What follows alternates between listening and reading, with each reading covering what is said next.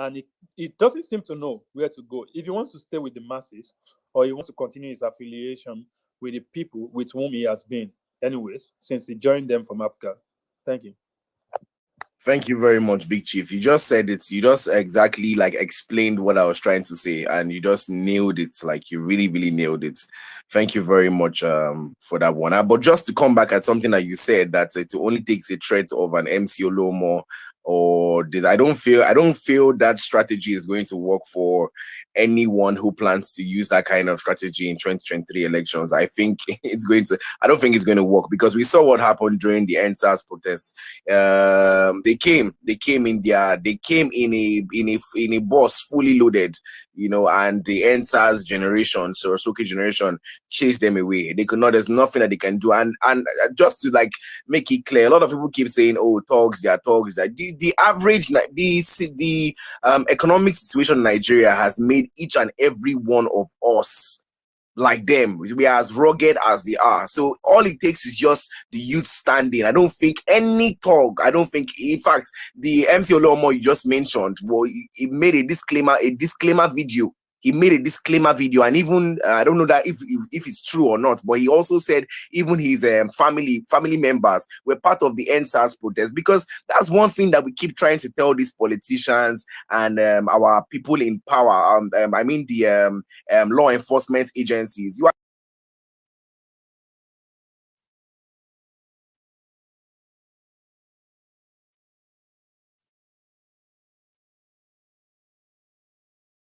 mean that your family or your just so okay. I think I got talk issues there. You know, something that your entire generation are going to be fellow soldiers. So I don't think that strategy of Tinubu.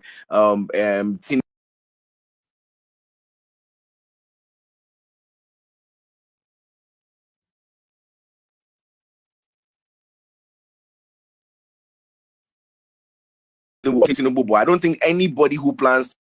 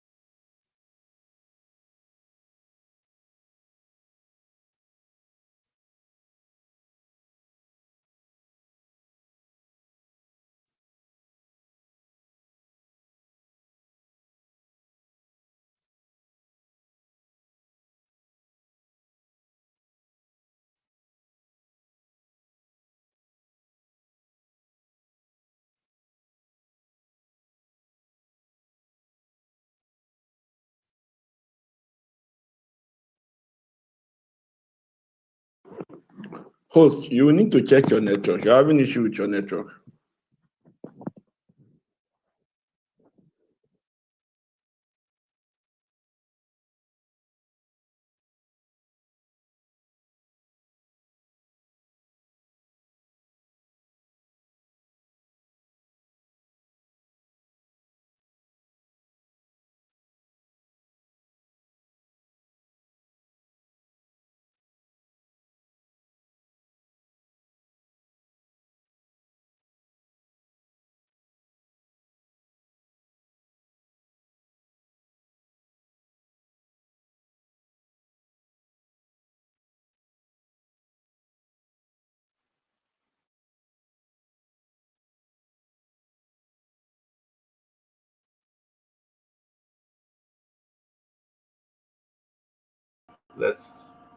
Let's give them. Yeah, he's having issues with his with his microphone. Yeah, I can hear you.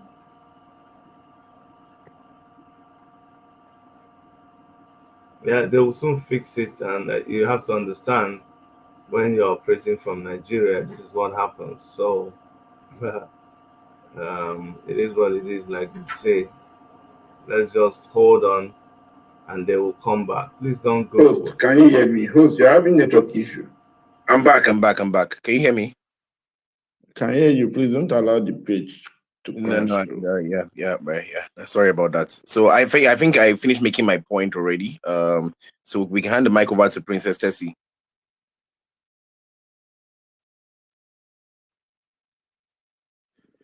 Princess Tessie, if you're there, unmute your mic. If you're not there, Adeyemi, you can unmute your mic, please.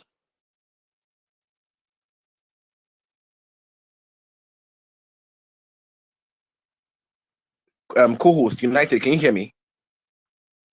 I can hear you, but since they are still trying to reconnect after that break, after that. Okay. Okay. Let me. Princess Tessie, can you hear me? Can you please unmute your mic and speak to us? I can hear some folks. Okay, OT Afri, are you there? Yes, I'm here. Unmute your mic and you can speak. Okay. For me, I don't have problem with these people that are supporting PDP, APC, any party, all these old politicians. My major problem is this: is the current status quo of the country itself now. Can they themselves vow to say, okay, I can take my kid or my ward to the school, to primary school, to public primary school, secondary school, all these public, none of them can vouch for that. Majority of them will say private school, even abroad. And these people have been in governance at least 4 years. So if they have been in government for 4 years and we could not see any traces, no predecessor that can take up the responsibility or even during their time, none of them can even take their keys to those primary school. As they are at the moment now, even the Lagos, they are shouting. Do they have running water? Everybody's just digging hole, doing water for himself, security for himself, providing waste management for himself, and all that. And you still keep on to put these people in power. So I mean, it irritates me a lot when they also say about Obitobi. If Obitobi did well in state, let's start at the minimum thing that people need: education. I'll be glad to send my kids to go and study or do primary school or secondary school in Obi State if I know he has a good facility for me or health care system for me. These are the things that people are supposed to be looking at. When these people are in power, did they do this kind of facility? Did they provide this kind of facility? But now they said, he has done this, he has done this, he has done, and all these things that you guys are mentioning, they have done, they have done. You guys cannot even still use those facilities. Why? And you expect us to still follow them? So for me, I believe let us try new people that have not been to power before. New, like someone like Sowore, let us give them a try. It's not that at least let us just give these people a try. If for me, I would have supported Tunde Bakare too, but unfortunately, the truth will never prevail because I also see something in him as well. So that's my own question. If they are supporting these people, if they are truthful to themselves, these people they are supporting, fine. These people have governed a state before. Can you take your kid to the school where those people have governed before? Can you take your kid here? Can you seek a healthcare service there? All of them will say no. And why do you want to support someone that has been in government for 4 years and you cannot use the facility provided for you? That's my own question. Thank you. Thank you very much, OT Afri. Thank you very much. Very important question. If you say this person has done so much, and it's what I've always said, why can't you, when you are sick, why can't you go to a hospital there, even if you have to work in another place? Most of the people who are pushing several candidates will still have to travel abroad for minor medical issues, sometimes even for checkup, even just for like a standard checkup, they still have to travel abroad. And then you are asking us to retain with the status quo. So it's kind of unfortunate. And then some people who are pushing some candidates, when you speak, it to be as if no, you're just against you are a tribalist or whatsoever, forgetting that and I even like what's going on here today, because most of the people who are speaking up against, say, for example, an Obi, are also speaking up against a Tinubu, are also telling you that Lagos is not as developed as it should be, if it, like, it would have been if we had the right leaders in place. So I don't know if I made my point last time before my network went off, but I was just saying that we should die down that narrative of 2023 elections, they're going to use thugs. I think the youths are ready. I think the youths are ready, and we have the same level of frustration that the thugs have. We've been frustrated to that level too. So it doesn't matter if we are even the Ajebos, they are more frustrated right now. You can see what happened in Lekki. They're the ones that refuse to go home, and despite the warning by Sanwo-Olu or whatever, telling people to leave or whatsoever they said they did. Anyways, let me hand over the mic to Afro Kaji. You can unmute yourself. Okay. All right. Can you hear me now? Can Yeah, we everybody can hear hear you. me? Go on, we can hear you. Okay. All right. So I really want to appreciate our efforts concerning this forthcoming election. I'm really happy because a lot of us have decided to come out and vote and do our major, like, carry out our human rights, which is very, very, very good. But I just want to relay my opinion to everybody so that we can understand my perspective. I really like the candidates that you understand, that are out there that I want to contest. We really want to go for. I love Sowore, seriously. I really love Sowore because I'm a student of Obafemi Awolowo University, and with the kind of Aluta stuff and everything, I really like him. As at 2019, there were two candidates I was vouching for, which was Sowore or Durotimi. And I really went for Sowore in 2019.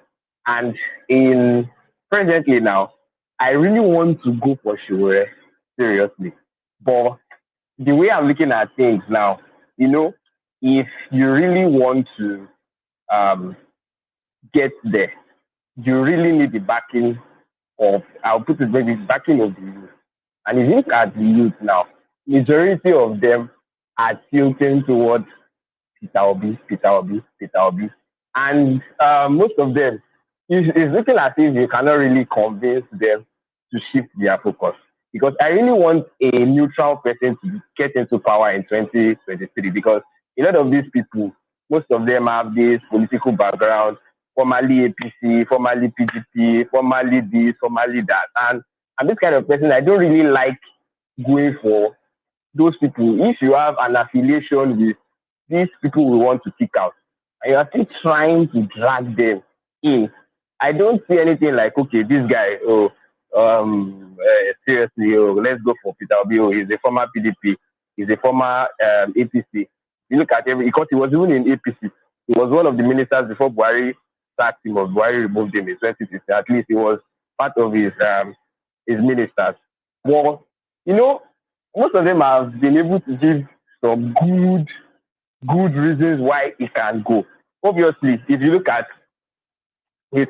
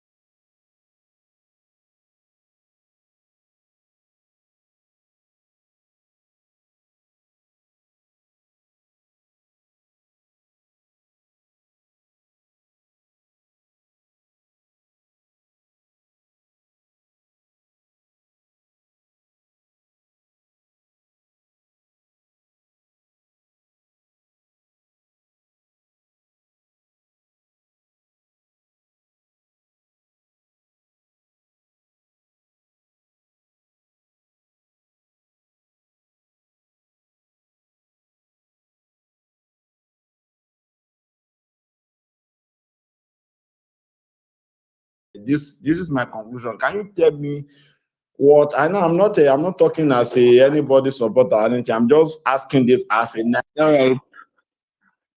wish to know more about my incoming president on Koto, about my incoming president. So Okay. All right. If you check Anambra State now as a state, it's compared to Lagos, it's a very young state. We can all agree. Not really young though, but I think it was created in 98 or something or so. But I would just say that when he came or when he took over, educational sector, okay, before I proceed, I would just like to say that I'm not saying he's he did an excellent job. No, I'm not really saying he did an excellent job. But at least he tried as a governor. At least he tried. And up till now, there are no allegations against him for corruption, which has been taken to court and he has been apprehended, or like they said, okay, yes, he did it. I understand that politicians are very wise. I'm not saying he hasn't embezzled, or, a thief is only a thief when he has been caught. We all know that. But he has done at least a little bit he has made success in the foreign investment. He did some foreign investment. The management of funds through, like he was saying, the saving of money and everything. And there are a lot of things he has done. The school, the computer, the building of the school. I think they said he donated over like 30,000 computers to students, to schools, for a state like Anambra State, not compared to Lagos State. So, like, if you are looking at his antecedents, I still feel that with the way he talks on national TV, I still feel that he has that ability to. He speaks like a leader. He's somebody who is passionate. He's somebody who loves. I'm not saying he's the perfect candidate, but if you lay everybody down now, like everybody down, he speaks like somebody who loves the country. He loves, like, the way he speaks he speaks like somebody who has compassion for this nation. Both he and Sowore. And I said it that I will always go for Sowore. Ayo, just round up in like 15 seconds so that we can ask you more questions. Go on, Ayo. Ayo, unmute yourself and speak. All right, okay, can you hear me now? Can you hear me now? We can hear you. Okay, I'm saying that Sowore now is my main candidate for now. But I'm not trying to say, I don't want Tinubu or Atiku to be president. Never. So if Sowore's team, or I don't know, if his team and everybody don't bring up something tangible enough to prove to us that yes, he can win this election, then I'm going to tilt towards Peter Obi, because Peter Obi is like my second choice for now. Because looking at it, he has the backing of the people presently. All right. So Thank you. Thank you. Let me ask you a question, Ayo. Hold on, Yes, Ayo. sir. Let me ask you a question. Hold on, Ayo. Let me ask you a question. Now, this is what you're telling me. You're telling me that you know that of the best candidate, of the candidates that you've heard of, or of the most popular candidates for this 2020 elections, you know that Sowore, you are convinced that Sowore is the best person that can lead this country. Is that what you're saying? Yes, based on mentality. Okay, good. No, hold on. Good. Just answer with simple good, right? Now, you are now saying now that some people who we don't know who they are, or we can't verify any sources of, because anybody can actually trend. Anybody can actually anybody can bring any candidate. You also saw a video of people rooting for Tinubu, or people hailing Tinubu. We've also seen videos of articles to people also hailing him. Now, so you're telling me that because some people, when you have a conviction that that one candidate is the best, now because some other people are rooting for another candidate, you will leave the best and go for a lesser option. Is that what you're telling me? No. What I'm trying to say is that I don't want to look at 2019 when Sowore ran for president. He never got up to 30K votes. So I'm scared that if, one thing that makes your vote tangible is when you have a larger number of people voting in that direction. You understand what I'm trying to say? If my vote wants to be tangible, then I must have millions or thousands of people voting in that direction. If not, my vote is a waste. So hold on. you Hold on, Ayo. It's only in Nigeria that we really do have this mentality, and it's really sad, and it's really the reason why we are not moving further in this nation. But now I'm going to give you another example. Two companies want to employ you. You're a fresh graduate. Two companies want to employ you. Now, one company, you know that if you work in this company, your life is definitely going to change. Your future is going to be guaranteed. You're going to be able to leave a lot of wealth and a lot of things for your children, your grandchildren to inherit. Now, but getting into that company might be a little bit difficult, just a little bit more difficult, because and then you have another company that, oh, everybody wants to work there, because immediately you even step to the gates, they give you 5,000 naira, and you are not even sure if that route would even leave you. Maybe when you're 50-year-old, you may not be able to afford to send your children to the university, or you may not be able to leave any inheritance for your grandchildren. So are you telling me which of those companies are you going to work for? That is one question for you. Now, the second question is you leaving your destiny in the hands of a Twitter trend, or in the hands of people who are clamoring for another candidate, when you know that you have another one who is the best.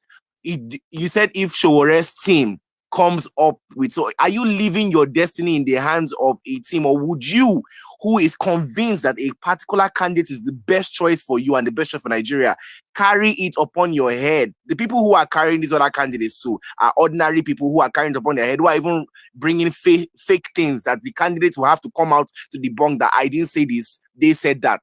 Now, are you telling me that you are leaving that your destiny and your future into the hands of these people, and you would not carry your own candidate who you feel is the best? You won't market him, you won't go out there, you are waiting for his team to actually do the work and prove to the world that he can gather crowd before you would vote for him? Those two questions are what I have for you, and after that, if United has any question for you, you can answer the question. All right. Thank you very much for this question. I'm not really saying I will really market him because it's my candidate. Seriously. But the funny thing is that if you are in the midst of people who are tilted towards a particular direction, because if you look at Peter Obi, he is not a bad candidate.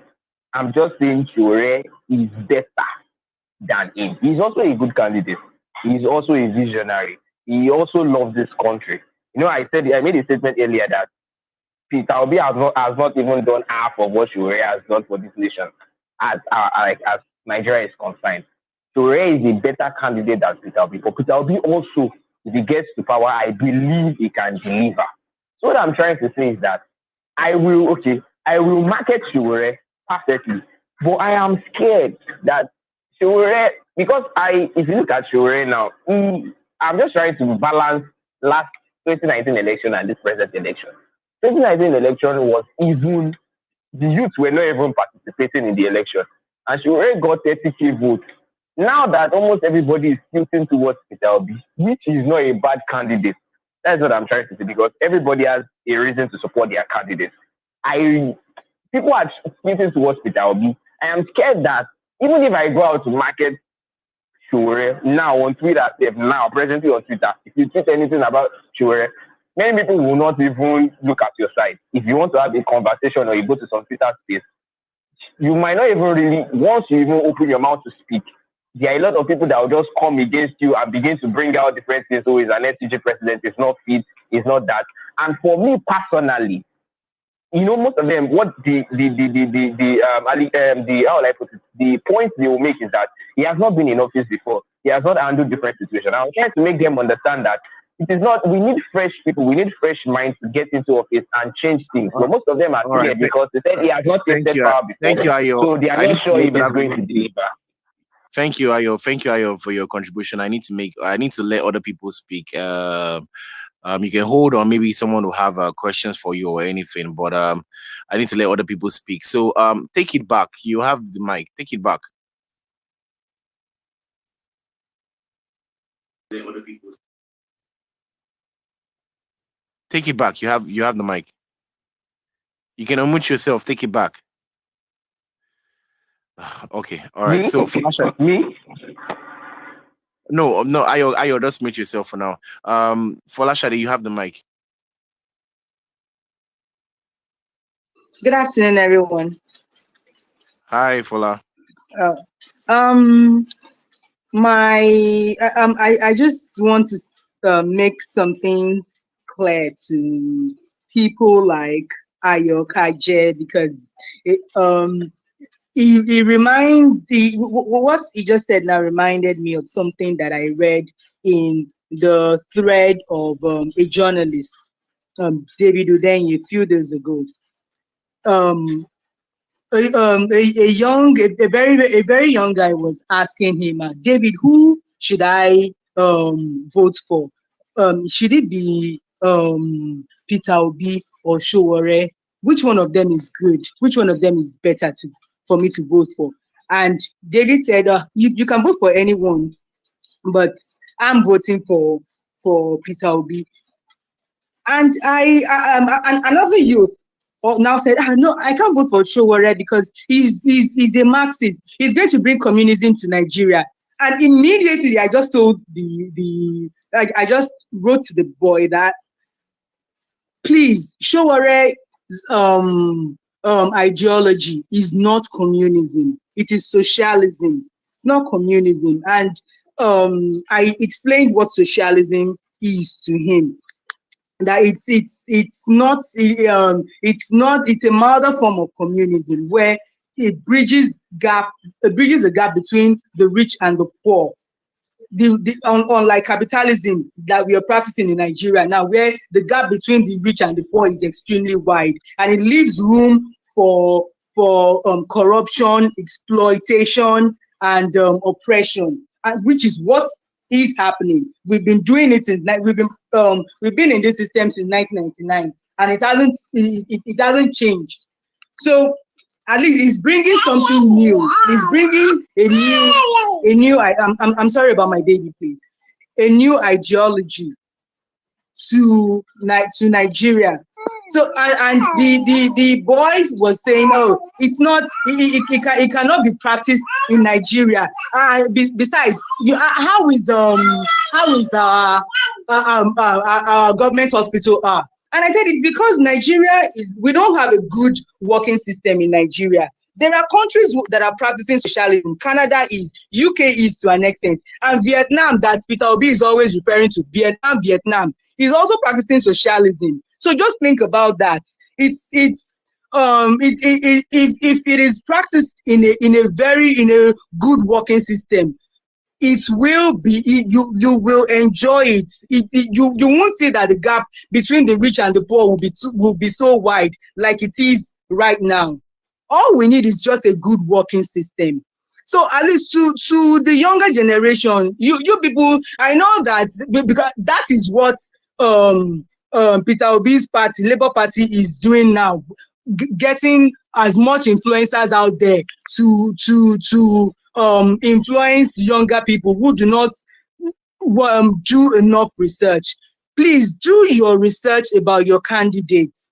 As much, try to know what their ideologies are, because this, we are talking about another 8 years, and if someone else like APC, the candidate of APC, if he should come in, Bola Ahmed Tinubu is bringing fascism into Nigeria.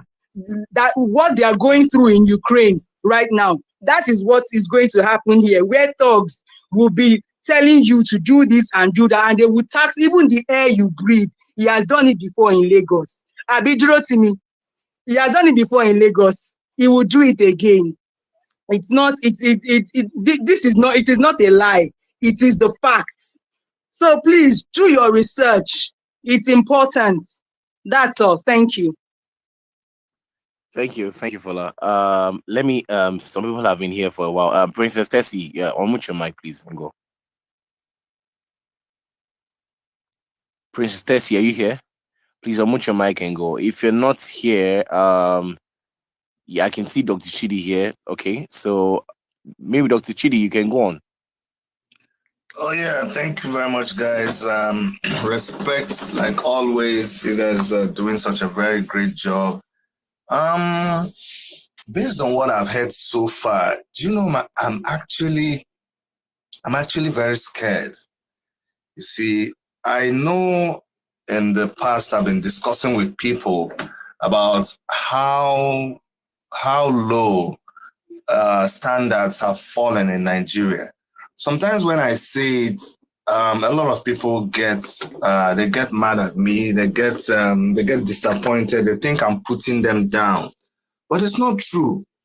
You even confirmed it when you said that during NSAS, the situation in the country has turned everybody into an area boy. There's no longer room for Ajebo anymore. The people that used to be Ajebo are no longer Ajebo. Everybody has become a tout. It is not something that we are proud about, but that is the situation. The educational system has fallen so much. The standard by which people decide what they should do, as was shown by the one of your speakers here, honestly, it is very, very scary. For instance, like has been happening a lot of times, I see people, one clear example I'll tell you is like, when there is a post, maybe somebody says, I lost someone, right? And they put up the picture of that person. Once the first person makes a comment and says, sorry for your loss, do you know that you start seeing people who actually know good English, they now begin to second guess themselves and they begin to say, yeah, sorry for your loss. Sorry for your loss. And I'm like, what the hell is going on? So it is confirmed when somebody now comes and you're asking him, why are you supporting this person? And they say, even though Sowore is the best candidate, even though I know that Sowore has everything that it takes, but you see now, because the other person seems to have the crowd, because every other person is that's why me too, I'm following. So what is the standard? They've made you to even now not believe in yourself. They've made you to now, it's very, very scary. And that is the thing that I see amongst our youth and amongst our young people. And I'm thinking that I'm praying that from now till the 9 months, like your speaker said, that he doesn't believe that 9 months is enough time for Sowore to convince him to come over to the side that he's already in. He's on Sowore's side though, but he's waiting. He's waiting for somebody to drop out of the sky. And he says he doesn't even believe that in 9 months he'll be able to be convinced. And yet the same person is clamoring for someone who just appeared in the scene and has been there for 3 weeks in terms of popularity. You believe that this person you think has garnered support, I did it in 3 months. You believe in him, but you believe that 3 months was, what am I saying 3 months? 3 weeks, barely 3 weeks. And there's this, it's trending. It's just a trend for 3 weeks. You believe in it. And yet, you don't believe that 9 months is good enough time for you to actually reset your brain. Sorry for my French. And yet, when you are talking, another dangerous thing about following a crowd is that you don't even go to research like the lady said. People have become lazy. They don't research. You are following the crowd because everybody is following the crowd. You're commenting sorry for your loss instead of sorry for your loss, just because it's the popular thing. And yet, this crowd is a crowd who the person they are clamoring for has come out and said, sorry, you see all those things they said about me? It's not me that said it. So the crowd was wrong all the while. How does it make you feel when you realize that following the bandwagon is a very dangerous thing? Everything that the crowd has been saying, this, they've been wrong. And you've just been following them all along because you believe that, as long as everybody is there, I should just be there. And then you say something like, even though this candidate is not the best candidate, even though you know, but you know, let's just vote for that one. I'm right now, today, I'm focusing on the dangerous trend that I'm seeing amongst our young people based on what I'm hearing. Now, let me talk about Tinubu, who is the subject matter, briefly before I stop. You see, allowing Tinubu to become the president of Nigeria will be the day you turn Nigeria into a mafioso controlled state. It's just what it is. There is no two ways about it. And I'm not trying to, you know, we speak the truth. Sowore followers, you know, because you ask me what time it is, I tell you it's show time. And then when we talk, we say it as it is. So if I say this, it's not because I know you guys, you preach decorum on your platform and you don't like people being insulted. But not sure. Tinubu is a thief, and I'm not trying to insult him because I read it. It's in the papers. It's online. He did fraud. He was convicted. So he's a criminal. That's just what it is. I don't know how else to paint it. He's done a lot of crimes. I live in Toronto. I actually attended University of Toronto, and Tinubu claimed that he's a student of University of Toronto, which is another lie. So somebody who is trying to be president of a country and he has that kind of resume, why would anybody even be considering him, except that you are voluntarily condemning yourself to be ruled by lawlessness and criminality? Look at you. Don't even talk about Manifesto when you come to Tinubu, because he doesn't believe in that. Tinubu believes that I should just rule, and the same, any sane young man who believes he's sane and comes to support someone who says you should go and wait till a 70-something-year-old person like me has ruled for 80 years, 79-year-old person will rule for another 8 years, by which time he'll be close to 90, before you can even think about ruling, and you want to support this person, you should go and check your head. The same Tinubu who will send thugs to go, will even say they incite people against Igbo men in Lagos and other tribes, is the kind of person you want to be supporting or be comparing. If I want to be arrogant, I will even say that it's almost an insult to be comparing Tinubu and Omoyele Sowore. There's no business for comparison. But for the purposes of the discussion, that's why I'm even attempting to say things about him. I remember one time I was in Lagos like 2 years ago, and this taxi driver was taking me from the airport to my hotel. And you know, that was 4 years ago when I was coming back for election. I had come to Toronto and I was going back for the last lap before the elections. And I was asking him, why are you people even talking about the person that Tinubu has selected? Because that's what Tinubu has been doing. He wakes up one day and he says, it's Ambode. Ambode is the one we are going to vote for. It's Ambode.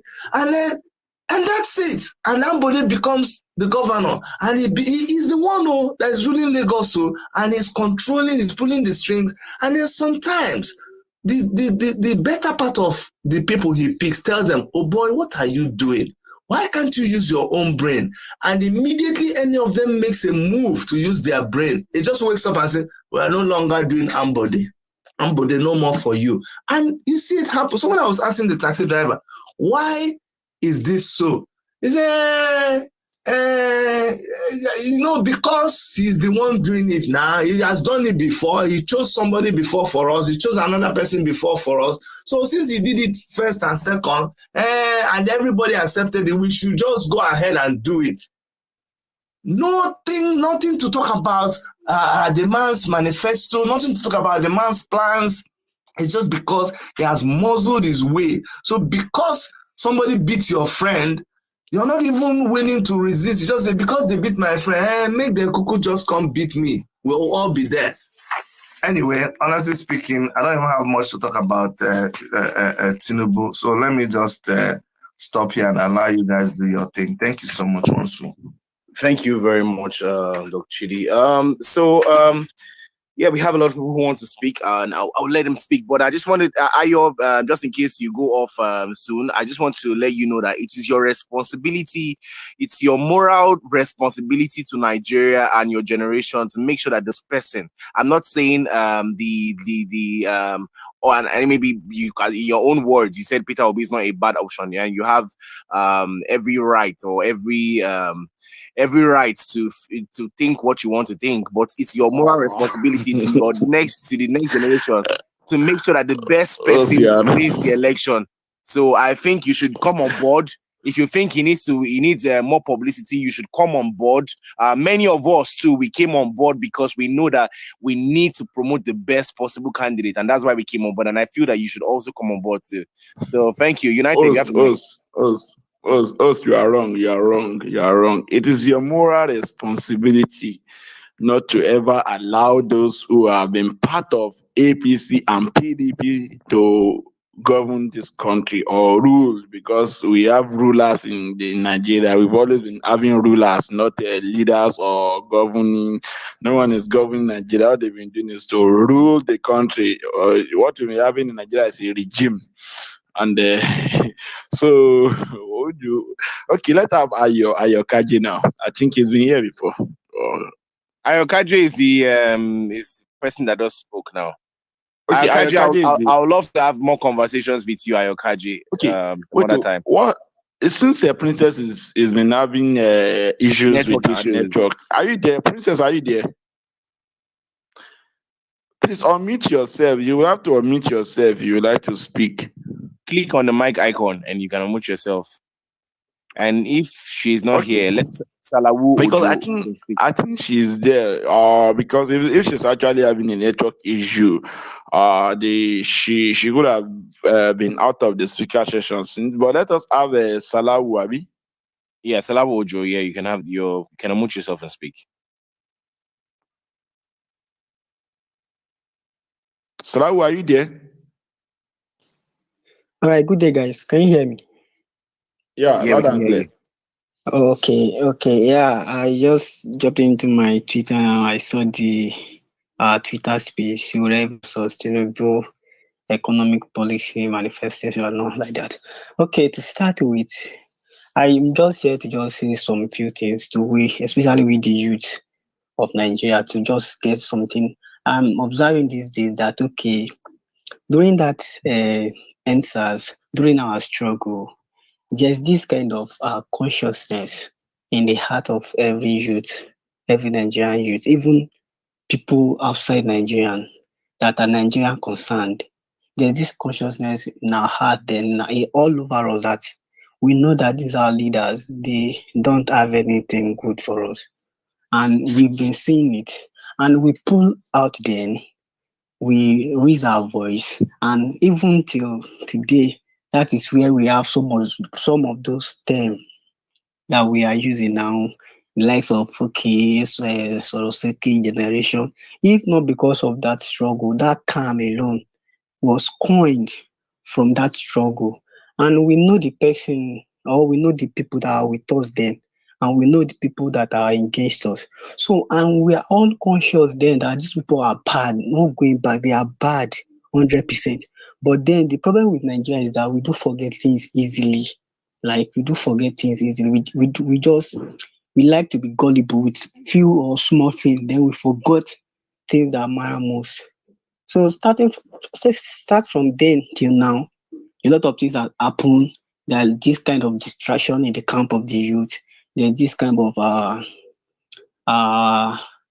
distraction. Let me just put it that way: distraction, whereby not everybody, as we were then, we are not like that again today, because some people have been deceived, some people have been distracted. But we just want to say that, okay, we know that we have this right. Everybody have their own right to pick their candidate. But then we just have this thing to do for ourselves.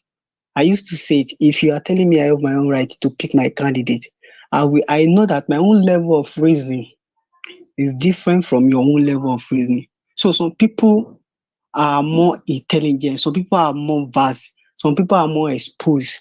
Some people are more reasonable than others. So those who we know that are reasonable, who we think that are reasonable, they tend to have the right choice than some who can just be deceived with mere something, or with mere promise, mere talk, and all like that. So those people, we need to help them. We need to help them. We need to assist them, sensitize them, enlighten them, let them know that okay, you have your right, but then can I just engage you? Can I just give you some options? Then choose. After analyzing, giving them critical analysis, giving them rational details, then they should be able to choose the right from wrong. Because a lot of youth were just feeling like, okay, nobody know this one. And it's more likely that Sowore is not as popular as the other candidates. So I don't want to go and vote for the person that will not win. Let me just vote for the people that we are hearing their name the most. Yes, that is what some people are just doing. They don't even know what those candidates want to offer. They don't know what they want to offer. They don't know what they want to do. So I will just implore us or advise us that we should try to kind of sensitize ourselves. It's not that maybe we are forcing anybody to come and join anybody now, but let us advise ourselves. Let us talk to ourselves. Don't let us compromise. If that spirit, that unity spirit in us, there, that consciousness that we have then during exercise that we're using to protest against bad governance and everything, if we are still in the mood of that spirit in this moment, I think all the youth should be able to at least have one voice. Even I can even say categorically that all the youth should be able to 80% of the youth should be able to focus on one candidate. But I just see that the spirit is no more there again, because at least a lot of things have happened since then till now. So that is just what I have to say for now. Don't let me take much of our time because of the other speakers. Salahu, Yeah, are you there? yeah, I'm here. I would like to ask you this question. Have you seen Sowore Manifesto? Yes, Have you read it? yes. What's your take on the manifesto? Okay, actually, he has a practical solution. He identified the problems and he suggests practical solutions, even from things that we have here in Nigeria. So we don't need to go out and borrow money to get things done. So we can utilize our natural resources, we can utilize things we have around us to get our problems solved. So that is what I just see in his manifesto. So he identified those problems, he gave out possible solutions that are even convenient for us. So that's what I see in his manifesto.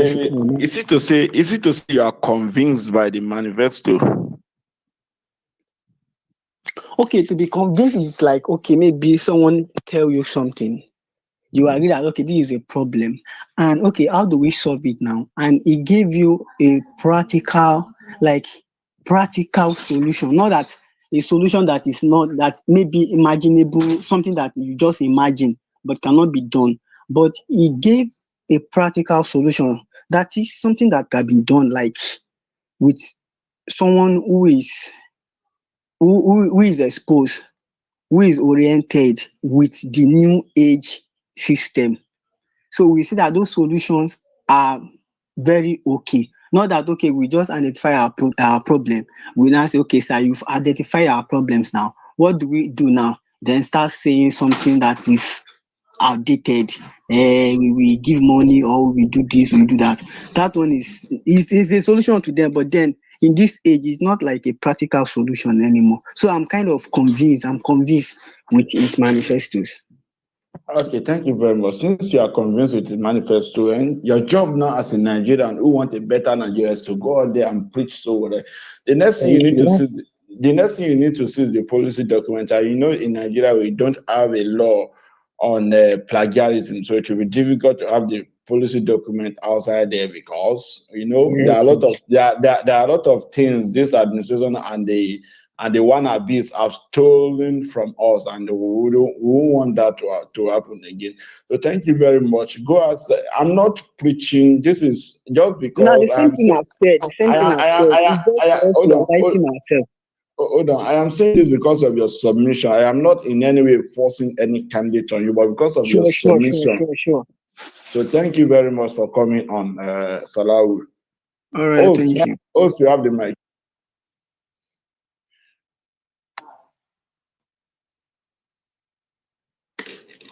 Host, are you there? Host, have the mic.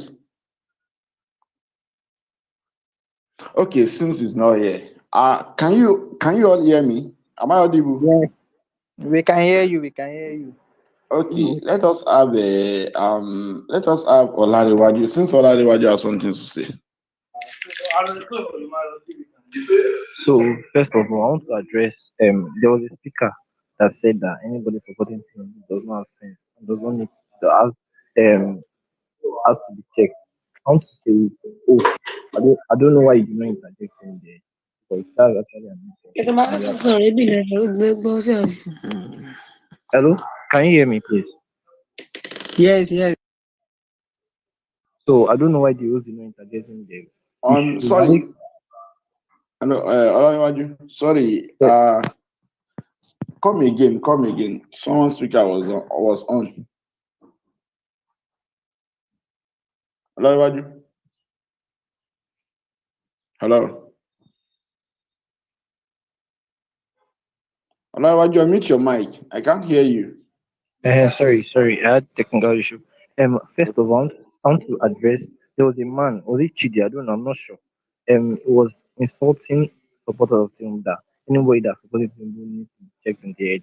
And I don't know why the host and you, the co-host, cannot interject him because we have agreed on this space that we should argue intelligently and respectfully. I'm sorry about that. Probably I was away from my phone that time. We honestly don't allow we honestly don't allow any foul, as in any harsh word there. Like, we preach civility and all. So I apologize on behalf of the platform and the co-host.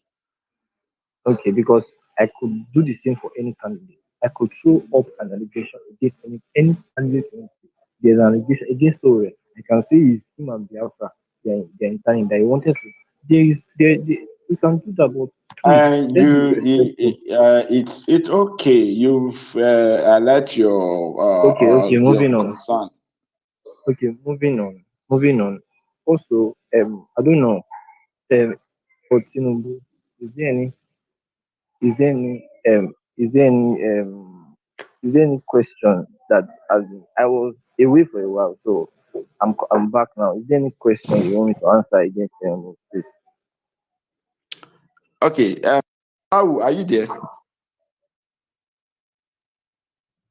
Salahu, are you there? Okay, since Salahu is there.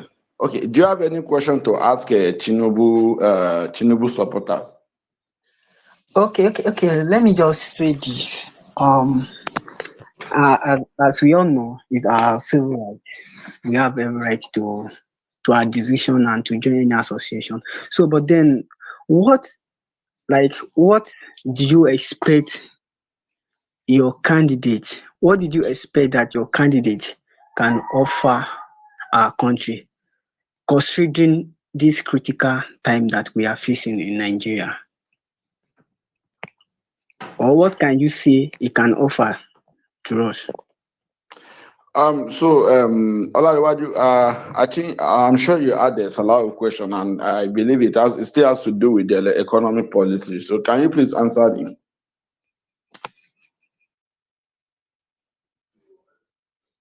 Okay. First of all, I used to say it every time that nobody can save Nigeria. There is no savior in Nigeria. There is no politician.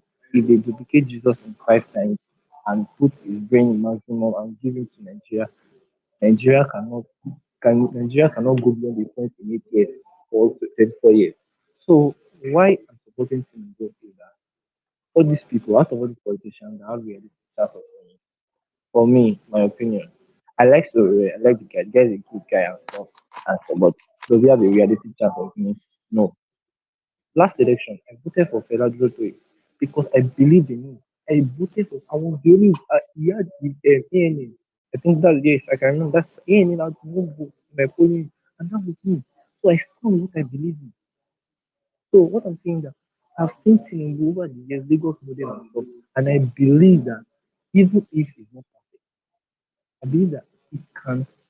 With I know there is in political power, in political position, there are power, there are forces that are against political position. There are people that have stakes that they don't want government to prosper. So I believe that Tinubu is skilled enough to fight this kind of people or know how to manage because government is not you cannot go and do I will do this, I will do that, I will do this, I will do that. The National Assembly will veto you. The National Assembly will block you. So I feel like Tinubu knows that's the relationship. He knows how to marrow his way and find what and get what he wants. He should already that if we look at if you look at the statement like Peter Obi, you see it require government support. Olariwaju, I'm struggling to hear you. Olariwaju, I'm struggling, really struggling to hear you. United, you might say you are hearing it. Maybe that's because you're using earpods. No, I can't. I'm struggling to hear him as well. Yeah. Okay, can you hear me? Can you hear me clearly now? Yes, that's better. Okay, first of all, I've just stepped away from my desk. So first of all, I was saying that the reason why I believe Tinubu can progress Nigeria because there's no saint in Nigeria. There is nobody. If you bring Jesus and Muhammad and everybody and combine them to Nigeria will still fail. You get? So I believe that Tinubu has the skills. He has the Sorry, Olariwaju, sorry to cut you off. I'm not you've already know. So on this place, we don't support anyone who believe or feel that Nigeria can never work. We don't as a very big word against the country. The only thing we need to do is to find the right person there, and I believe Nigeria would work. Kindly admit yourself, or the word is a bit too harsh. You're in a public place. Okay, I take it back. Actually, yes, what I mean is that for Nigeria to progress with people like that, it will be hard. What I'm trying to say is that there is no exponential progression in Nigeria. Nigeria cannot turn anything in 24 years. That's what I'm trying to say. What I'm trying to say is that the reason why I believe Tinubu is the man, I believe Tinubu is somebody that is progressive. He has the relationships. He knows how to when he tries to pay Caesar for Caesar, he knows how to do that. Okay, look at a statement like Peter Obi makes now. That he will cut governance. How do you want to cut the money for the Senate or the House of Assembly or the House of Reps? Sorry, those guys make their own role. They make their own business. How do you want to do that? So there are some things that are not realistic that a lot of politicians come and say during election time. I will do this. That's why we fell for Buhari. We fell for unrealistic things that are not constitutional.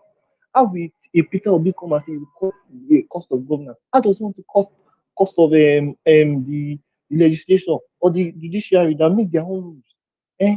So there are a lot of things that I feel that Tinubu is realistic. He knows that to get some bill passed, you have to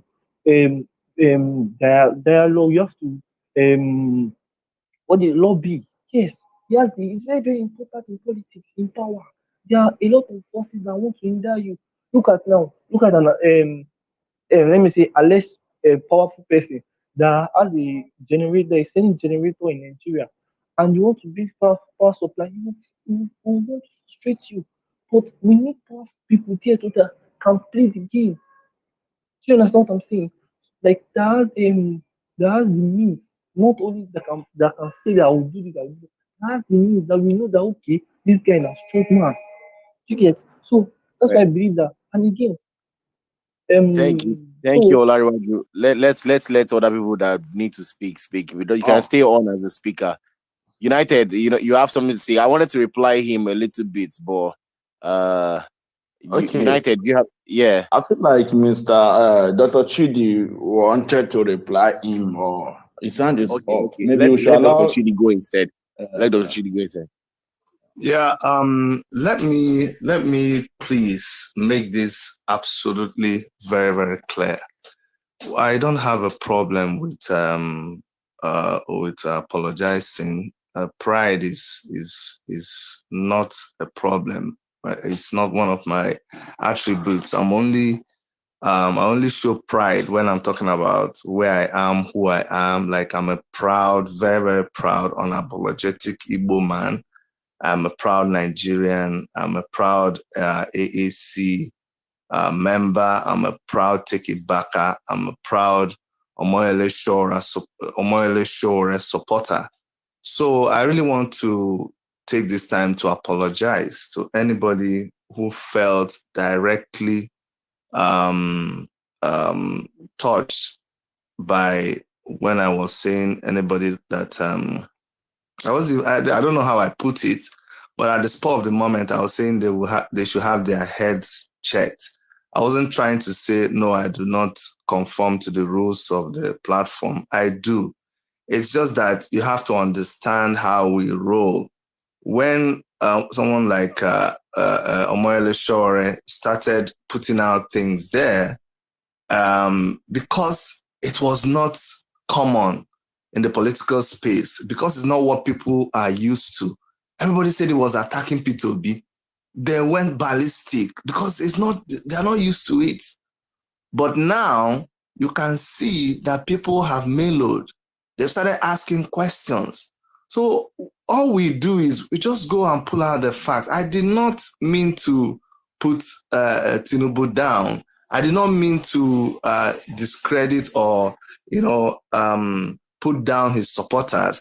But all we just do is we just throw something out there. When I said that forgive me again, when I said he was a criminal, I didn't mean to go and concoct things against him.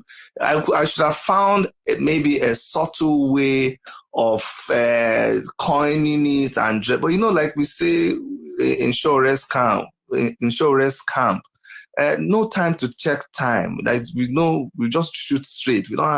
There's no time. We just say it like it is. If you find out that I'm a criminal, I'm a thief, just say Chidi is a thief.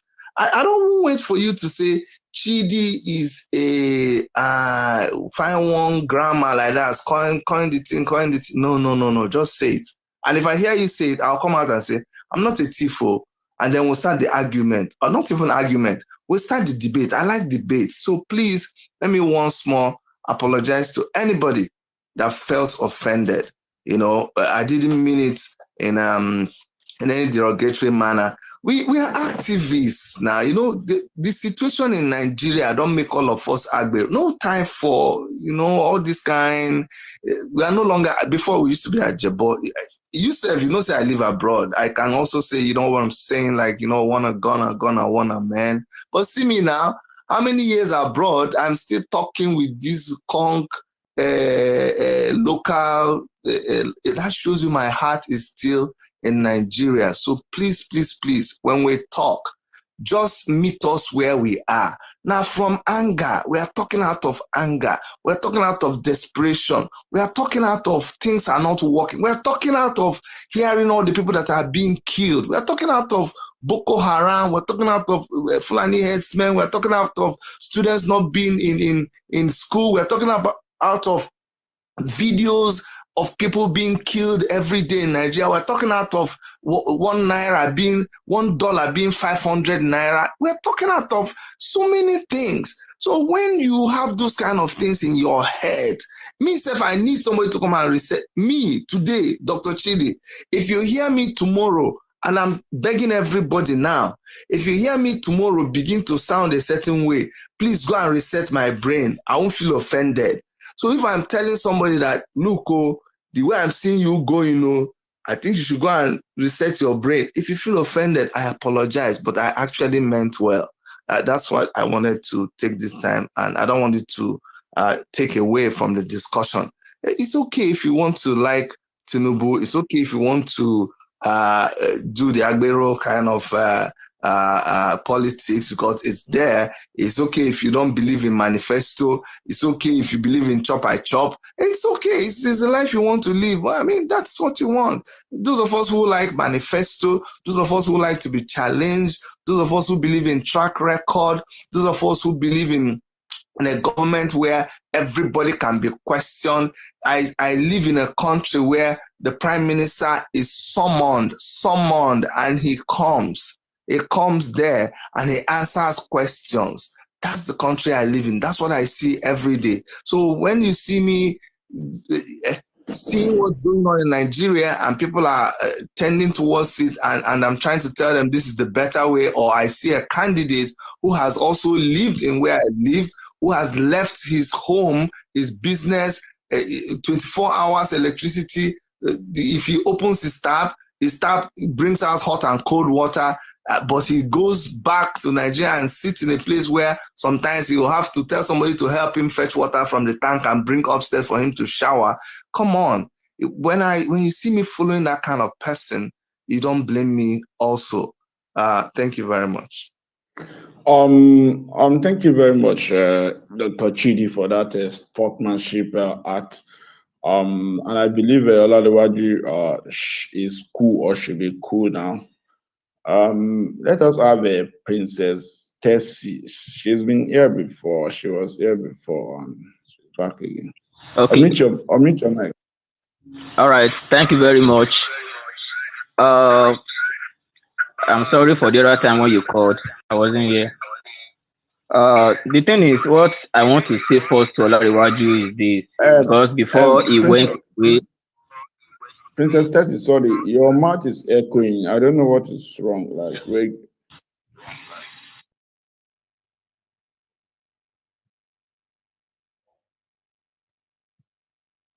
Tessie, please unmute yourself. Tessie, you can unmute yourself and speak. All right, can you hear me now?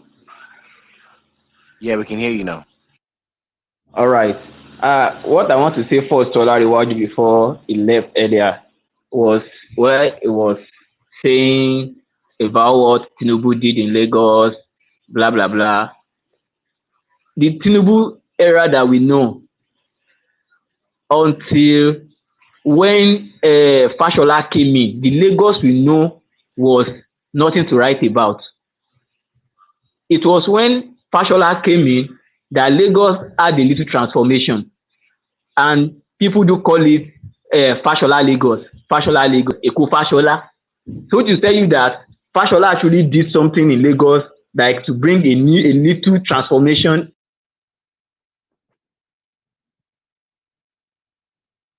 Tinubu, the people are coming to Lagos, people are trooping into Lagos from other places and this and that. Do you remember that Lagos was one time the Federal Capital Territory? Have you forgotten? So, and there are a lot of business that are done in that area that makes people to go there. It's not that it's not the only place people trooping into. Even Abuja right now, people are trooping into Abuja right now. We still discuss this over and over, those of us in Abuja, that the rate at which up in Abuja now is becoming so much worrisome, just like Lagos, because people are leaving other places to Abuja because they felt, oh, this is the Federal Capital Territory, something is happening here. And to talk about the person of Tinubu, I don't think Tinubu has anything better to offer this nation. And I will always say that people that are following him, that are canvassing for him, I will always say probably it's because of money or something. I stand to be corrected. But that's how it appears to me. Because you can't tell me that someone that could come out in public to tell you that, okay, this is what they will do to Nigerian youth. We recruit them, and to the Nigerian army, what would they be eating? Agbado, corn, this and that. You don't tell me that the person that has the better plan for Nigerian youth, where other countries they are talking about. Go to China today, see what their teenagers are doing in tech. Look at the other countries, see what they are doing, see what their teenagers, not even youth now, teenagers are doing. And yet, we are talking about someone who doesn't even have any plan. And you are now saying that, who is Sowore? I will tell you, if you don't know, Sowore is someone who has traveled abroad, who has seen things, and what he saw over there, he felt, okay, if people can have better than what he has seen over there. He is a lecturer. You understand? So this is someone who gone to countries, different countries, not just one. And he has nothing that you can hold against him, except that he called corrupt government officials out. He exposed them. And that's why many people will say, oh, in 2015, he brought in Buhari. Excuse me. He did not bring in Buhari in 2015. APC only capitalize on the his revelation on Jonathan's corrupt regime. They go away with it, and it was a hit for them. Will you tell me that it's only PDP and APC that contested in 2015 election? Are there no other candidates? But Nigeria, we just feel like, oh, new just come into the Nigerian politics and make a wave, which is a lie. You have to talk about, say, what experience does Sowore have? Let me tell you, if you are talking about experience in corruption, experience in diverting public fund into your own, experience in investing public fund in private company that will benefit you and your family members. It doesn't have that. I will never have it. The experience of the country, I will tell you that Sowore have it. Sowore is a journalist, and I will tell you that journalists are some of the people in a country that stand the better chance to even rule a country, because they know every aspect of the government. You understand? Colombia just elected their president of recent, and guess what? The vice president is a female, a black woman. It was said that the woman was a maid who was just active in an environmental activism, and was why wouldn't they ask him that, oh, you're just not maid, what experience do you have in government? But it's only Nigeria that we just make some necessary questions out of nowhere that doesn't even make sense. Talk about it, we say this one has he was a governor before. What did he do when he was a governor? Like the way we say that Obi too, we say they go to Anambra, that's my manifesto. Okay, so before now, Nigeria wants to tell me that they did not know that Obi was a governor in Anambra, and he did well as he claimed. He did well in Anambra, and none of them were running to Anambra, because Olariwaju was saying that people are rushing to Lagos. Why can't they rush to Anambra if Anambra is that well developed under Obi?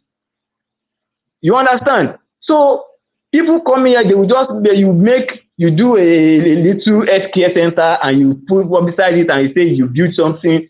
Look at what's happening to Ekweremandu now. I didn't mean we have a well-equipped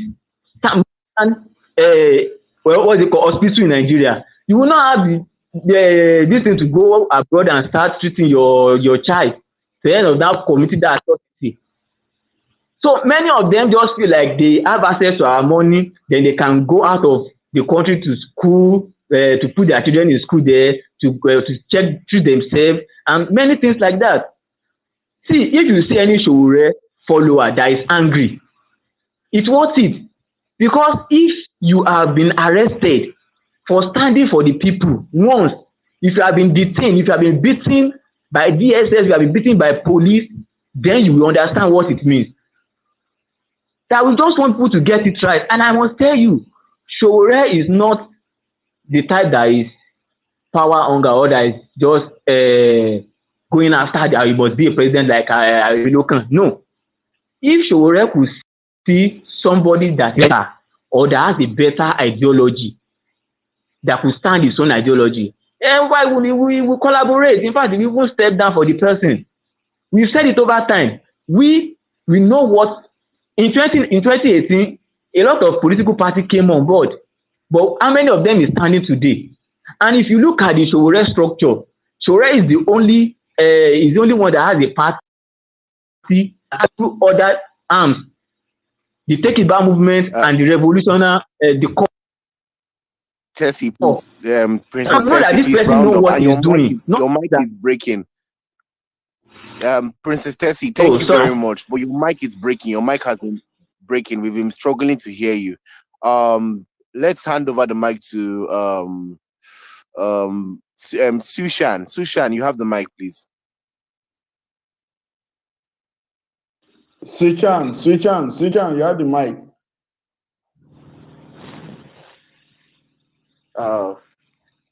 Sushan, are you there? Okay, let's go on to someone else. Real talk, you have the mic. Hello. Yeah, thank you for having me. Here is what I want to say. Between Sowore and Tinubu, I think the difference is clear. The difference is clear. And in terms of integrity, but to those people that are close to Sowore, I met Sowore once when he came here in Atlanta. So we talked then before the Take It Back movement. But here's what I'm going to say. I think people that are close to him, it is time for them to advise Sowore, to talk to Sowore. I've sent him some DM private. I don't know, maybe Gary or not. So they need to talk. They need to advise him to change his strategy. Because there's a reason why Obi's message is resonate with youth. There's a reason, and if you look at Sowore, Obi, most of the things that Obi is talking about, Sowore already talked about it. But why Sowore message hasn't been resonate well with broad spectrum, of youth?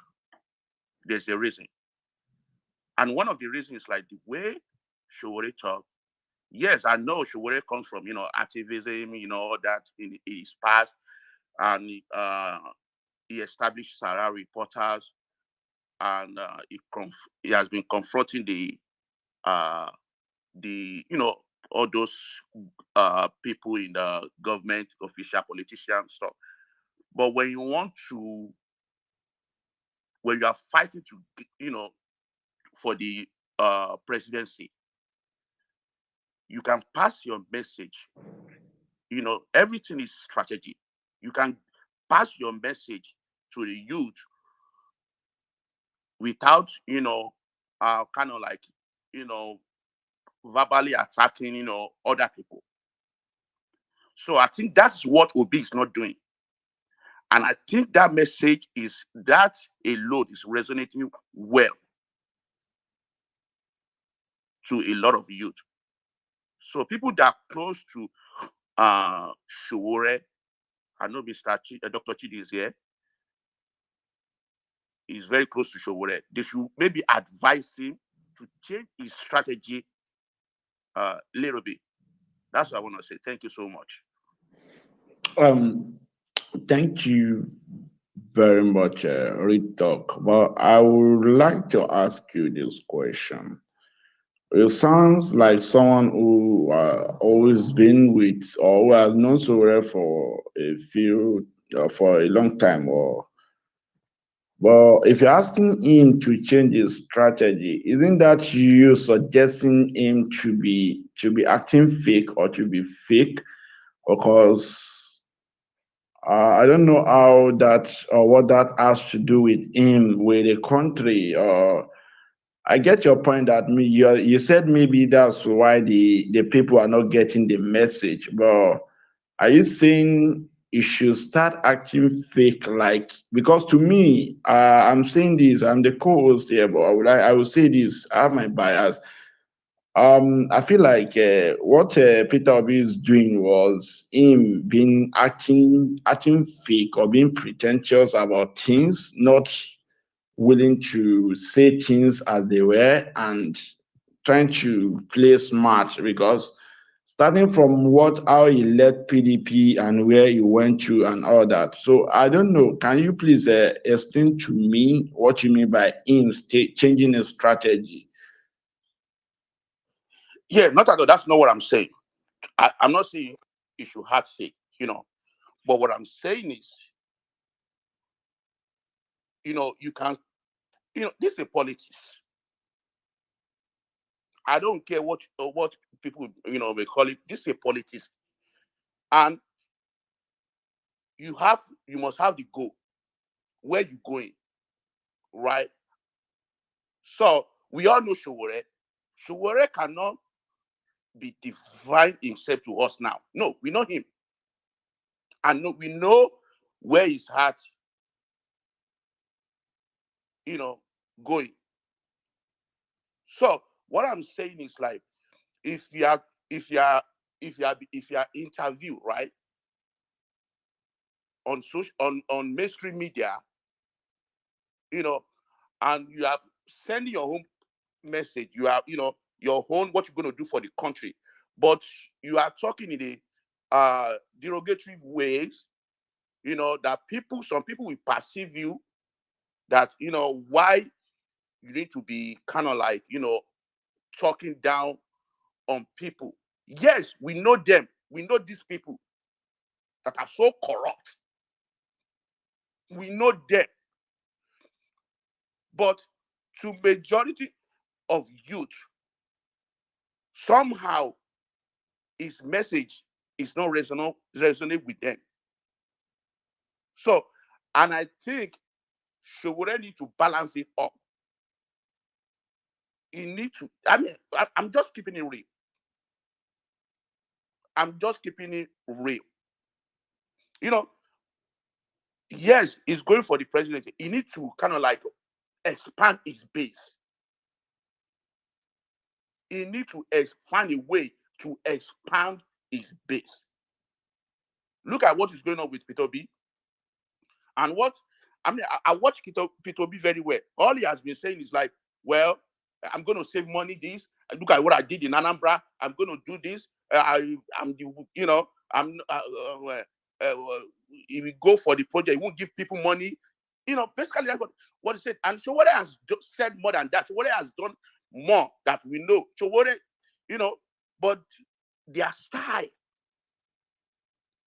is different. And Obi's style is resonating well with the youth. And before Obi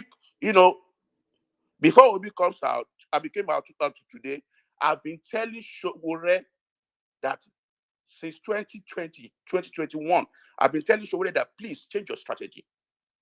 You can, I have a lot of, DM notes that I sent to Sowore. Please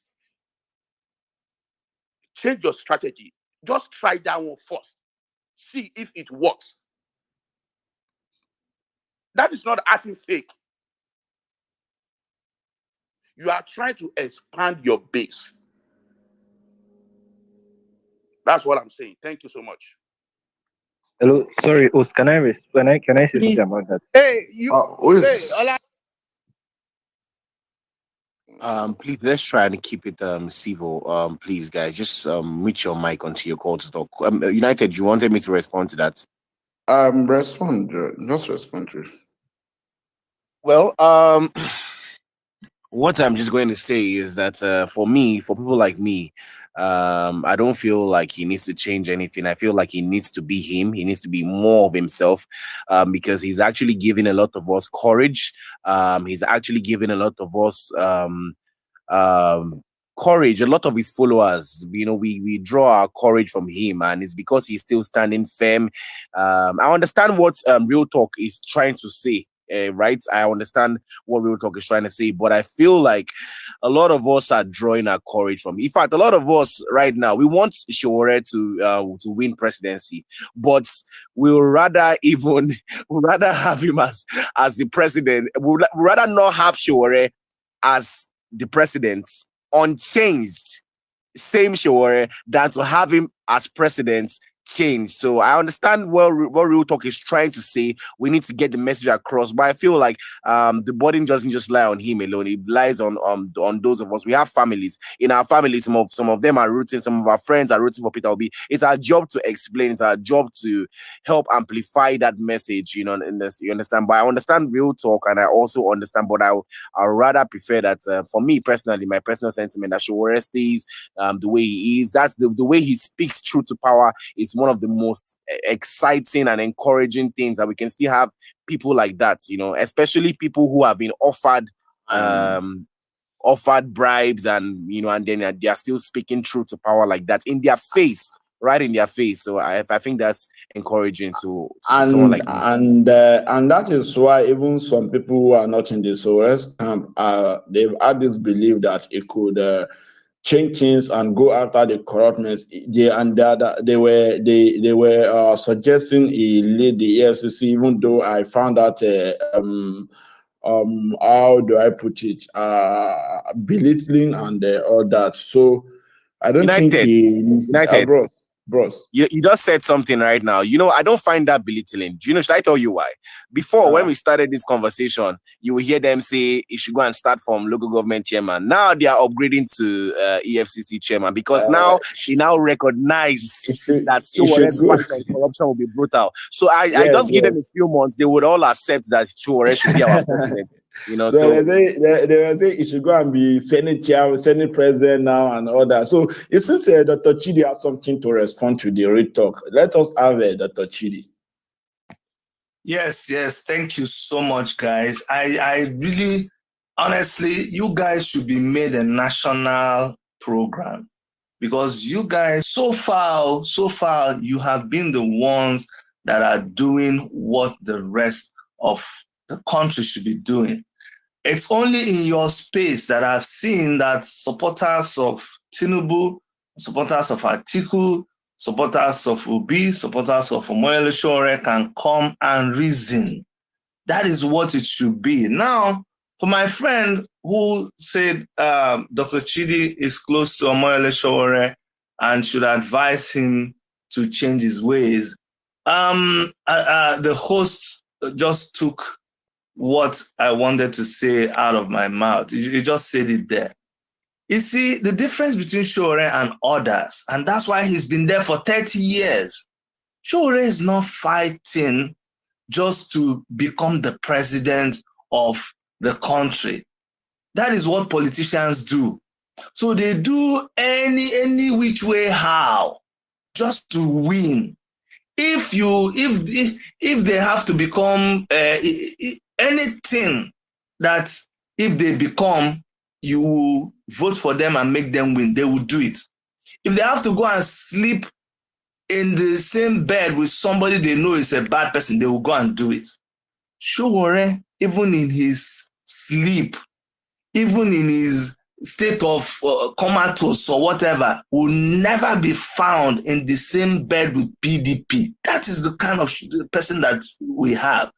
And like the last person said, I'd rather Sowore does not become anything but remains Sowore for us. That is the mark of authenticity. You know, I always say that Sowore is like a lighthouse. Do you see that a lighthouse is a lighthouse? A lighthouse is that thing, that tower that they build by the seashore.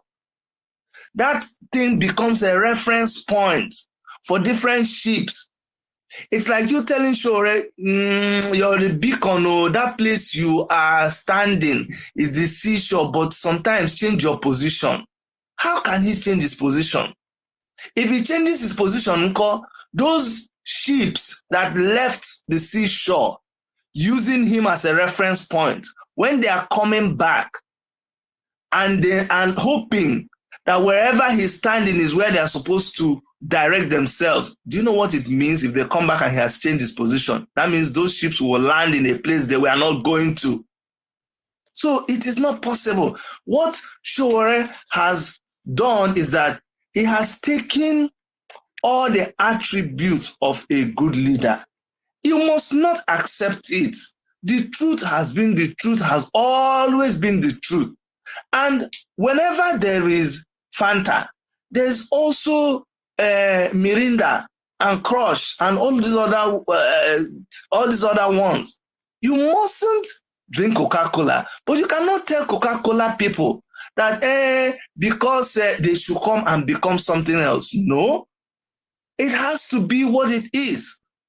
Listen, let me tell you what is happening today. There is a reason why people enter, maybe they've been entering, this analogy might work. We have small vehicles, small cars. And when people want to travel, they've been traveling in small groups. They've been using these small vehicles. It's been working for them.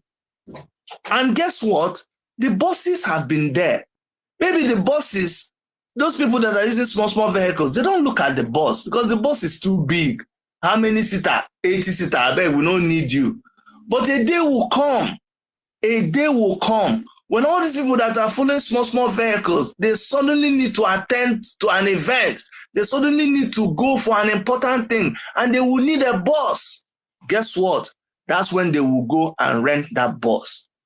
But can you imagine if the owner of the bus, if the manufacturer of the bus looked, and because people have been following small vehicles, decided not to manufacture the bus? What will happen on the day when the people using small cars have galvanized themselves big enough that they need a bus? What will happen? So people like Omoyele Sowore, they are the boss. They are the big luxurious boss. It doesn't matter. Keep loading your small cars. When you need a bus, like you are galvanizing, people are beginning to, the momentum is increasing. As they begin to increase, they will need a force that is hardened, that is rugged. What Nigeria needs, where we are going to, we told you, we are going to a revolution. Nobody was talking about revolution before. Today they are talking about revolution. Don't worry. Let them keep enlarging. You will grow into Omoyele Sowore. That is what is happening. And let me tell you, someone said, I think it was that last person, that the reason why the message of Omoyele Sowore is not resonating, but the message of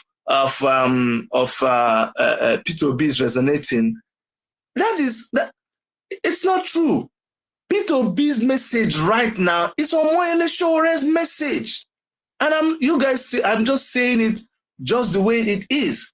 And if you think it is not the message, how come Peter Obi, obedient people, are saying it is a revolution? That was Sowore's message. You're saying we are a movement. That was Sowore's message. You're saying take back Nigeria. That was Sowore's message. But I understand the youth.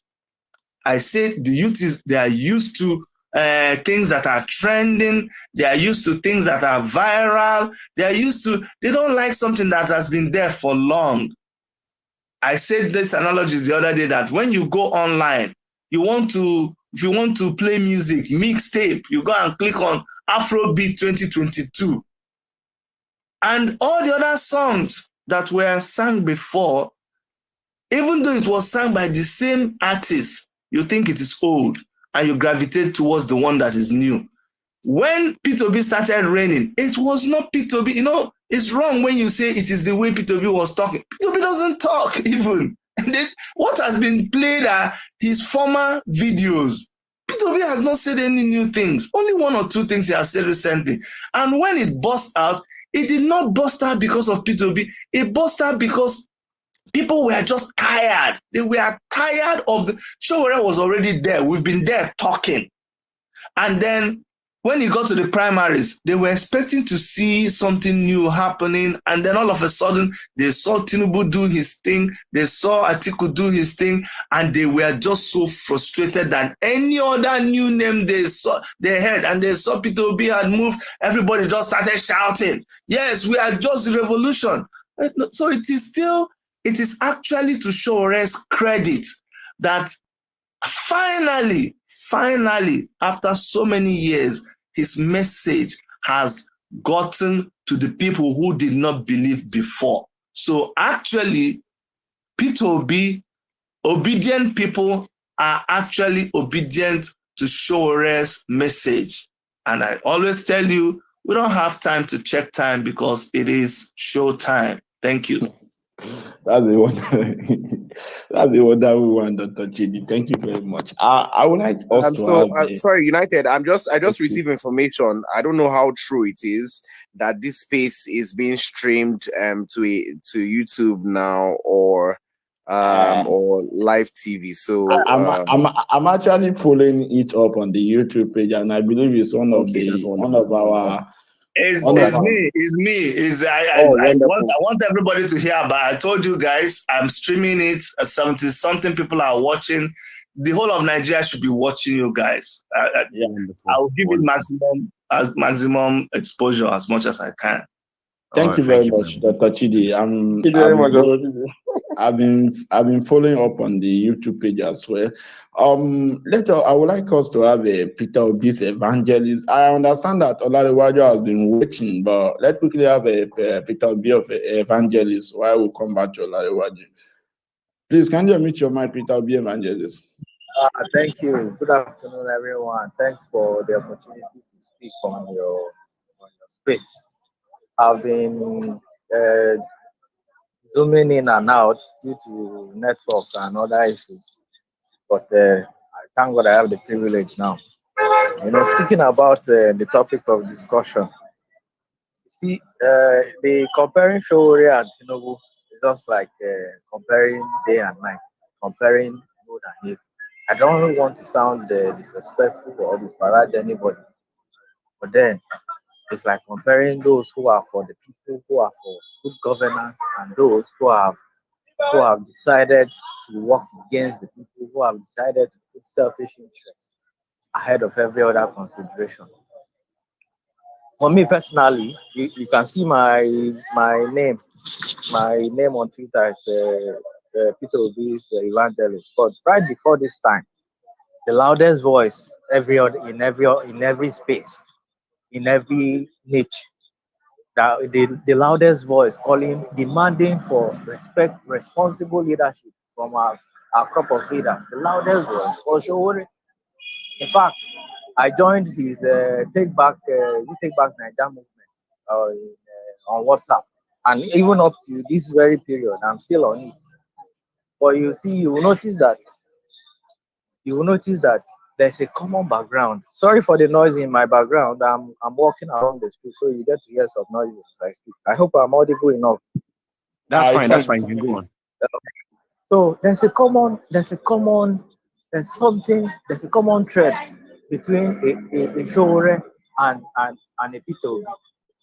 The simplicity, the honesty, the truth, the credibility that these people stand for is palpable. Anybody who is keen enough to observe things enough can see it.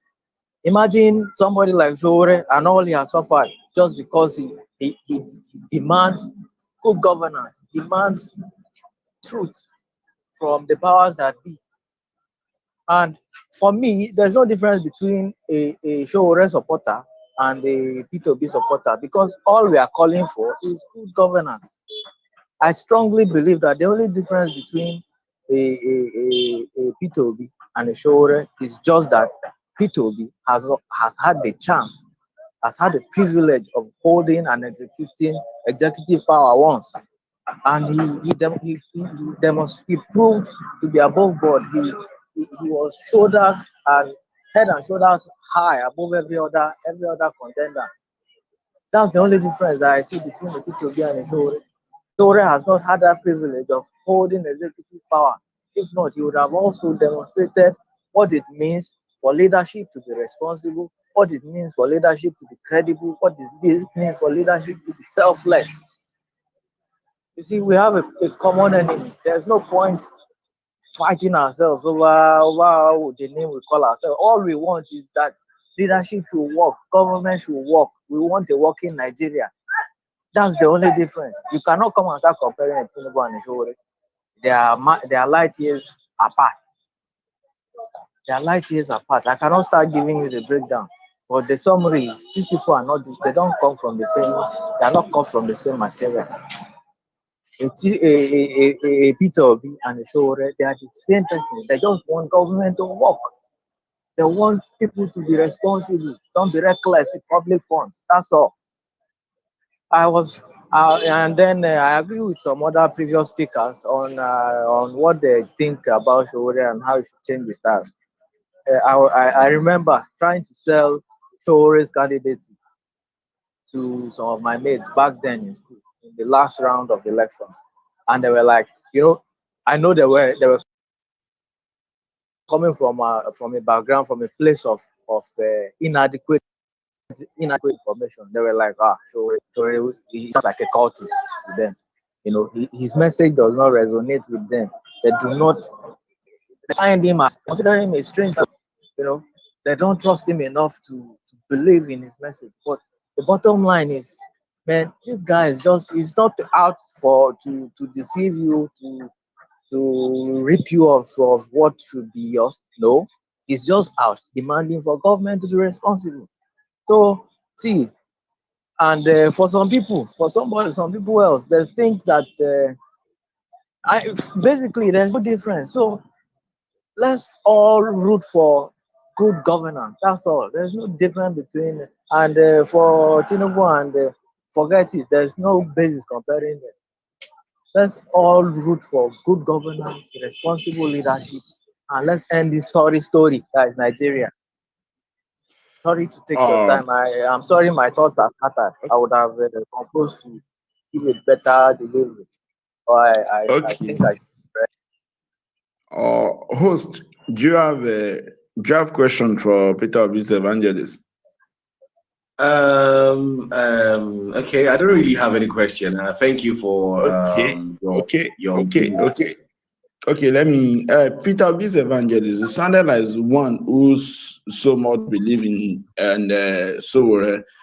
What actually makes you tilted or feel Obi is the right person now? That's the first question. Then you said Peter, you said Tinubu.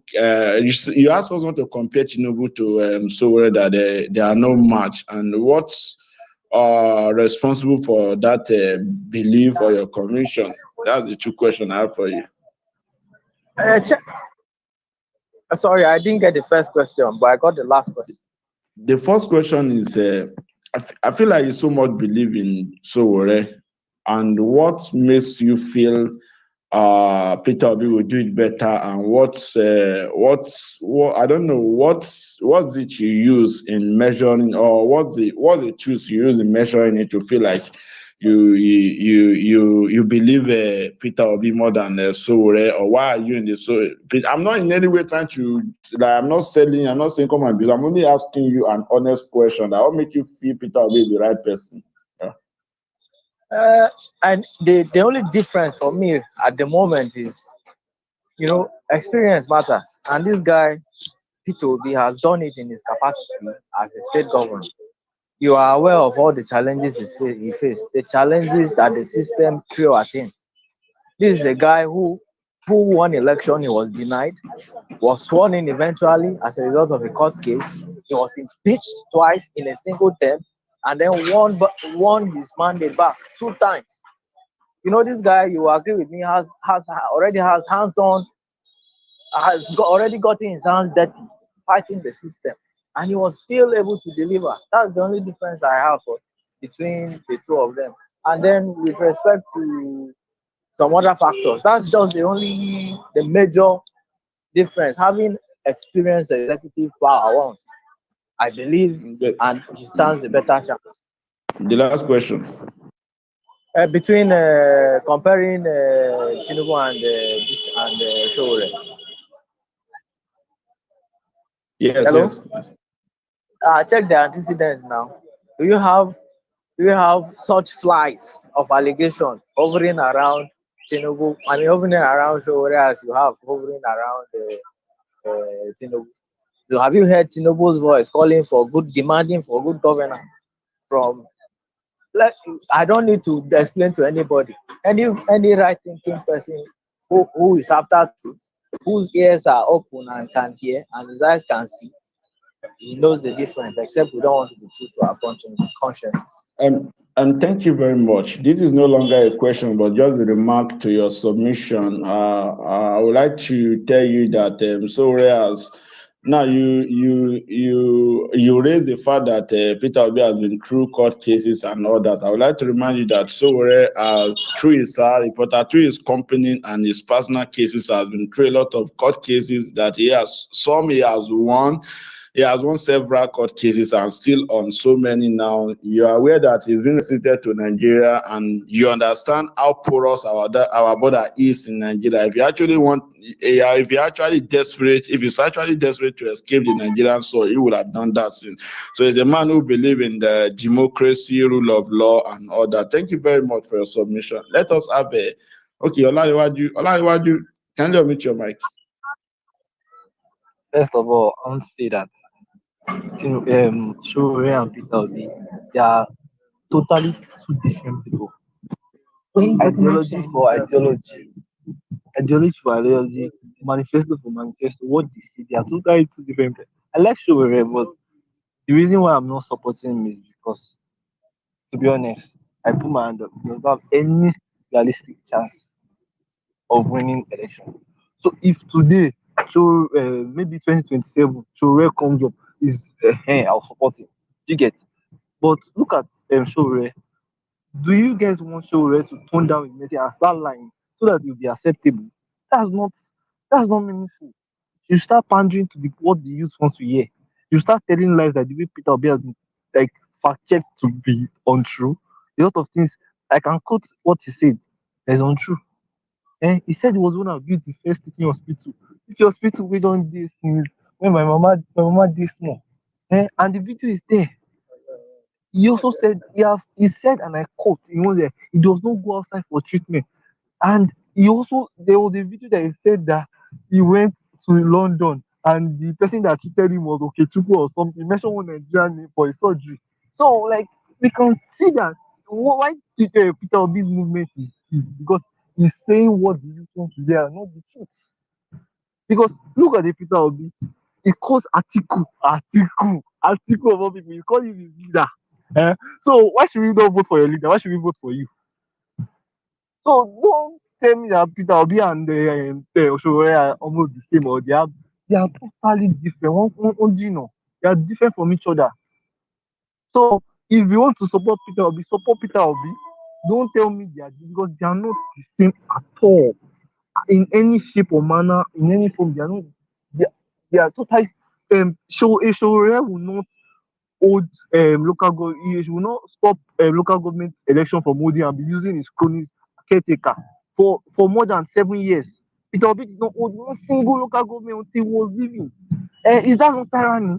Is that democracy? Also, the same Peter Obi, 13-month strike. Doctors, can you imagine? Are you telling me Peter Obi and Sowore, they are the same thing? Please, let's know what they are saying. Let's come with facts.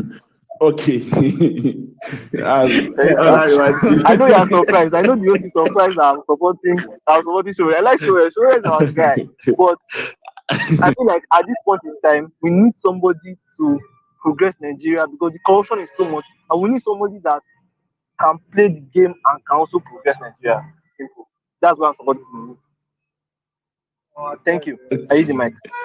So United, one thing that is common, with all the supporters of various presidential aspirants is the fact that they all like Sowore, and the ones that we're going to bring up what they have to bring up is just because they're just looking for what to just use to say, oh, he's like us, or this, or he also has one thing too, So one thing that is common, if you observe United from these spaces I've been hosting, every single camp, they will tell you, even if they are supporting Tinubu, they all like and they all admire the characteristics of Sowore. But you know what? Dr. Chidi has he made so much emphasis on that their but, and I'm also curious as to what is influencing the but where we'll move, Abby. So yeah, let's have okay. Uchechi. Okay.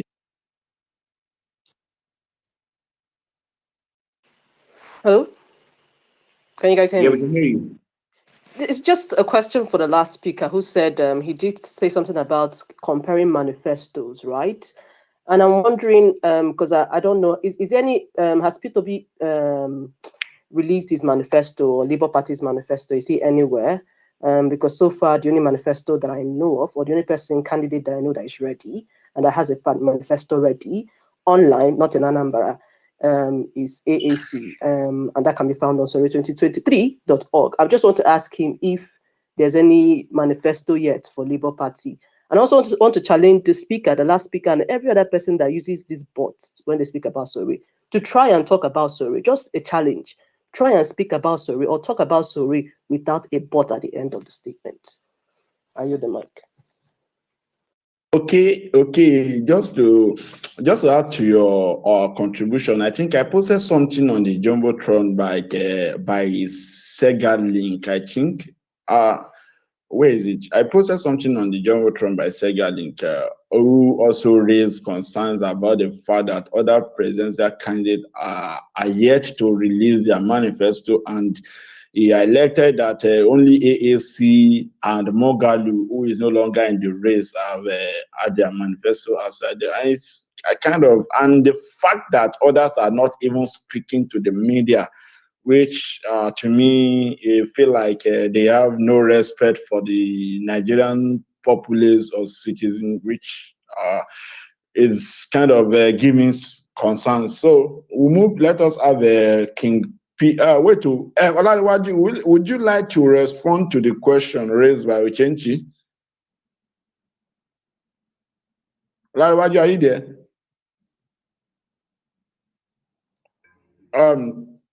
Okay. The fab. Can you hear me? No, Olaniwaju. Can you hear me? Yeah, we can hear you. Can hear you. Sorry, I think my network is acting up. Probably I'll answer the next thing. I'm not sure if you can hear me. Okay, no problem. Just mute yourself. You respond later, but please keep that question. Keep that question very well. It's important we answer the question. Let us have King P. King P. King P, are you there? King P, are you there? Okay, let us have the fab since King. Okay, King. Right. Hold on. The fab. Hold on. Since King P is ready. Hello, can you hear me? Yeah, we can hear you. Yeah, good evening, everybody. Good evening. I so much like the fact that talking about Sowore and some other contestants, but Sowore in particular. I really appreciate it first, but one thing I am very certain is that if we are talking of Sowore and we are talking of Tinubu, I don't see the similarity there. Why I can never criticize Sowore is because Sowore is somebody that is fighting for good governance. And it's just like I tell people that I cannot fight Sowore followers and P2B followers, because whoever end up to be the president, to me, the person is good. Because these two people are the two people. Before, the three people I had is Sowore, P2B, and Mohalo. Mohalo is out of the track now. But one thing I want some of the Sowore followers also to understand is that if Sowore should win, most youth will be happy. If P2B should win, most youth will be happy.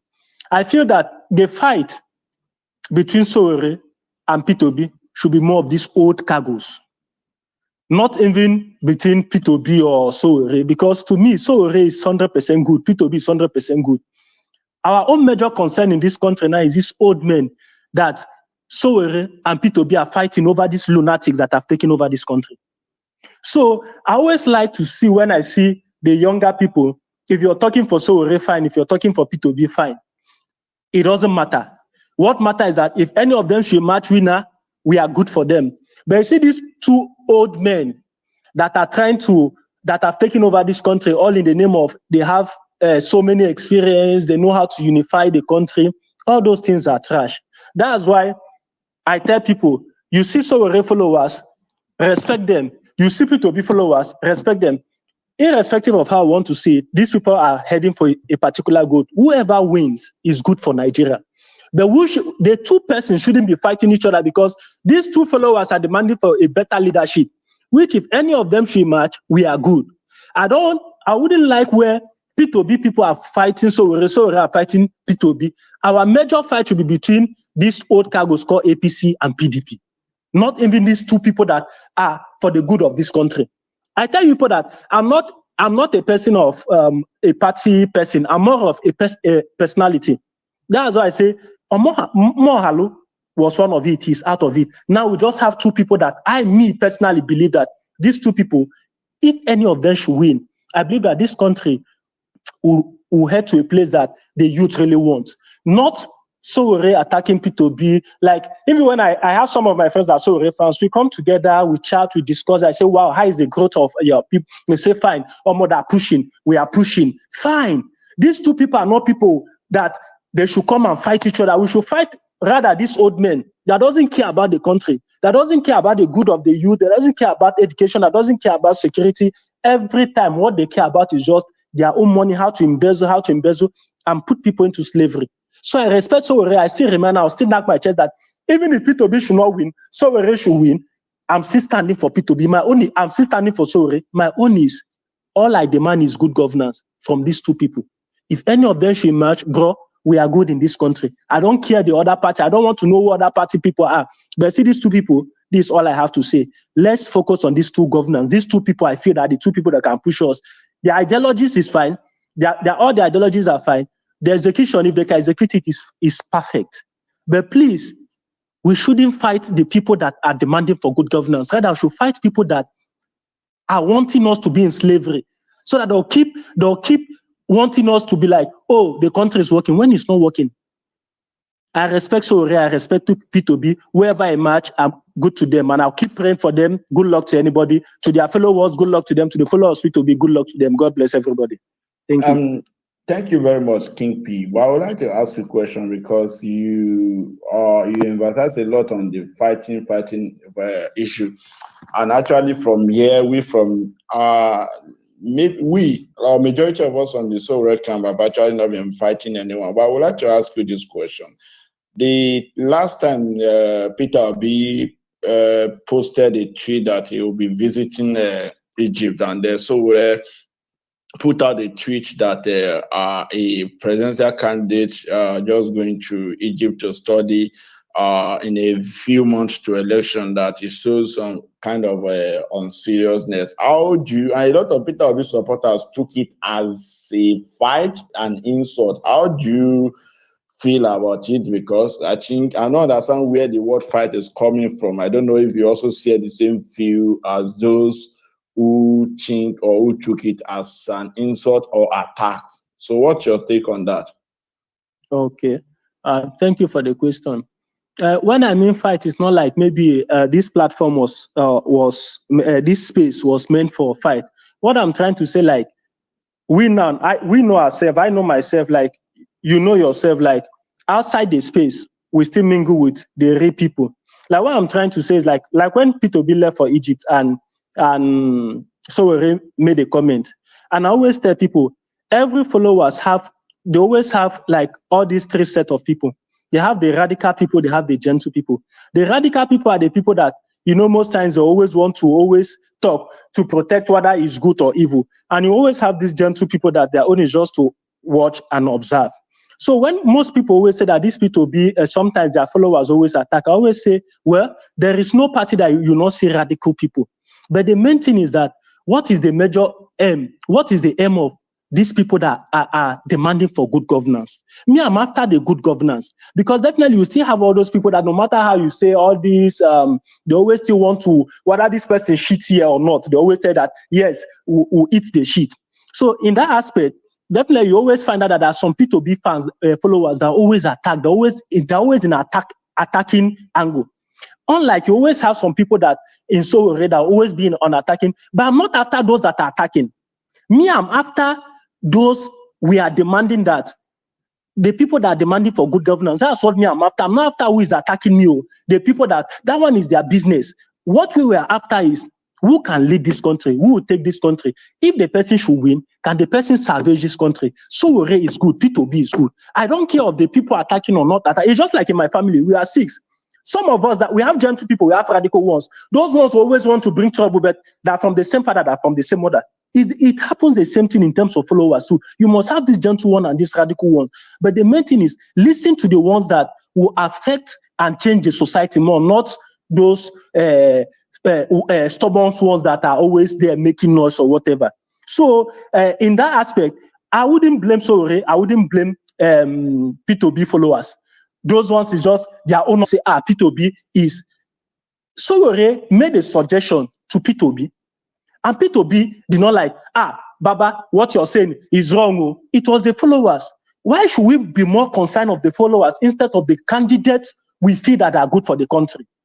P2B did not make any statement. That means, in other words, Sowore, what he said might not be wrong. But he took it, but it's just that it is what it is. But people are more concerned in followers than the candidate. Like I tell you, I'm Sowore person. I'm not after his followers. I'm a candidate to Sowore because why? He's demanding for good governance. Okay. Not because of his followers. Thank you.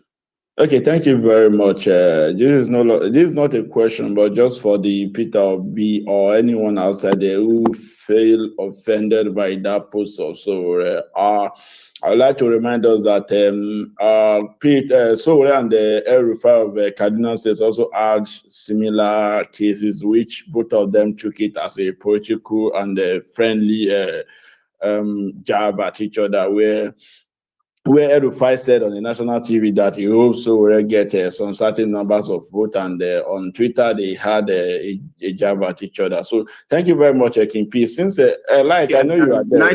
United. I would still like to ask King P some questions, but I want other people to speak. Okay. Let him just stay on this among speakers. Let's see having here then. Light, I know you are there. We'll come back to you since Dr. Chidi has something to quickly. Yes, sorry guys. This is why I'm walking and listening to you guys, and why I'm really particularly interested in this is that it is a time for us to teach each other. I'm listening to other people. I'm learning from them about how they feel about their candidate. And since Sowore is my candidate, every time I see an opportunity to explain, I want to explain. You see, this is a very, very crucial part of this whole thing that is happening, whereby people are confused. And that's what I want to speak to. People are confused because they find themselves liking Omoyele Sowore. They've been with Omoyele Sowore for a long time.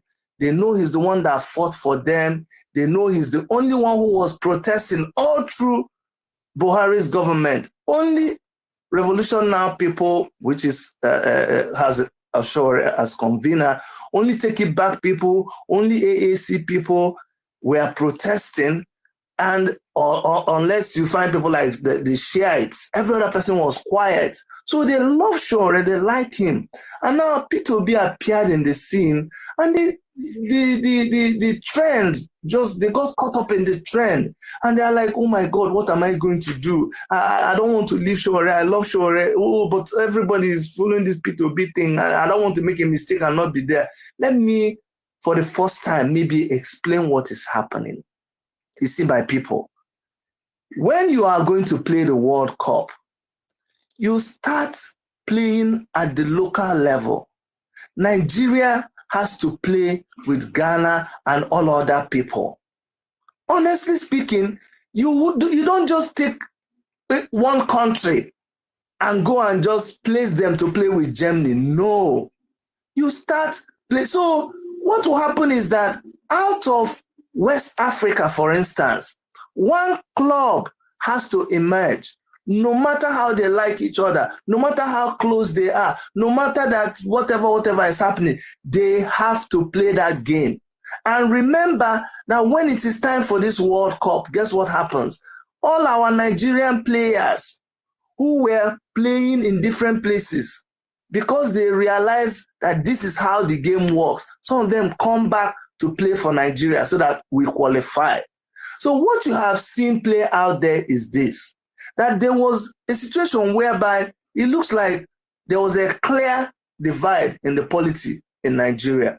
And people think these old folks are on one side, even though it is not very clear. But let's just assume that the generally accepted divide is, P2B people and Sowore people on one side, Tinubu people and Atiku's people on the other side.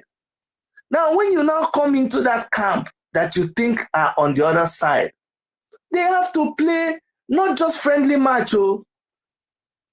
Friendly match is there, but they have to play the real qualifying match. And the match is a serious matter. When Nigeria was playing with Ghana, Nigerians live in Ghana, Nigerians marry Ghanaians, Ghanaians marry Nigeria, but they have to play that match and they are serious about it. They don't go showing Ghanaians, bros, this is just, I won't attack you. Like exactly. Do you think Nigerians will not feel their attackers against the Ghanaian team? Or you think Ghanaian team will not feel the attackers against the Nigerian team? No, it's a serious match. So I want people to step up a little bit and understand what we are faced with. The reason why the teams in West Africa will play a very, very serious match. They will have to put all the professionals that are playing outside, all of them will come back home. The reason why they take it very serious is that the best must qualify, because it is that best that we must send to go to the World Cup. So what happens is, by the time that team wins in their own area, like the West African, you see how Ghana is going for us, all of us now turn around and support Ghana. So what you're seeing happening amongst Sowore's people is that we are putting in our best. We are putting in our best argument, our defenders, our attackers, our midfielders, everybody's out there.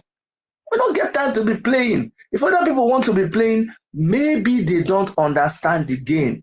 Maybe they just entered the game just now.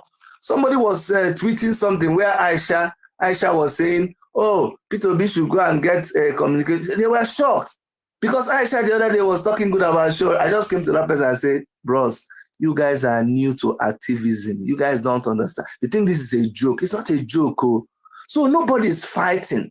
We are just getting ready because we know where we are going. We have not even started encountering the real thing. I was telling somebody that if P2B supporters think that Sowore's people are tackling them, let them wait till they open that billion vial. That's when they will see attack. All this one we are doing, we are just playing our own style of game. You know, pam pam, 1-1, 2-2. That's our game. We have not changed. And you're finding it difficult to play that game, and yet you're preparing for the World Cup. So I don't want it to be misunderstood. I don't want anybody to expect us tomorrow to now become softies and say, hey, it's all of us, the same thing, the same thing. We know we are not the same. We have our ideology. We have our manifesto. That is what we are running.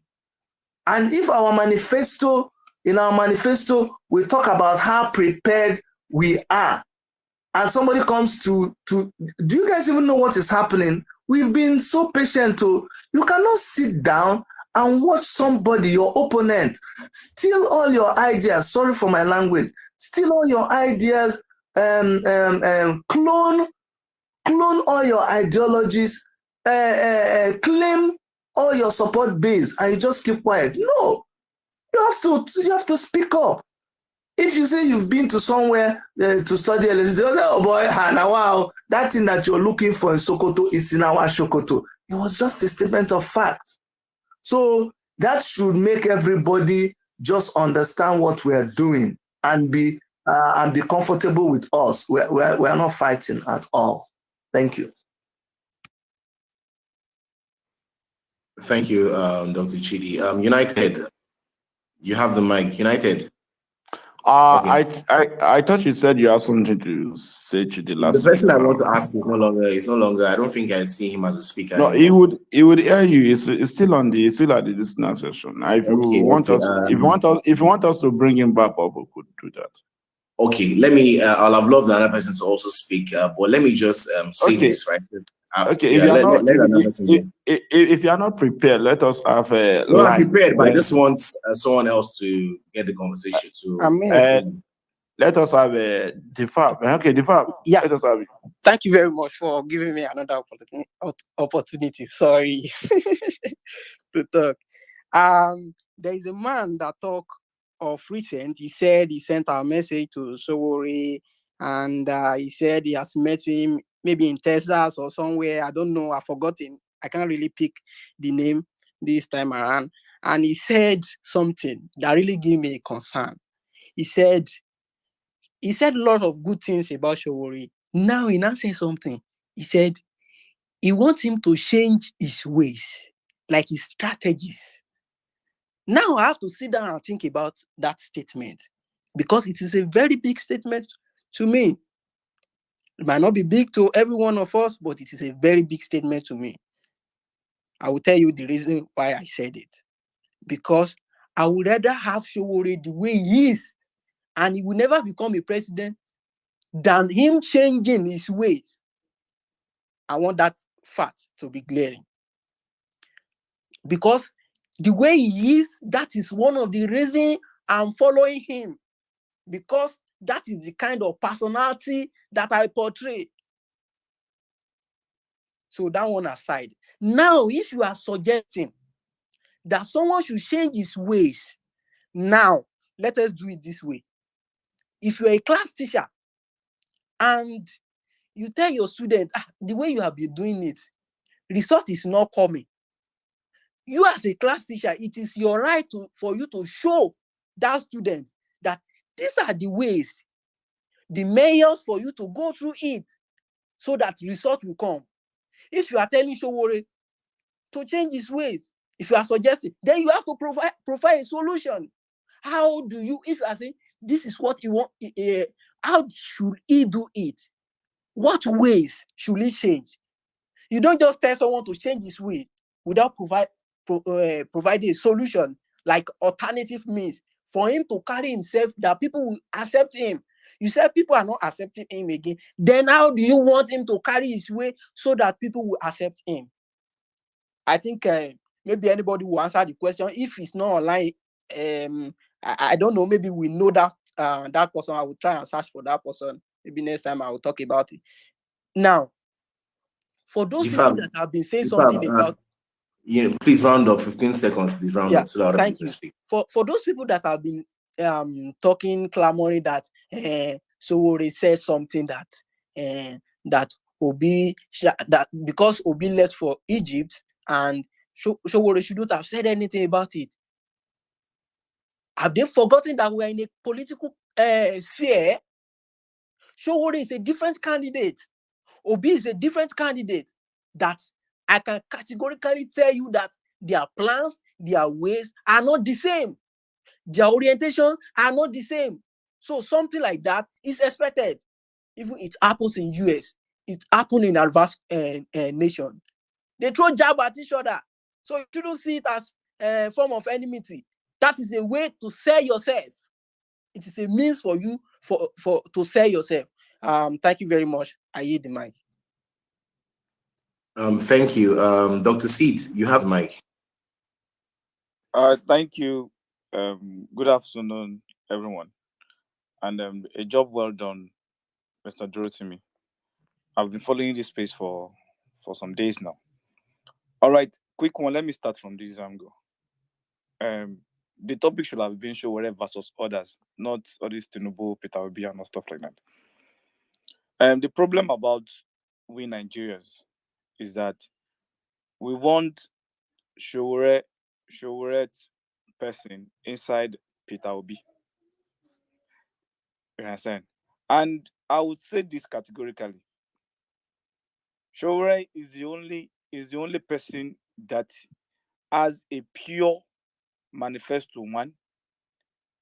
He has track record that is 100% pure too. He believes so much in justice. Even though there are some things that will annoy him, but he will still wait for the justice to be done. Now, I'm done to argue with All right, anybody. good afternoon. I don't know why Dr. Seed went off, but I just saw that I can now speak. I saw my mic is on, I can speak. So I'm sorry, Adeleke, please just hold on. Let Dr. Seed finish and you can go. Thank you.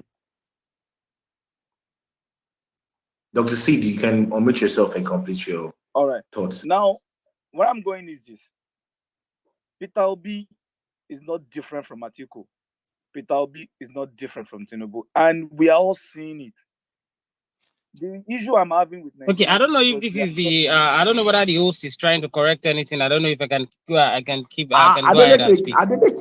Adeleke, is this your first time? Adeleke, is this your first time being on the space? You are not mute your mic. It's not your turn yet. I just accepted your request now. Co-host, don't be angry, please. Just Dr. Seed, you can go up, please. Unmute your mic. All right. Now the thing there is Obi is not displaying his manifesto now. The reason is because his manifesto is not different from Atiku's manifesto. And both of them are playing games. including the so-called Tinubu, Emilokon. Right? Now, the main point is this. What do we really want? We know what we want. We know our problem. We all know our enemy. But when you ask people, most people following Peter Obi, they will tell you they want a young person that is different from Atiku and Tinubu. But what we don't know, what they don't know, let me just put that, what they don't know is that if peradventure Obi win in his dream tomorrow, he will not stay 2 years in Labour Party before he go back to PDP. That's one thing I want everybody, all the Obi supporters to know. Now, they think Obi is the savior now. Rather, he's just the devil playing saint to them, using their own help, because everybody believes that the power should come from the south, and they now felt that the power that is coming from the south, they felt okay, is the Eastern people believe that is Obi. I don't have any issue you supporting anyone, but one thing I just want them to know is that comparing Sowore with Obi is just a different ballgame entirely. It's not even there. My Sowore has his own manifesto displayed on his website, displayed daily. His track record is there. He should start from local government. He should start from governorship, this thing. No. But one thing he has done is that he has laid a foundation for so many people that we have people coming out underneath that are vocal, that are going out for this governorship, House of Rep, and all stuff like that. We need Sowore, and if we miss Sowore in 2023, I'm sorry, Nigeria. Before we get it, we will pray, and God will just close that door. And I'm just saying it because enough of all this rubbish of Peter Obi is this, Peter Obi that. Peter Obi is nothing. I said again, Peter Obi is nothing. Anything he will say, you will hear him go and verify. Who am I to go and verify? I mean, Lagos, you're telling me to go and Anambra and go and verify. Verify what? Drop your manifesto, or Benny, and let us see what you have. So the issue of I like Sowore, but let us give to Peter Obi is rubbish talk. If you have that kind of mindset, go and change your ways. If it is not Sowore, then nobody else. Just watch out. Most people just clamoring for Peter Obi. Tinubu is looking for them underneath, and they are working something out. By the time you get to August or September, they will now be calling them and then be giving them 1 million naira, 500,000 naira. You won't see them again. You won't see them again. Everybody's just coming outside now to just talk so that they can get popularity, so that Tinubu can bring them in and then give them part of the billion van money. I rest my case. Sowore versus others is just the topic. This Tinubu, who is Tinubu? When Sowore is talking during Abiola era, where is Tinubu? Thank you. Okay. Thank you very much. United, I have a question, right? Not for Dr. Seed. I still have my questions for, I think it was the King P. But then I have a question, and this question is for you, United, and it's also for Dr. Chidi, and it's also for Uchechi. So now, in the context of discussing Nigerian politics, right, will it be offensive if we say if we say people cannot use words like thief when describing candidates? Because I feel like in the context of Nigerian politics, or maybe politics globally, there are some things that we should not really take as an insult per se. Like the word thief and the word stupid or foolish is different. So if we who are hosting these spaces now decide to say, okay, we want to stop people from using vulgar words, but then I don't think, personally, I don't think it would be fair to stop people from saying, oh, this candidate is a thief or this candidate. But I think, yes, we can also stop people from saying, oh, this person is stupid or is foolish. But then words like thief, and I think like 2 other words, or corrupt or criminal, should not be offensive in my own view. But that I'm just putting the question to United and Dr. Chidi. Maybe you can help us. What do you think? What do you think? Okay, host, thank you very much for that question, host. Well, I would like to pass the question to Dr. Chidi because he's been in the global space for a long time to understand it better. But before that, I would like to thank Dr. Sid for that wonderful submission. And Nigerians are listening. I hope they listen and heed to your word or to your submission. Thank you very much for coming up, Dr. Sid. Dr. Chidi, you had our host question, and I'm pushing it to you, sir.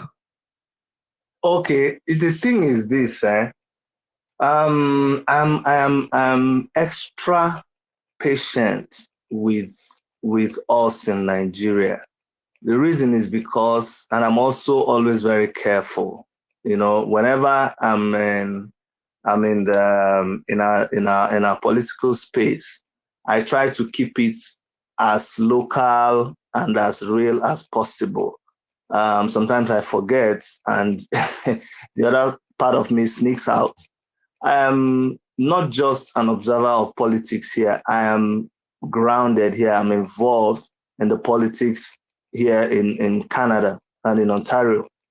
I was actually going to run for councillor before Moele Sowore came for a town hall meeting here in Toronto. And I was excited. I'm like, yeah, I like what you're doing. I'm also going to be running for councillor here. He said, bros, leave that thing. These people don't need you. Come, let's go back home. Let's go home.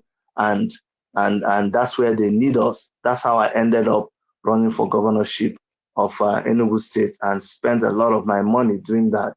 Now, the reason I'm telling you this is just to let people understand that I know politics here. I've worked for people here. Do you know the kind of adverts that they do here? Now, the state-owned, the government-owned TV station cannot refuse an advert that is against the government. You will see adverts against the Prime Minister of Canada that will be shown on Canada television, CTV, and the advert will say something like, Trudeau is a thief. He stole money that was meant for students. Trudeau should be in prison. This advert was sponsored by his opponent. That's how it's done here. Trudeau will actually be in the house and somebody will come up and say, Mr. Prime Minister, I consider you to be a criminal because you did this and did this and did that, and for that, we demand an apology from you and you should actually step down. And his party will say, yes, they clap. The Prime Minister will get up and say, thank you for your submission, but I beg to state clearly that I'm not a thief. I am actually the best thing, and that is how it is done. So I pity us because we want to get to what is out there. We want to practice American kind of presidential system of politics, but we don't want to take what comes with it. If you are going to do the kind of politics, and that's your question, what should we be doing when we're discussing Nigerian politics? We've not even gotten there. We have not gotten there at all. If you don't have, that's why I say that Sowore is the best person. You have to have a thick skin to be, look, you know that in Nigeria, the people who can talk, for instance, those of us who can stay long on this space is because we can afford data now. We can afford data, we can afford to do some things. But in other places where this kind of thing is practiced, let me use Canada for instance, everybody has their money. You cannot intimidate anybody. This is a place where the Agbero has money for data, so they will challenge you squarely. They can afford to even sponsor an advert on TV. So when you are prepared to come and vie for political space, for public space, then you are ready to take anything from anybody. And when I say anything from anybody, the madman has his rights. And when he talks, you will listen to him and you will respond to him. You will not say, can you imagine this riffraff? I cannot even indulge myself to come and start responding to you. You are beneath me. No, you can't say that. So in summary, you are trying, but people should expect the space to get hotter. And if just calling you a criminal will make you decide, you get angry and decide not to engage in the thing. Look, if somebody says you're a thief, you can even say that, Chidi, you're married to a prostitute. I won't do anything. I'll just come out and say no. If you bring facts, I'll bring counterfact. But people are lazy. They don't want to go and research. If somebody says something about, just come and defend yourself and continue. Don't get so thin-skinned. And if you come and you see that you can't handle the things that people are telling you, then you quietly bow out and allow the people who were born ready for this to do the job for you. Thank you. Thank you very much, Dr. Chidi. And that reminds me, I think prior to 2019 or prior to the last American election, I remember an advert was, or a paid advert was, I don't know whether the national park or something, when Donald Trump was present, and they had one advert playing there trying to singing against Donald Trump that he should go back to his towers and all that. I can't remember very well I can't remember the song very well again. And Donald Trump was present at the park. So, but in Nigeria, you know, we are used to this dictatorship ruling and all that we are so afraid. It is only we, the comrade, that will say that we can never be intimidated in our country. We are citizens of Nigeria, and nothing can bring us down. No one can bully us down. Ochenchi, this question is also put to you. Do you have anything to say?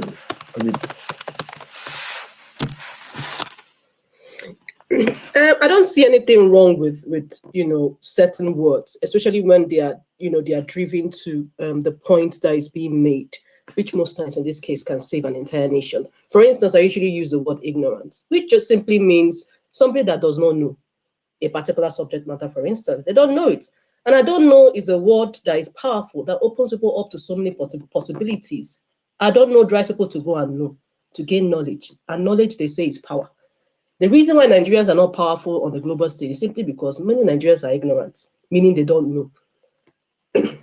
And bringing it to this subject matter, it just means they don't know the politics. They don't understand Nigerian politics, and that's why they have these impossible words or use so many buts in their statement, because they don't know.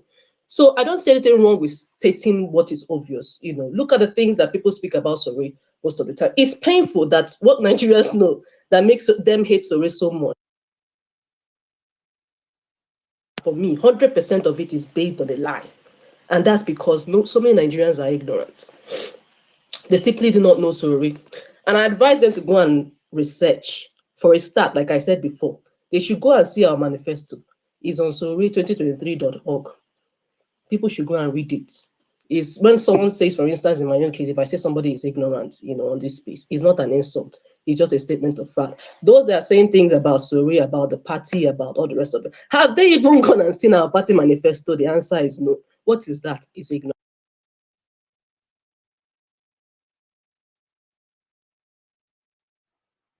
You muted yourself. You are mute.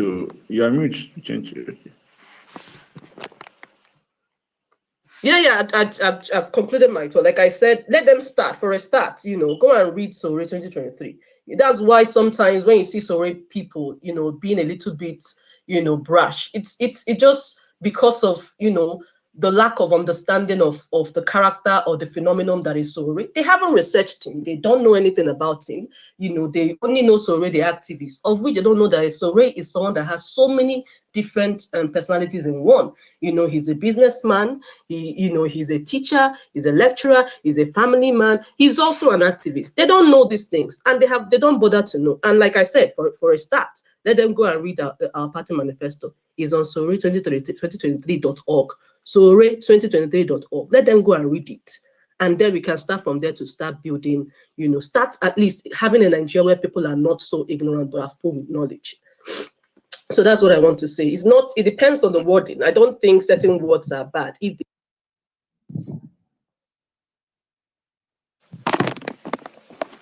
Thank you very much. Yeah, that's United. it. So I'd like to state why I asked the question. Because there are some people who, unfortunately, it's not just basically about what we think or how we see it. We have to also look at the way other people see it. And the reason why I asked this question is there are some people who are undecided or who are just they may be for one camp or the other, but they're one leg in, one leg out, or maybe just one, let me just use one finger in, right? But they believe that, because they see their candidates being addressed in a certain way, unfortunately, it shouldn't be that way, but they now tend to, why are you victim? Like the guy, I don't know, United, if you're here yesterday, one guy said he's voting for Obi because people are victimizing him. And we asked him, do you have any other reason? He said no, he doesn't even, but he just wants to vote for Obi because people are victimizing him. So that's one of the reasons why I asked the question. And also for people like Olariwaju, that you are defending Tinubu and it is public knowledge. Go on the streets, go into the markets, go anywhere. Even people who are supporting him use some of these terms that you will hear online to describe him. So when you now come and say, we are not meeting people for those particular words. If anybody says, Tinubu is hold on, let me finish. If anybody says, Tinubu is, let me say foolish, I will definitely cut him off, or United will cut him off. But if we are discussing in the terrain of politics, I think those words like thief, corrupt, criminal, they are things that you can get by with without feeling emotional about it. So I just wanted to clarify, and I wanted other people to speak before I say that, because all these spaces are being recorded and they could be used against anyone any day. So Olariwaju, I hope you understand this point now. Thank you. Host, you know I'm actually angry with you because yesterday I saw you replying one guy because he brought out one unfounded allegation. I don't know what to call it. And yesterday, do you know what? I was on one of the Obedient page yesterday, and they were there trying to counter what an honest page we had the other day, trying to fact check some of the lies of all these other candidates. And they opened a space yesterday they opened a malicious space yesterday trying to say bad of people. And they were on the space. I was there, and I was a listener, not as a speaker, and they were trying to coin an hashtag saying, should we use Sowore the blackmailer, Sowore the... I now DM the guy, I say, don't use Sowore the blackmailer, just use Sowore the poisonous. You know, this kind of thing. I am for Sowore, but this is electionary time. So use what I even suggested the hashtag for them. So it take an understanding person to roll with these guys, but they are not.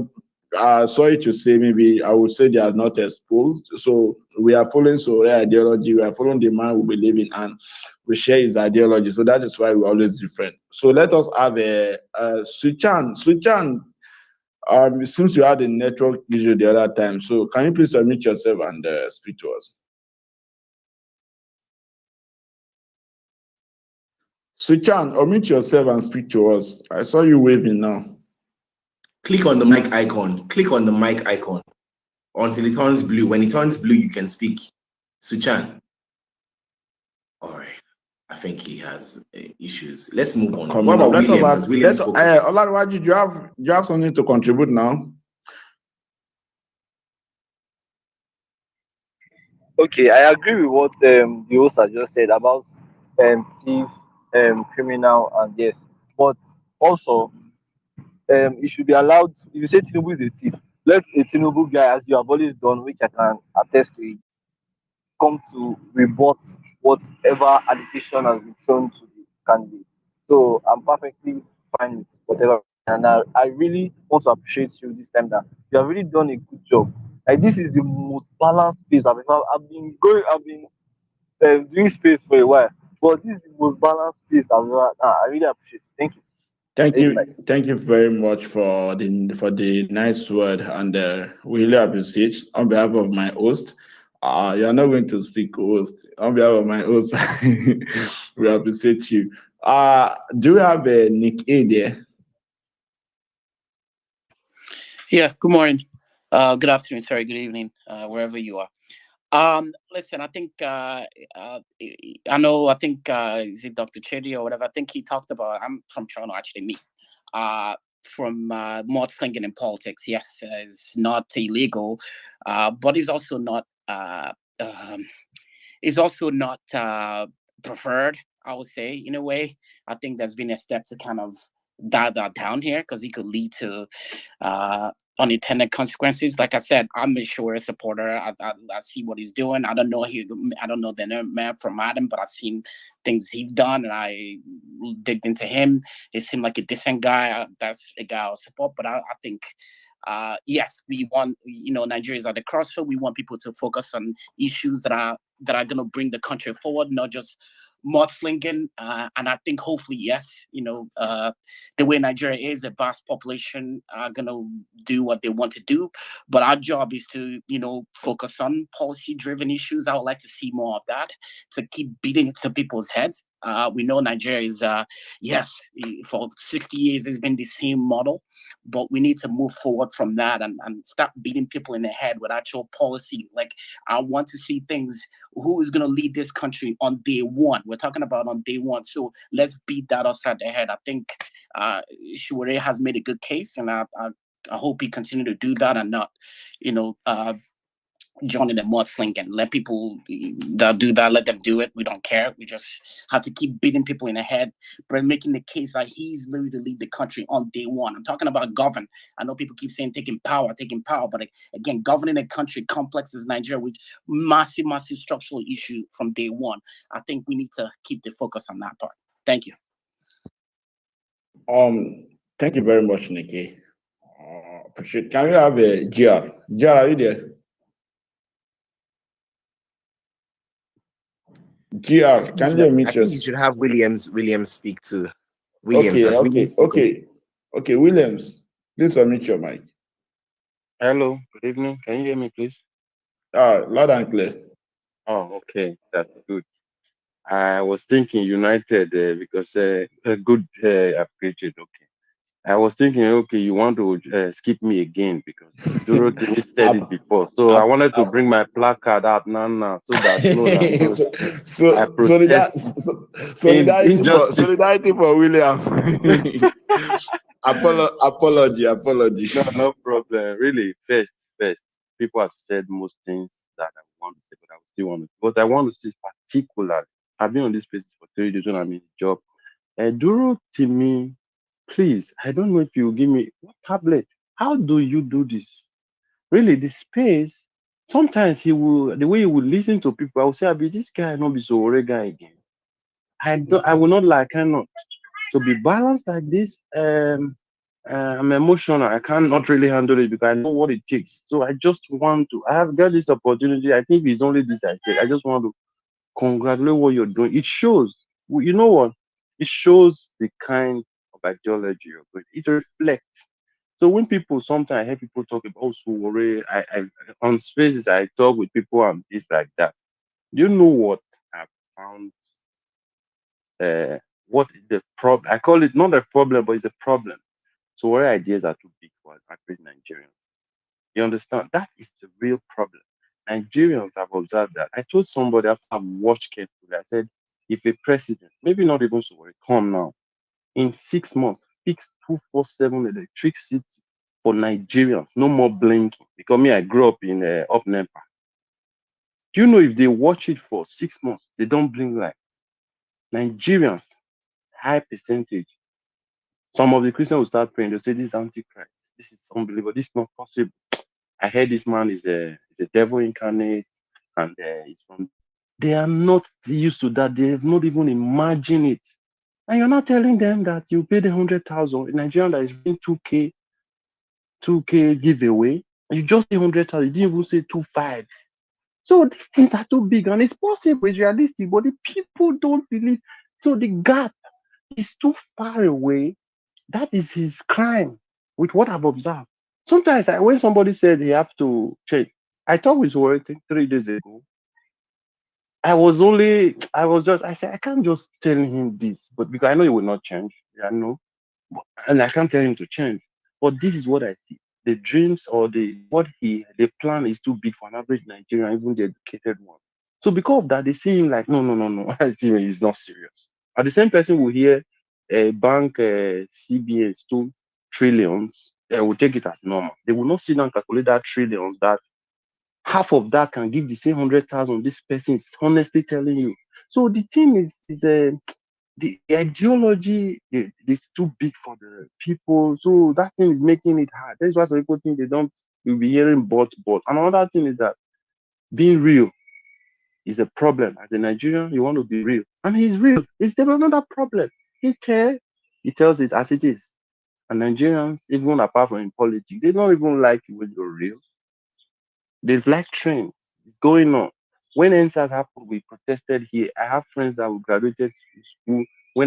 Because me, every day, I tell them whether Sowore quit or not. It's in me. I must talk. If he quits the race today, I'm still talking. Uh-huh. I like his ideology and all. I'm a big fan. But this is who I am, apart from Sowore. So I said, these things is that the people, and even me, I will not lie. I left Nigeria almost over 15 years ago. If I start living in Nigeria, I heard one man tell me, damn, they want to bring 50,000 and I'm not doing any job for single mother. I will not believe the person to have to be honest with what we see around us. It's because I'm in Europe now, I see that it's possible. So I have to put myself in their shoes. So I just pity some of them. I said, this man's dream is too big for these people and it is possible. And you can't tell him to change. So maybe with time, gradually, as people are seeing things internet, I try to bring things out sometimes. Oh, this thing happened, it can happen here. It is possible with time. So when I see some comrades in Nigeria still talking and they live in that Nigeria, have these great ideas, they define things that this is possible. Those people, I respect them. They are extraordinary because if I was in their shoes, maybe I would be among these 90% of people that are not listening to. Maybe. You understand? Because I left helped me to see things, and you understand.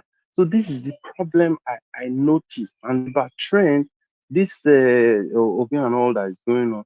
I heard what somebody said, and I've been reading things on Twitter, how some people left the camp because we have a revolutionary group here in Germany. I know people that left. I'm even an admin there now. I did it. We were now elected for in Yoruba Nation time. After they finished that one, they were telling me, man, we have to see, you don't see the crowd with Igbo. But me, I was here. But later, everybody was crawling back. I laughed. So this is the same thing that is going on now. So we'll give them time, and like this space, you keep educating people. Real things don't really attract people. Reality is this fake things all over. It's all over the world also. When someone is just, it takes extraordinary people. And these people are few.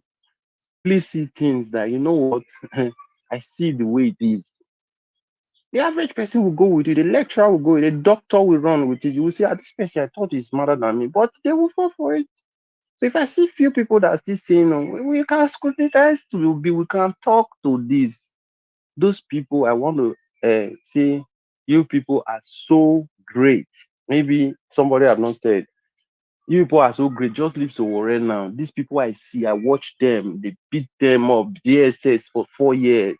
That is, I say beat physically. They are still there. So somebody's right for you to Twitter without be, you don't they cry. They never even start. So there it shows that Wahala deal. So we are watching. So I just really want to encourage and thank you for what you are doing. The way you balance this, I beg, maybe for my inbox, you give me the key, but I'm not sure I can. It's not easy. I get angry quick. Thank you.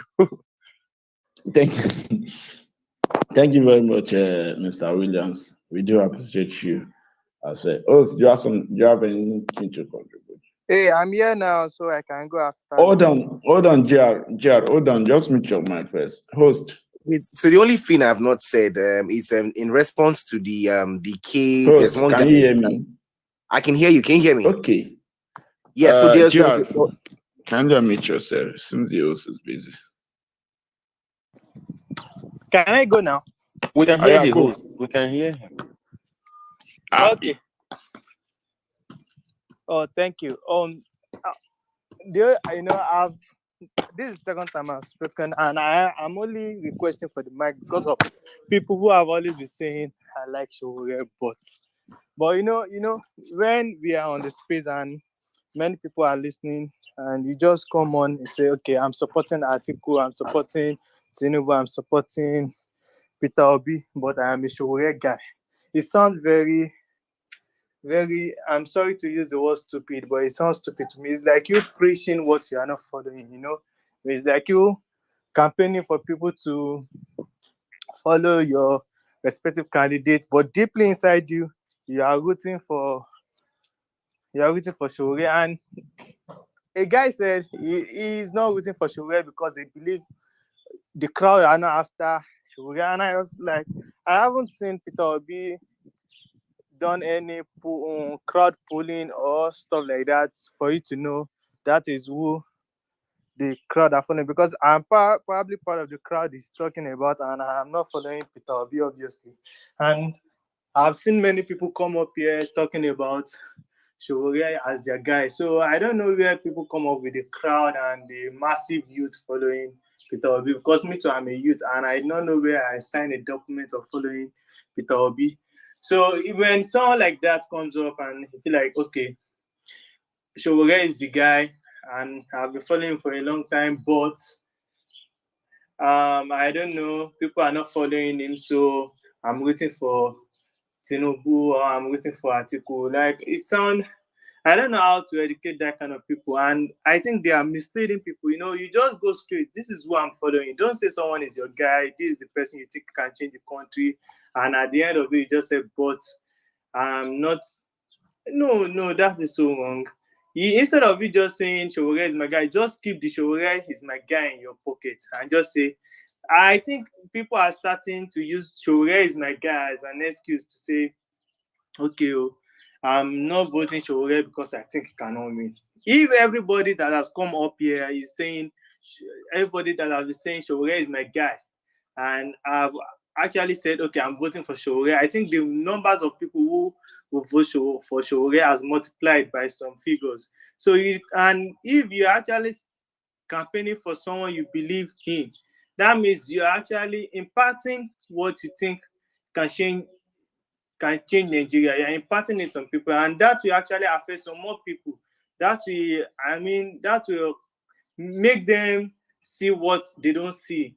You know, when you are thinking of Sowore as a perfect candidate and you're not supporting him and you're campaigning for someone else, as someone has said, I'm campaigning for this, but I'm voting for this. And I think you are misleading people. You are letting them saying, okay, go and vote for this, but deeply inside you are voting for someone else. I don't think that is okay.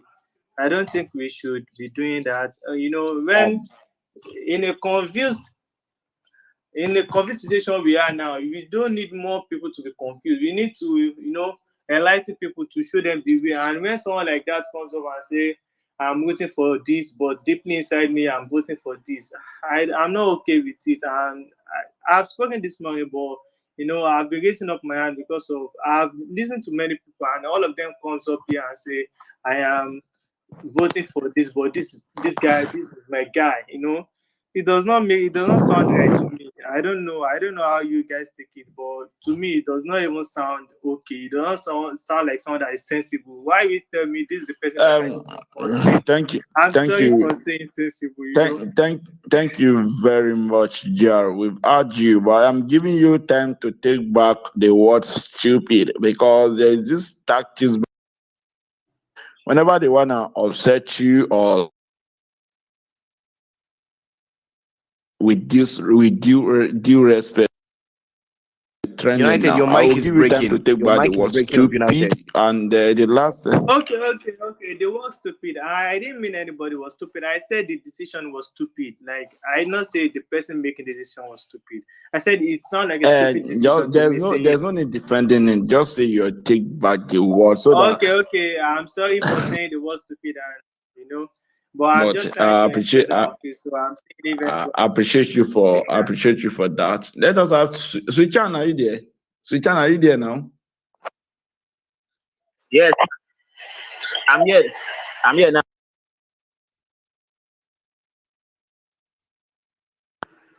Can you hear me? Yeah, I can hear you. You can hear you All well. right, thank you very much. All right, let me respond. Let me add to what GR said. You know, for people who came up here and say, oh, they should raise their guy, but they are voting for this other person. I just see it as you being a Christian, a devoted Christian for that matter. You have your conviction, and then you say, heaven is not real because people are saying heaven is not real. You understand? That's just because people say, there's no heaven, there's no this one. So you to just say, okay, you join them. That's just how I see it. And to talk about the person of Sowore, someone was saying that, it came up the other time, I was saying, oh, Sowore and Peter Obi, they are the same thing, that this, the supporters should also unite and this and that. See, we are two different things. The difference between Paul and Silas. You understand? So we are two different things. Sowore supporters have knowledge. No, they are knowledgeable and they have this ideological understanding. In fact, in our group, we have ideological class. We educate our members. They don't have. That's why it's very, very hard for you see a member of Sowore group to be a sellout.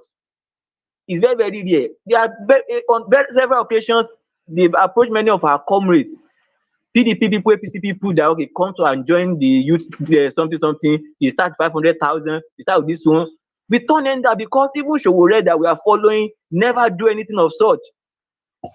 You understand? So we have principle, we have legacy, and then we have ideology that we stand on. So it is very, very difficult for you to just say, oh, you want to deviate, that you have something to say to take us out of that.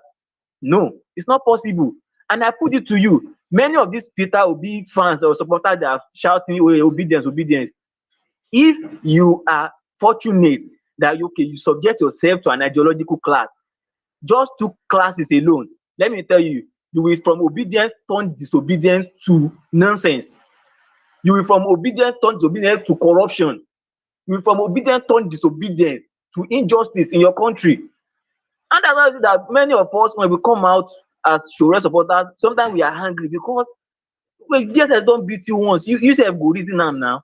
Sometimes we just feel that okay, these people that we are even fighting for, what they will still now look at what just happened in Ekiti. Just concluded election. You still see people going out to this is sign of poverty. A lot of people need orientation, and we are doing that constantly. Let me tell you, people, see, even if it comes to us that Sowore did not win 2023 election, Sowore still remains Sowore. TIB will still remain TIB. Revolution will still remain Revolution now. AAC will still remain AAC, and we still continue the good work of standing by the people. The AAC was created as a party for the masses. Everything Sowore is doing, he never put himself first. He put the masses first. That's why you see that in everything that has to do with the masses, you see Sowore there. Any case of injustice, you see Sowore there. And let me tell you, this thing that many people don't even know, except for a few of us that are closer to Sowore. There are times that if you receive a call that, oh, so person was arrested unjustly by the Nigerian police or DSS or this and that, you will just, okay, let's go there. Which station? We go there, and before you know it, the police will now be telling the victim family that, why do you have to involve Sowore? Shouldn't have involved me. Because why are they now saying that? It's because they fear the kind of person he is, and they know he doesn't like injustice. And before you know it, the person is out of detention. A lot of people like that that Sowore have stood up for. See, just like the Bible will say, I don't know how to translate that in English. Probably the host and the host can actually do that if you understand Yoruba. If you want to be doing that, you mention things that Sowore has done or is doing. That's like putting things on. What do you say? I think that's like putting favor on people's faces now. Like, you get. Yeah. So if I have to say that people should start comparing and contrast. But all these candidates that are outside now, you don't even stand 30 meters close to Sowore, not talk of coming closer, that you are not comparing, because it's just too far above their okay. Do you want to tell me that of all these people that are contesting today now, none of them has been abroad, have stepped out of this country? At least they would have visit a country abroad, at least one, and you want to tell me that they didn't learn anything from there? Many of them just go there to relax, to enjoy our money and spend there. So I've been to different countries, and he brought the ideas home that okay, since this thing is possible, just like Mr. Williams said, this thing is possible. So why can't my people also have it here? So, but it's like people's brain here how we non it can't Switch and please all right, round it up. can't accommodate what to bring it to the table. But as it is, I said last time, we will still remain strong. And no matter what happened in 2023, you will still find us on the street. Let's just make that clear. If we see anything that is not standing, any policy that is not standing well with the people, but talking about the social media regulation that they raised up in the other day, if not for Switch and maybe Tushan, hold on. We need to let other people speak. People are still requesting, so other people need to speak. All right. Please mute your mic. All right. Thanks.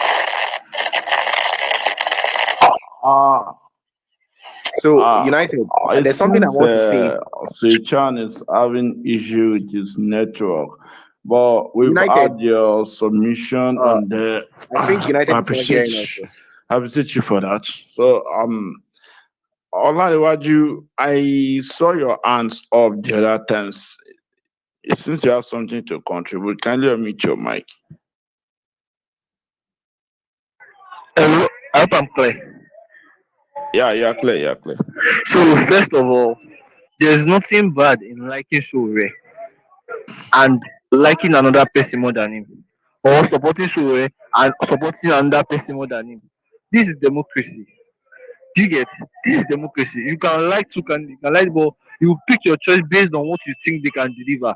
I like Sowore. I think he's a good man, but I think Nigeria is too complex for a man that has not tasted power. He does not know how structural, he has not seen it firsthand, he has not been in government. So there are some facts I have to back up that I cannot trust Sowore with government yet. Do you get? So there are arguments for and against. So people should stop attacking other people that like Sowore and prefer that candidate. Thank you. Okay, thank you. Listen, host, are you there? United, can you hear me? Host, are you there? Okay. Can anyone hear me at all? Please unmute your mic. I can hear you. Tell United that he should check his DM. I think United can't hear me. Solomon, are you there? United, check your DM. Okay. Solomon, are you there?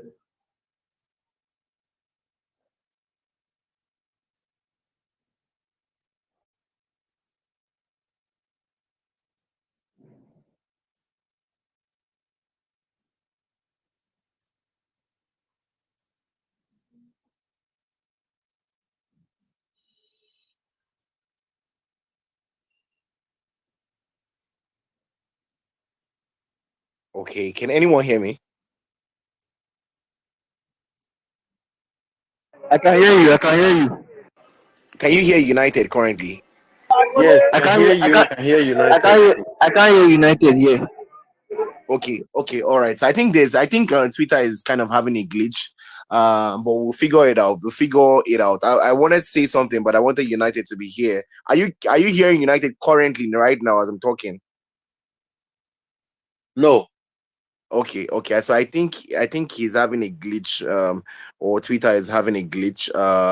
But let me hand over the mic to General Abacha. I think I'll get it fixed now. General Abacha, the mic is yours.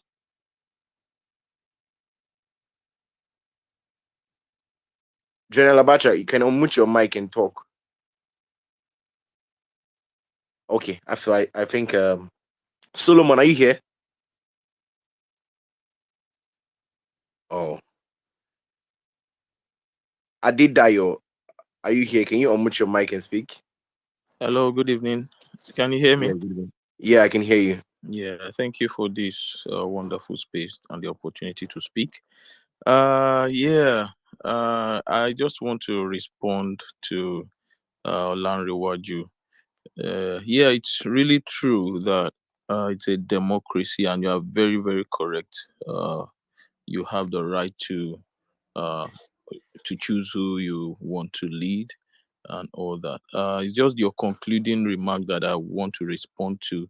That yeah, Sowore has not tasted power before, and I don't know where those narratives and why those conclusions, people make them, and they're actually not strong positions to take. Uh, what what other political post has the current governor of Lagos State held in the past that made him qualify to be the governor of Lagos State? And Tinubu, you know, handed power over to him and selected him. What other political position has what's his name?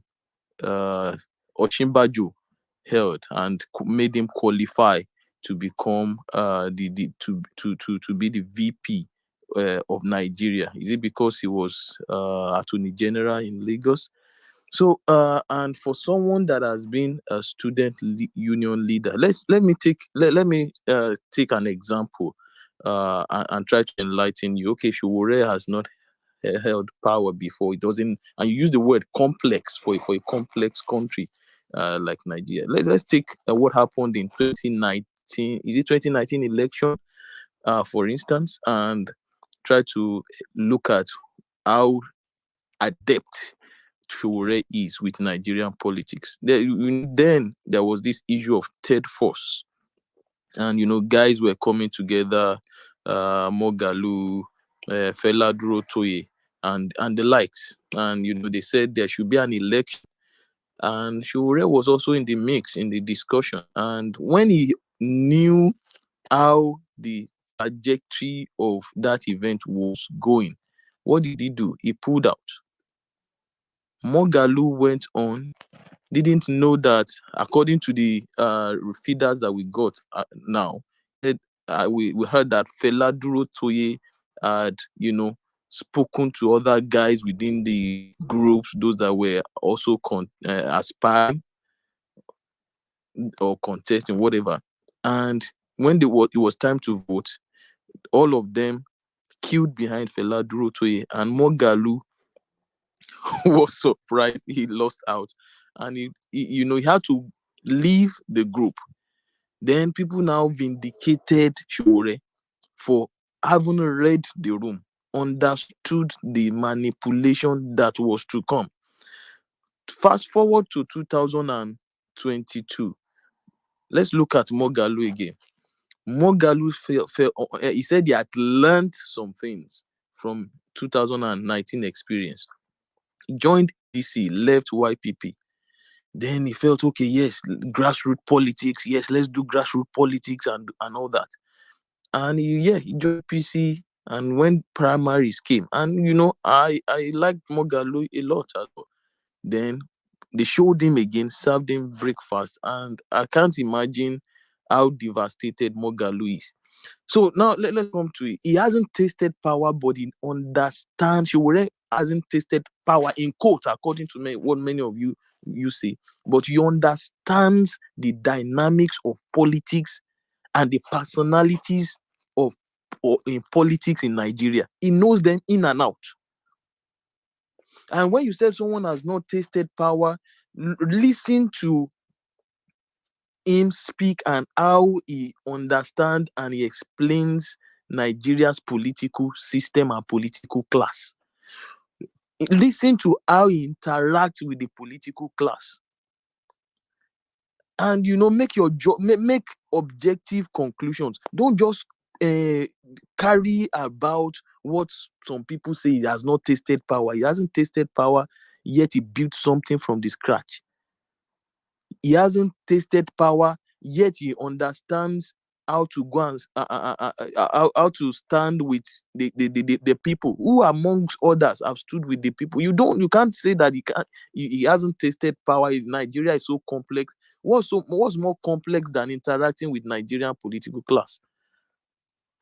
So I want don't just let people come up with those buzzwords and you just follow through. That's just my reaction for now. If given the opportunity, I'll just speak more. Thank you. Yeah, so thank you very much for that, Adidayo. And there's something I would also like to say to contribute on that. So and Adidayo, you just said your closing statement where you said that don't allow people just take this give you or feed you these narratives and you just run off with that. So I actually have this I actually have this train of thoughts that these are the things that the oppressors have implanted, because when you try and research where all these statements originated from, all my life I've always been seeing Nigerians who haven't held any political office run for president, and never have I ever heard, maybe besides the time that Sowore came, when they saw a strong force, and this is not even me trying to take the Sowore side, a strong force come that is not a career politician. Never in my life have I ever heard that someone from an individual cannot become president without having to go and be a governor or a senator or what. I've never heard that in my life. I know when I was much younger, Pastor Chris Okotie contested severally. What's his name? Tunde Bakari has contested. So many of these people, so many, I can't even Patu Tomi. I don't think he has held any political post. There are so many. If you can go on and on and on, and even our president today, we can also say he's not qualified to lead because he hasn't held any political post before. He was just a military leader before, and he became a military president. That's different from having to contest elections and actually win. It's different. It's more complex. So and even so if you now say Sowore cannot become president, then why didn't we tell those things to the likes of Chris Okotie and the rest? It wasn't about it has never been about going to go and start from your local government until people saw Sowore, and we have to be mindful of where those sources, people who are driving those narratives, and I feel it's the oppressor. I know that it's the oppressors who are driving those narratives, and a lot of youths have actually just digested that. That's the first thing. Now, what I want to clear up, and I wanted United to come back before I say this, is people should be careful. Nigerian youths, we need to be very, very careful with the kind of narratives that we put out there. There are lots of people, Nigerians all over the world who are hoping, who had to migrate out of Nigeria. And we don't even need to make an excuse for them migrating, because people have the right to move out and do what they want to do. There are lots of Nigerians who have migrated out of Nigeria who have this idea that one day I'm going abroad, I'm going to make so much money, and one day I'm coming back to come and save my country.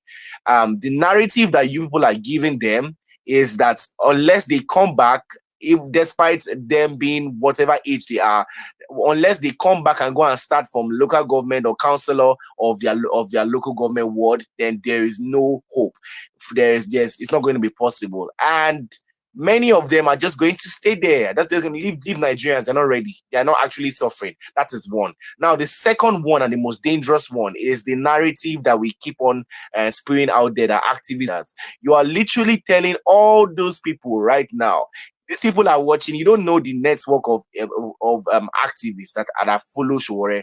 He has a massive worldwide network. But let's even leave the worldwide network and talk about Nigeria. A lot of them are listening to you people and saying, oh, so activists don't make great leaders. So I'm just wasting my time fighting for people here, whatever. And maybe someday that I come and try to contest for elections, you will tell me that, oh, I will not make a great leader. Do you know how many people are already going to give up? Like hundreds, thousands of activists are going to just stop being interested in fighting for people, and that will create a disaster in this Nigeria. So I just want to warn Nigerian youths, about these two narratives. We should stop pushing the narratives that you have to go and contest as local government chairman, and most importantly, we should stop pushing the narrative that activists don't make great leaders, because that is false and it is very dangerous. So thank you. Let me hand over the mic. Yeah. As 1 minute, let me just chip something. Sorry, Unite. And this point is also very important. Before Larry Waju also speak, he said people say he hasn't tasted power. What have those that have tasted power done? We are at this juncture in Nigeria's history. Buhari has tasted power before. Obasanjo has tasted power before. Tinubu has tasted power before. What have their understanding or their interaction with the complexity of Nigeria done to assuage Nigeria's problems? What have their interaction and their taste of power done to help ordinary Nigerians? So I think those narratives should be jettisoned, let's just discard them, please. Thank you. Okay, thank you. Please, if you are here, kindly share this page on your timeline for others to join. We need more people. This is an important conversation. We need more people to join the conversation. Thank you once again, Mr. Adedayo. Olaiwaju, please unmute your mic if you have any contribution. First of all, about he has not tasted power. He has not tasted power. Is it not a fact? They are saying I'm spreading narrative. I'm not spreading narrative. I'm saying what I believe. And what I believe, you might not believe it. That's fine. It's a democracy, a matter of opinion sometimes. But I'm telling you the reason why I don't I don't believe in Sowore like the way that I believe in a person like Tinubu. So do you get what I'm saying? I'm not saying that Tinubu Sowore is a bad person or will not make a good president. But I'm saying I think someone like Tinubu right now, my opinion, which I am entitled to, will deliver a better result in Nigeria than Sowore because of the way Nigeria is complex. You have to deal with politicians that and people that hold key position in government that they can decide to frustrate your government and not play games with them. So that's my opinion. And also, I share something on the Jumbotron, and I'll be glad if people can listen to that video and see that a lot of Nigerians following is a group of a person. They believe in sensationalism and not the truth. A lot of them know that there are a lot of lies that their candidate is spewing, but they still believe it because they are sheep. We can see that a lot of people are like they follow the crowd in Nigeria. They cannot think for themselves. That's why they follow some other people. You can see that he has been fact checked so many times. Let me even mention the Peter Obi. He has been fact checked so many times. He has been proving that a lot of things that said have been false. We know that it shows number around, but people still don't care. Why? Because they don't want to hear the truth. They want somebody that can tell them what they want to hear. Thank you. I hear the mic. Thank you, Olaiwaju. Adedayo, would you like to respond to him, or we should move by? Yeah, I would just like to respond to him, and I want Olanrewaju to please unmute his mic. Just some few questions. I just want him to respond. So now, you said you support Ask your Tinubu. questions. I'll be responding as I'm listening to them. Thank you.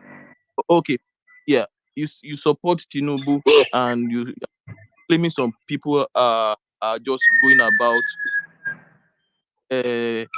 responding, following people, sheep, and following those that lie. Yes. Is a fact. A fact that Tinubu, had bullion vans, moved money to residents. Sorry, the Olaiwaju, I think you're in traffic, right? Maybe you're going back home. The noise is really, really hurting our ears. But just respond. So Adedayo, allow him to ask the question. Then when he wants to answer, he can just quickly unmute his mic and answer, please, so that the noise will not interrupt. Thank you. You can unmute your mic. Adedayo, please complete the question. So I just want to I want to interrogate the person is in based on the person is supporting. So is it a fact that there were bullion vans that moved money into Tinubu's residence? Yes, it's a fact. It's a fact that bullion van was seen entering his residence. Okay. What do you think were in the bullion van? Obviously, I think it's money. I'm not stupid. I cannot be lying because of I support Tinubu. Thank you. So does that make Tinubu a corrupt leader or not?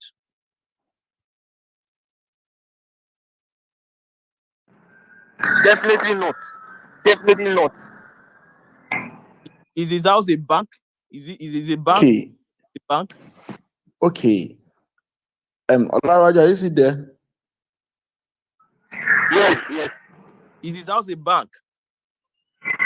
It's just a bank. It's entitled to his own money. So what are you telling me? If I decide to take out my money, if I have 2 million and I decide to bring it to my house, is that a crime? Okay. I think I won't engage you on it back and forth again because I now understand. Olaiwaju, do you have an idea There's no of how much money?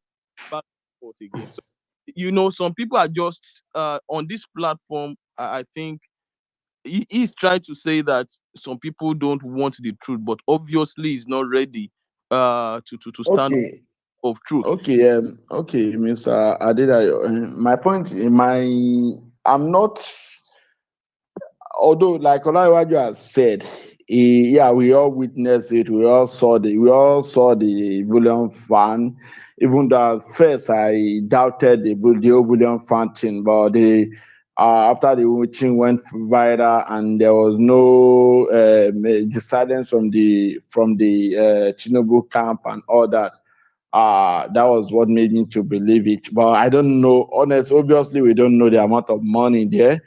But probably if there's anything at all, maybe it was maybe the only crime I could see there would be money laundering act that the maximum and minimum amount of money the maximum amount of money you could move with at the same time. So I don't know, but the silence from the EFCC and all that is the only thing. I just feel like they're not doing us justice, and that is why what we are saying in Nigeria, that sometimes our leaders don't talk to us, they don't address us. Because I wonder, EFC should have come out for getting to over 4 years now at least. They should have come out and even address us that this is the investigation, this is what happened. I'm not going to be honest with you, I'm not just going to target corruption, but I feel like EFCC has not done well. The authorities, they have not done well. They should have at least.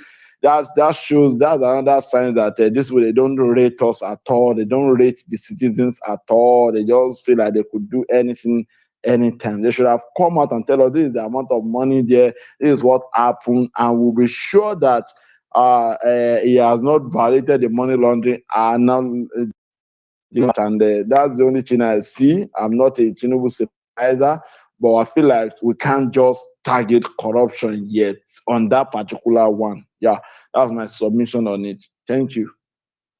Let me quickly respond to that. The thing is, in Nigeria, the bar for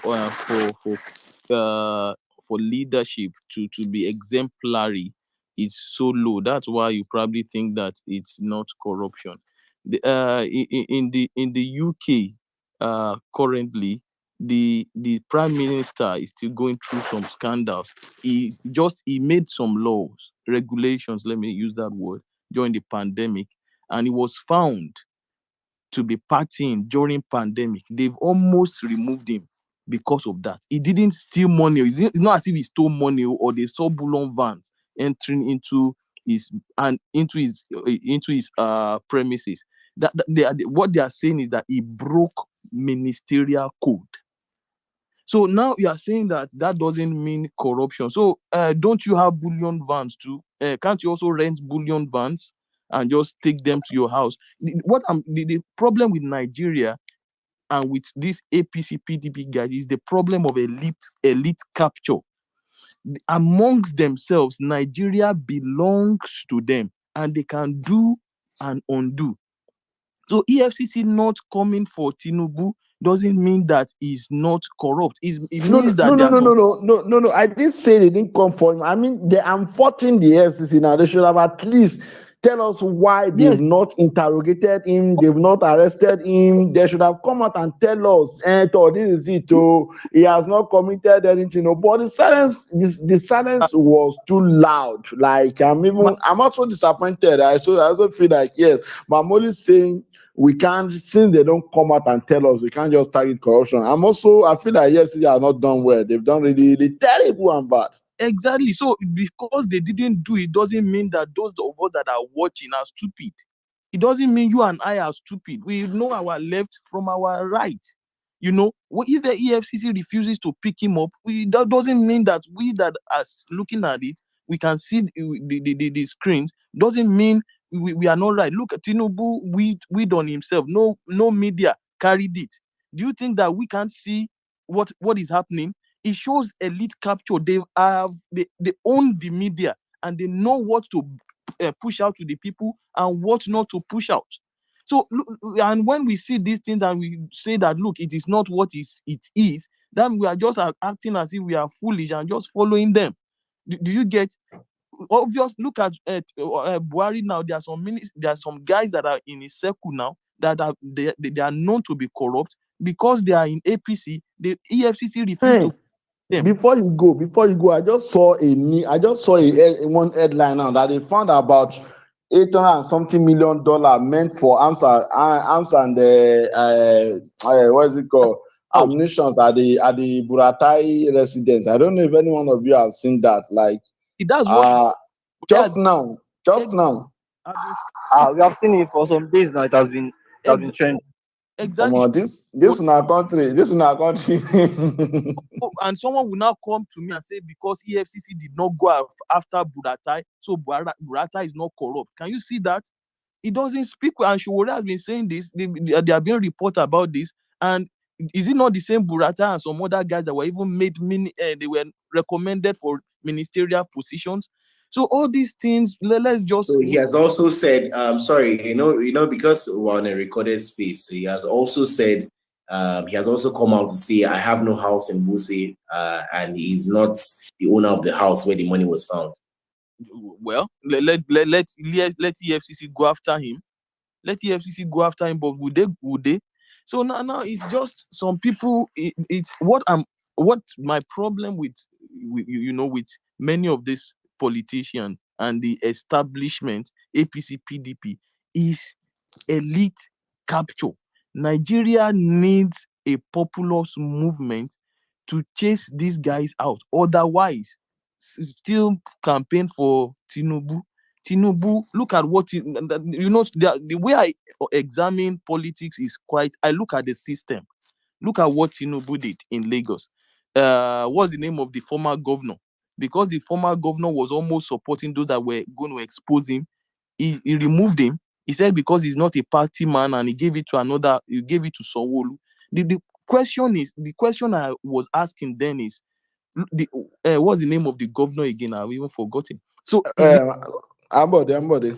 Yes, the question that came to mind is that why can't Ambode trust the citizens of Lagos and go to another party? Why can't Osinbajo trust Nigerians and go to another party? They trust the structures, they trust the stranglehold they have on the system. So they know this is how things work. This is how we have to continue on it. And if you are suggesting another way, you are a fool.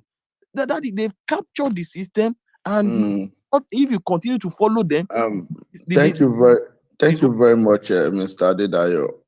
This is a recorded space, and I would like to have it on record that you take back the word "fool," please. Unquote. Did I mention fool? Yes. With reference to who? You just said that word is like I said. No matter what, these spaces on recorded, say you get like you just do the word "fool." Maybe you should be coaching it. I'm not saying you insulted anyone but since we are trying to be civil, you unite. Fool is English word. Fool is an English word. Someone that does something that doesn't make sense is a fool. So it's a foul. It's a foul. It's a word. good.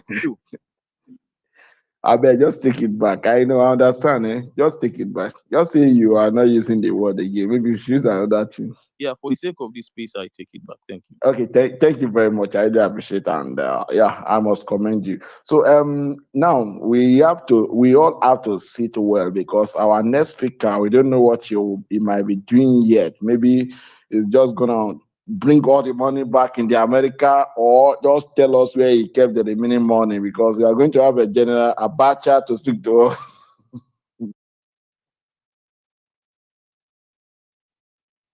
General Abacha, are you there? General Abacha is not there. General Abacha, click on the mic icon to unmute your mic. Click on the mic icon. General Abacha is not there, and I would have loved him to speak. I would have loved him to speak to us, because Nigeria is broke now. We are borrowing. We are borrowing to pay salary. Like, oh no, Abacha, you must speak to us. So, Nigeria is not broke. United, Nigeria is not broke. You don't say Nigeria is broke. Okay, we have money. Our governor, Peter Obi, has invested money for us, so we can just go and go and tap into them. Okay. I take back the word Nigeria is broke. I take back the word, please. Forgive me, us. Let us have a Omore. See Omore there. I don't know. Israel. Let's just have Israel. Hello, good evening. Good evening, How you comrade. doing? We did fine, boss. Well done, sir. Make we take am easy.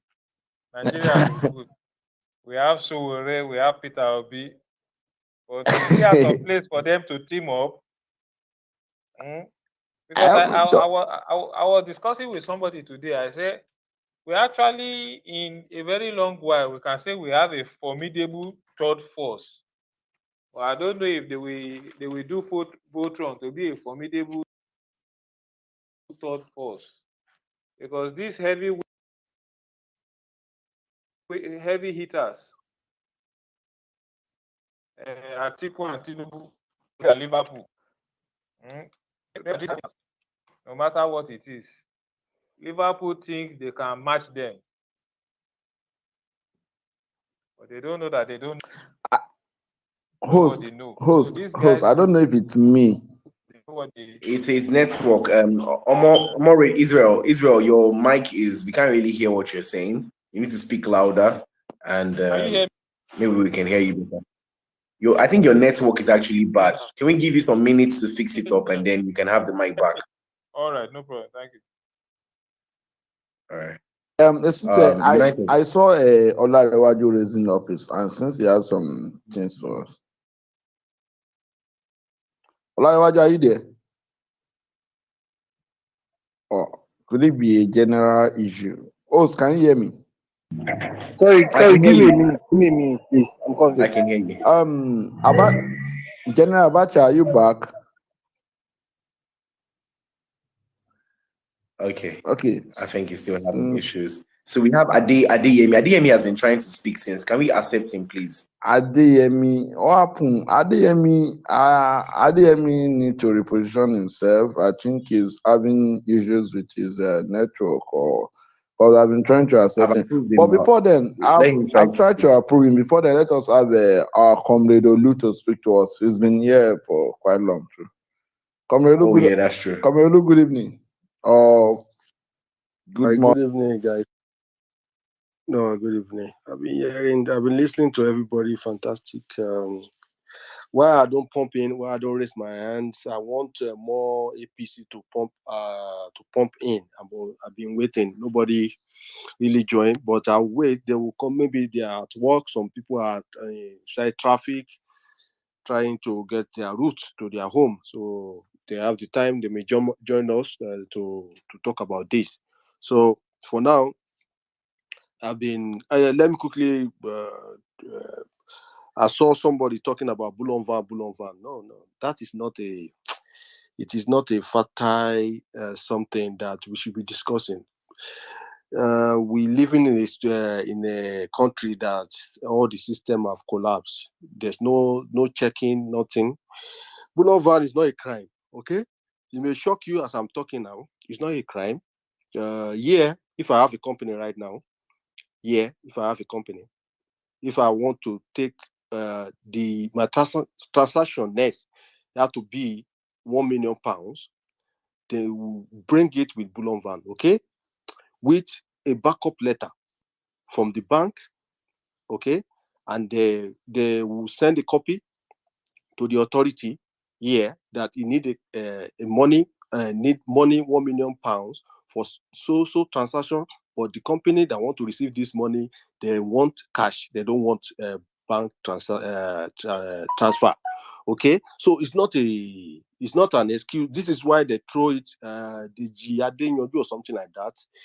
He called us then that he want to rob that, want to probe that. He did what he did, and they write a letter, and he got the response. This is why he could not talk about it anymore. Okay, so bullion van is not something. Talk about something that is more valid than the bullion van. Sorry to talk like that. You may still be thinking like this, and you can go back and verify very well. You will get the response. You will be so disappointed. We did it in a system that they will not review anything on the TV or anything or challenge it. So it's not something that so fertile that you can think it's corruption. No. Talk about something else. It happens here. If I have a supermarket here, £5 million, I need that cash right now. They're going to bring it with bullion van. 2, 5 with escort. It's my money. Okay, if that money is genuine. Okay, they don't fact check. One guy talk about it, said, why can't they put it on the public that they have checked it and they ignore it? Yeah, it's the system. It's the system. In Nigeria, they don't care. Once you challenge it, you got to respond, and that's the end. They won't talk about it. You and I, like a civil servant, they don't care about us. So maybe I know somebody like you can check it on his timeline in Facebook, on I don't know, Facebook. You can check it there. You challenge it, and he got the response, but he kept quiet. Since then, he kept quiet about it. So bullion van is not something. So I'll be waiting around. I want more APC to talk so that we can go deep on a serious debate. For now, still waiting. Thank you. I hear the mic.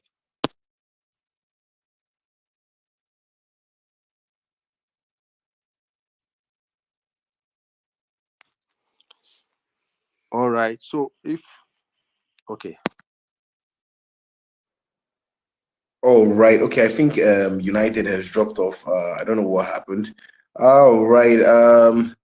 Yeah, let's see if we can get one or two more speakers to speak, and then we might just call it the wrap for now. We've been here for I think some hours already. So if you love to speak, just request for the mic and we'll let you speak. If you have any more contributions, anything you would like to say, and maybe we can end it soon. We didn't have much APC APC people today. Only Olariwaju standing for your man, Jagaban.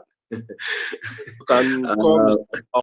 Omo Yeah, 20. is he back here as a speaker? He's not back as a speaker. No, you have to request for Mike first, so that we can. I really want to hear from him as well.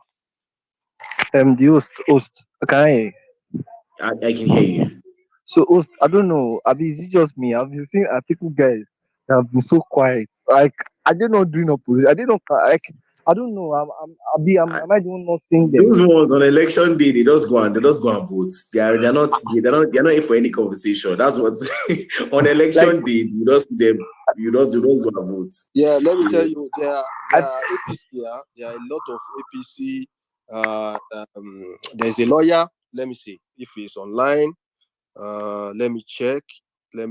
Wait, if he's on online. this, are you talking about on this space or some other space? It's or not on that space. It's okay, so you can check. You can check without. Just check. Just check without. Yeah, that's what I'm checking now. So wait, just let me So see. so what I was saying is that like I don't know, like I don't understand why they have been quiet. Like I feel like a lot of people that would have sympathized with them have gone with the Ubi movement. That's personally what I think. Like a lot of people that would have voted for them, the Southeast people, the people that hate Tinubu and stuff, they have gone for Ubi. You get, so I feel like I don't know how they are going to online. They have no voice at all. No, like I cannot even see their presence. All right, United have joined I'll join one maybe quick discussion somewhere. All right, guys. So I thank you very much. Let me try and see if I can get Adeyemi to speak or just to end the space. Adeyemi, if you can come up now, because you've been requesting and you've been in my DM for like hours. So let me get you to speak, and then you can end. You can just So yeah, the mic is yours, Adeyemi. The mic is yours, Adeyemi. Are you here, or have you dropped out again? Wow. Okay, so Adedayo, yeah, you have the mic. Yeah, looking forward, I feel that the purpose of this space too is not just for talking, just to engage in back and forth with people. I think more productive thing to do is to look at the strategy of AAC, because every political party is formed to win election. Sorry, I'm going to cut you, Adedayo, with all due respect. I'm going to just cut you. I feel like I might not be going in direction, but I think I know where you're going to. And I feel like some conversations, this is an open conversation and it's even recorded. It's an open conversation and all sorts of people from any party can listen to this conversation. So I don't feel like this is the right place for us to discuss our strategy or reveal details about anything, which is the mistake that some people here are always making. So this is an open space. This is Twitter. So if at all we're to discuss any strategies in order to make the Sowore movement move forward, or any other party, or whether it's APC, whether it's PDP or whatsoever party, I don't feel like Twitter is a place to discuss strategies of any party. So I hope you understand what I'm trying to say. There are groups for that. There are WhatsApp groups. There are party leaders. There are also AAC movements in various wards. And there's a website. There's the email contact. There are phone numbers, and we can all do that amongst ourselves. So thank you very much. I'm United. Okay, Adeyemi, this is the last time I'll be accepting you. If it doesn't work this time around, maybe we should just give the rest. Host, thank you for that. Thank you for that, your swift intervention, and I hope Mr. Adedayo understand your position. So thank you very much for coming in. Adeyemi is not having a stable network, obviously. His network is really bad, and it seems he has something very important to say. But I guess maybe when we launch another space, he can join. I can still see Omar Redia here. He was making a very valid point. Maybe we can bring him up as a speaker before we end. Okay. He was having issue with his network then. I'm not sure. I hope he's been able to. Okay, so United, I think we've been able to achieve although we only had one APC contender. I'm not really happy about that. I wish there were more APC people here to try and help me understand who they would be, why they intend to support Tinubu, And but just since we didn't have much Tinubu supporters, let me just say this with all due respect. Tinubu is someone who has fought, at least contributed to the fight for democracy in this country. But the problem with some leaders is that they don't know when to just call it quits. And that's the same thing that we've had in several parts of the world, when leaders don't know when to just say, okay, it's okay, let me hand this leadership over to the next generation. So, but with all due respect, he has also contributed to the despite, yes, we all know his bad sides. That's nobody, I'm not ruling that out, but he has also contributed, because if people can be praising an Obi for Anambra and they can praise him so much, I think for the at least some of the good things that Tinubu has contributed to. As we are bashing any candidates, we should also try and recognize the I don't want to say little, but at least the ones that we have seen. If he claims he brought in Fashola and Fashola did great, well, he brought him in. There's nothing we can do about that. I won't deny that Fashola was a very good governor in Lagos. I lived in Lagos and I benefited from the BRT scheme or whatever. We know that Lagos can be more developed than it is. We know that if corruption, this is why I always root for Sowore, because if corruption is eradicated from Nigeria, the development, in fact, Dubai would have to come and take lectures here, because we are not going to do artificial beaches. We have natural beaches. We have water everywhere. We have beautiful places. We have the animals. Comrade. Sorry to cut you off, because I think Omajua and Dipo Awojide or something also said the same thing in 2015. They said that UK will be coming to Nigeria to have for tourism and whatever. So I will not be here to defend you when the time comes. No, I'm not saying Sowore is going to turn Nigeria. No, it's a recorded space. I don't think I will host any space on Twitter that and talk about politics that's not recorded, right? Because I want people to hold my words against me in future, right? Yes. So I know what I'm saying. I'm not saying Sowore is going to turn Nigeria into Dubai. I'm saying that when we fight corruption, somebody here was saying vision. Peter Obi and Sowore's vision is to make Nigeria great. Tinubu will tell you that his vision also is to make Nigeria great. Same as Atiku.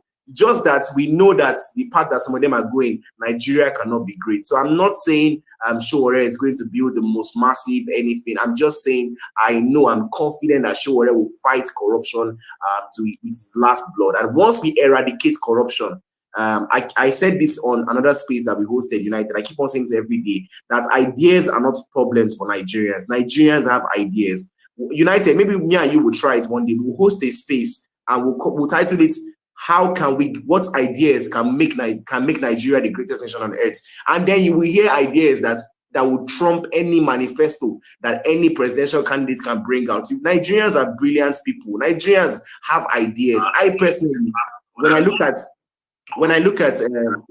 Sowore's 100K that he wants to give out to students, I'm not going to be that kind of ridiculous person that will just be laughing at it. I think about how can it be achieved. It can be achieved. You understand? Imagine if our sports industry in Nigeria was at its peak.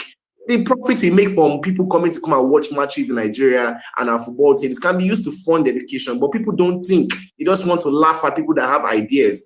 I personally have spent hours arguing with people before on ways I think Nigeria can work, and they're just laughing at your idea, saying it can't work. And after hours of arguing, you now ask them, okay, what do you think about this? How can it work? And then you get a deafening silence from them, and that's the typical Nigerian situation. So it's all good. We have Omar Vedia here. Omar, you can have the mic. Hello, good evening. Good evening. Fellow citizens, good evening all. This is Nigeria. Hello, compatriot. Please speak up, Omar Vedia. Good evening. Okay, I hope it's better now. I'm Yeah, still much at work. better. I said, concerning our topic today, Tinubu economic policy. Is all I know about his economic policy in summary is the issue of Agbado and cassava. And I'm so surprised that we don't have a lot of APC supporters here. And generally speaking, I think they've taken a back seat and just observe it. I don't know what they have in store for us, because a lot of things is under wraps. And I will expect that by this time a party in power is not playing the game like opposition. Even the issue of VP is there. The issue of manifesto is there.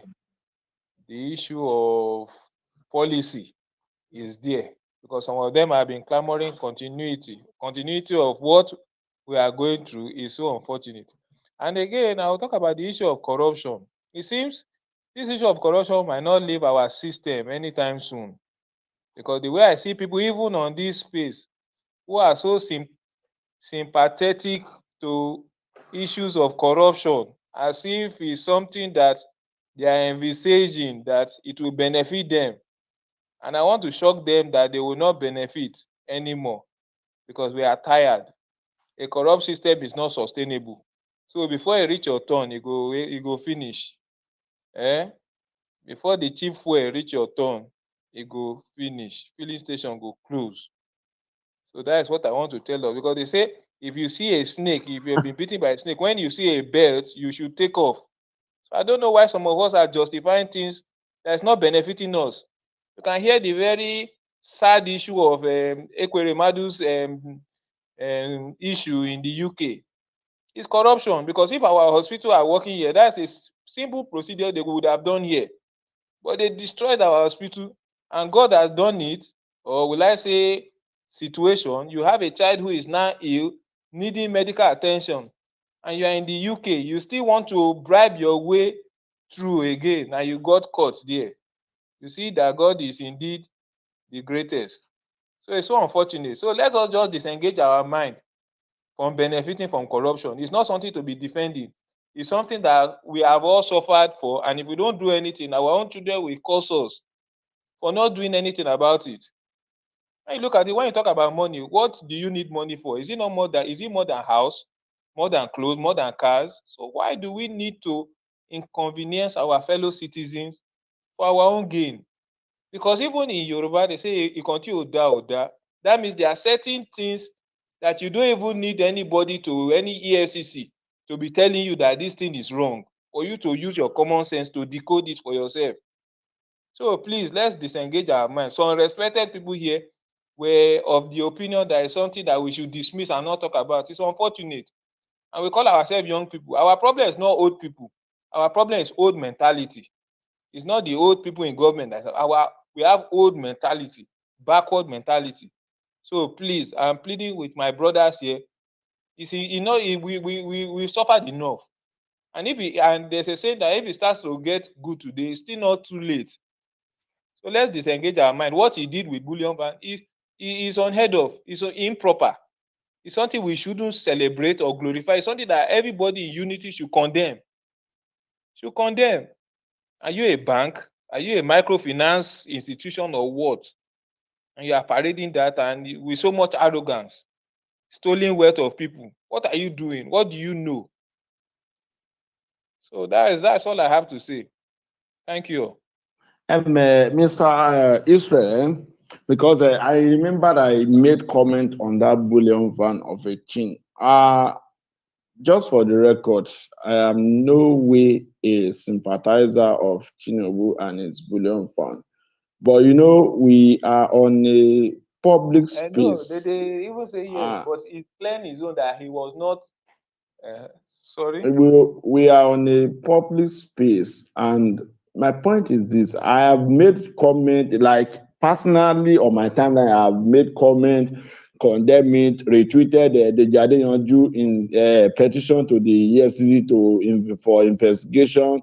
I've done this, but just because we are on a public space, and that is why I pointed out the fact that the silence concerning the whole thing, I feel like FCC should be able to come out and tell us why they've not invited him over that, or what the quantity of money in there, because ordinarily the use of bullion fund, people normally rent, bullion fund is meant for rentage, and I don't know, but he might have committed a crime under the Money Laundering Act, or whatsoever. I don't really know, but I'm not in any way sympathizing with Tinubu or his bullion fund. Even when it happened, I was one of those who first shared it and condemn it and asking questions, normal. So, but just because we're in a public space, I feel like maybe if we could get anyone to educate us more, what is the offense, how much is there, what has it committed, and the silence from him and EFCC, it kind of showcase the kind of the society we are, because we are in now. Because I feel like It doesn't speak well. The silence was so loud, and it's unfortunate. The Adeyanju has written, or he has wrote to the EFCC chairman for like 3 times now. Up to now, we still haven't heard anything from the EFCC, which is very, very bad. So I'm not. Yes, it is condemnable, and I've condemned it, but in order not to misinform others or whatever. So that's my point. I'm not Tinubu sympathizer like for it. I don't even do that. Not Tinubu and Atiku. Not even Please, Peter Obi. Olariwaju, you can go. Please, can I say something about the topic, the billion van issue? Yeah, go on. So I want to say, obviously, what can the FCC do? Tinubu is not stupid now. Tinubu, even if you say it's corrupt, he's not stupid now. You will know that before he can do those kind of things, he will have checked the books. He has lawyers, he has smart people. The man is very smart. He will know that, okay, I cannot do it because he's out. Obviously. So there's not, you get lawyers, a lot of politicians everywhere know how to cover their tracks. This is not a support of Tinubu or this. I'm just telling you that sometimes some things are not as it seems. You might think the EFCC is not doing anything, but when they know that they don't have a case, should they just be sensationalist, or they should just be doing suing Tinubu for nothing that they will not gain anything, and at the end of the day, it should just be thrown out of the court. It's Do you not understand my true. point? It's not true. They should have come out and make a statement on that. Let us understand what actually happened. It's not, the silence is uncalled for. To be honest, if you are being serious at all, the silence is uncalled for. It's too loud. I don't understand. Why should they make a statement about that? They don't have to make a statement about that. There are financial laws everywhere. They don't have to make. You can go and read it. You can go and read it. Owning billion van is not a crime. You can go and read it now. Ask lawyers, ask people that know about the law. It's not a crime. I don't get. Like we have over 240 million Nigerians, and we maybe barely just 10 million of them are lawyers, if I'm right. And you know, even up to 10 million, let's just say 5 million of them are lawyers. We are not lawyers, so and they hold that responsibility, or at least to come out and let us understand. You see, they only kept quiet because that is the system of Nigeria. By the time we have a president like Omoyele Sowore, who could come out, even if you are from his party, and tell you, sanction you that why are we not giving me a report on this? Why are you not updating the citizens? Why are you not on TV updating people? It is only them who sit well in this country. Why now? What are you trying to defend, Mr. Arewaju? I mean, no, don't call for now. United, let's move on, please. Let's move on. We have Loretta here. Can she unmute her mic? She's the first time speaker. Loretta, you can unmute your mic.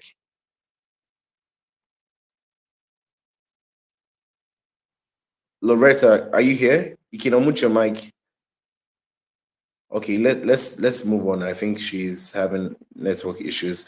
General Abacha, are you here now? Can you hear us now? Can you unmute your mic? Okay, I think General. Okay, Loretta, I think you can go on. Durotimi, we can hear you. Yeah, can you hear me now? Yeah, I can hear you now. Yeah, sorry, I'm at work, so I'm just listening. Okay. I just want to say I enjoy listening because I'm at work. So, but I like to tune in and listen to you guys. Everybody here is very, very knowledgeable. Especially Sowore supporters. They are very, very, that's one thing I like about them. They are very, very knowledgeable. But when you talk to Obi supporters, it's like, they just make a lot of noise. But you can't really get, their answers are not really justified. So I really want to commend everybody on this platform. Especially you, Durotimi. I hope one day you're going to run for president.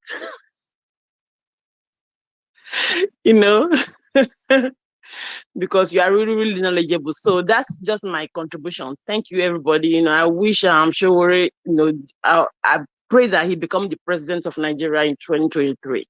Thank you so much. All right, Loretta. Where are you speaking from? I'm speaking from the US.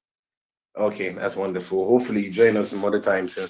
All right, so United, I think we need to. It's been 5 hours on the space already, so I think yeah, but I think I can still see Adidayo's hand up. Adidayo, you can have the mic. Thank you. Adidayo is always bringing the fire. Thank you for allowing me to speak. You know, I don't come to spaces to just accuse people of anything, and I'm someone that look at patterns. And when you see patterns and you see the preponderance of something, then you make conclusions. Now, back to Tinubu. Olu said bullion van is nothing. Okay, I don't want to go back there. Look at patterns and let someone when you accuse someone of corruption, you look at patterns. Where did Tinubu get money for the Nation newspaper? How did he come about to own TVC? There is a video circulating online of northern governors. That the video is in the video. There is the insinuation that the northern governors are sharing money in envelopes that were given to them by Tinubu. Look at Alpha Beta. You know, the case is the case. I don't know what happened to the case that came up when the MD, you know, went to court and accused Alpha Beta of siphon of stealing, you know, Lagos State money. So when we talk about someone being corrupt, it's not as if you look at one thing and just label them. You look at patterns. You look at what has been happening all this while. You know, let's look at another case now. You said someone said EFCC did not come up and do anything. Let's look at the case of the former Chief Justice of the Federation, Onogen. Onogen did some things that were corrupt, obviously, and you know, EFCC went after him. The Buhari's administration went after him. Look at the case of Tanko now, the current Chief Justice of the Federation. So many people have been saying, yes, 14 other 14 colleagues accused him of being corrupt, of not seeing to their welfare. And people, so many lawyers and so many commentators have been saying, why is the same treatment meted to Onogen, not meted to Tanko? So you can say, okay, there are issues in which, you know, some things will happen and the institutions that are meant to act will willfully look away. In Nigeria, is it today? So when we say that it's not an issue, it's not an issue. Obviously, I agree with what Olariwaju said. Obviously, Tinubu is smart, very smart, and he would have considered all angles before doing that.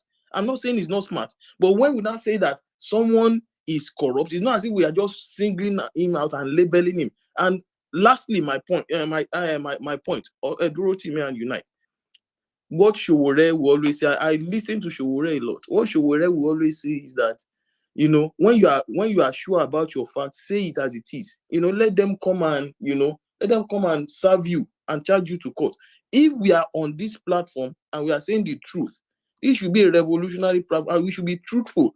If we know that we are speaking to fact, and even though it's recorded, and if Twitter stops this space, open another one. Open another one. As long as what you are saying is factual and can be defended, open another space. That's what he says. Your voices, our voices cannot be silenced as youth. We should not be dancing around things.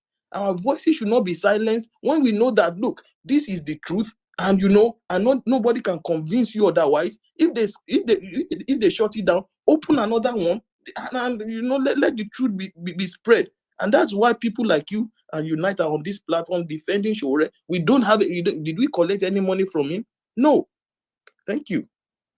Thank you very much, Adedayo. Actually, Durotimi, you know how the whole thing started. We're on this platform because we want the truth to be heard. We want to speak the truth at every time. So, but sometimes all these our brothers from the other side, whenever the space is even scarce. I don't know what happened. I've checked other spaces. There's no more. I don't know what happened today. Today is Friday. Maybe they're preparing for club. I don't know. So sometimes when they come, they will be like some word. We are revolutionary. We go out there. That one of the thing many of these people outside there they don't understand is that sometimes when there's this already tweeted something or already come at anyone, they will be so emotional about it, which is not all about being emotional. That's the fact. You say it as it is. So when we started seeing it, let me tell you something. I and Durotimi, we had a space like 3 days ago where we added the propagandas and lies of Obi. Yeah, there have been a lot of lies recently. I would feel like let us even address it. Come and tell us. Come and debunk. Come and defend your candidate or your principal and tell us why these are not lies. Do you know that these people took it the other way? Had a lot of threatening messages in my DM, and I'm even sure my own will be just a child's play compared to what Durotimi had in his DM. So these are the things we are facing in Nigeria, and I believe that was why Durotimi threw that question to me, I and Uchenchi and Dr. Chidi the other time. That there are some word ordinarily. Even I personally feel like we could use in the public space, like, yeah, if you're a criminal, those words are not insultive words. It's all that I feel like personally, I feel like there are words you could use.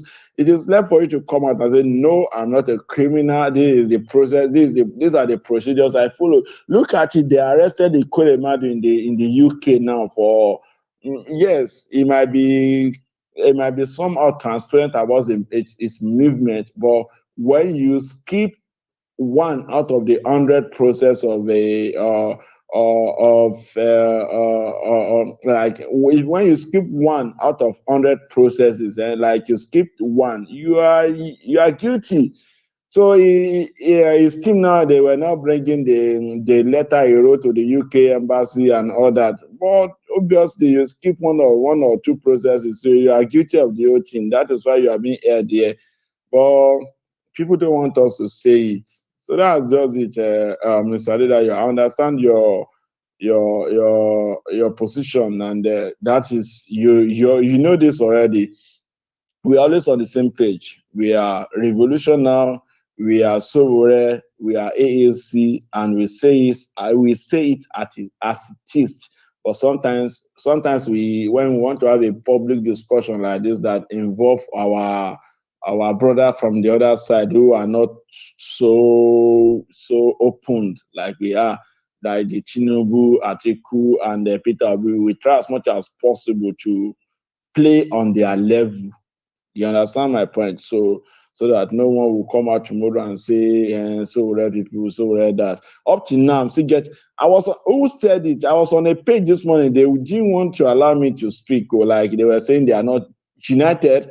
That's Obi, or one of the Obi's page. They say, immediately I got the mic, and the host announced that United will be speaking. Other people's on the speaker and say, no, we will not allow United to speak. And so red people, Kini Kankan. That was how they wanted to bash me out of the space. But fortunately enough, the host and the other guy intercepted that no, United will speak and other. And I spoke the truth. I spoke the truth, like I put it on their faces.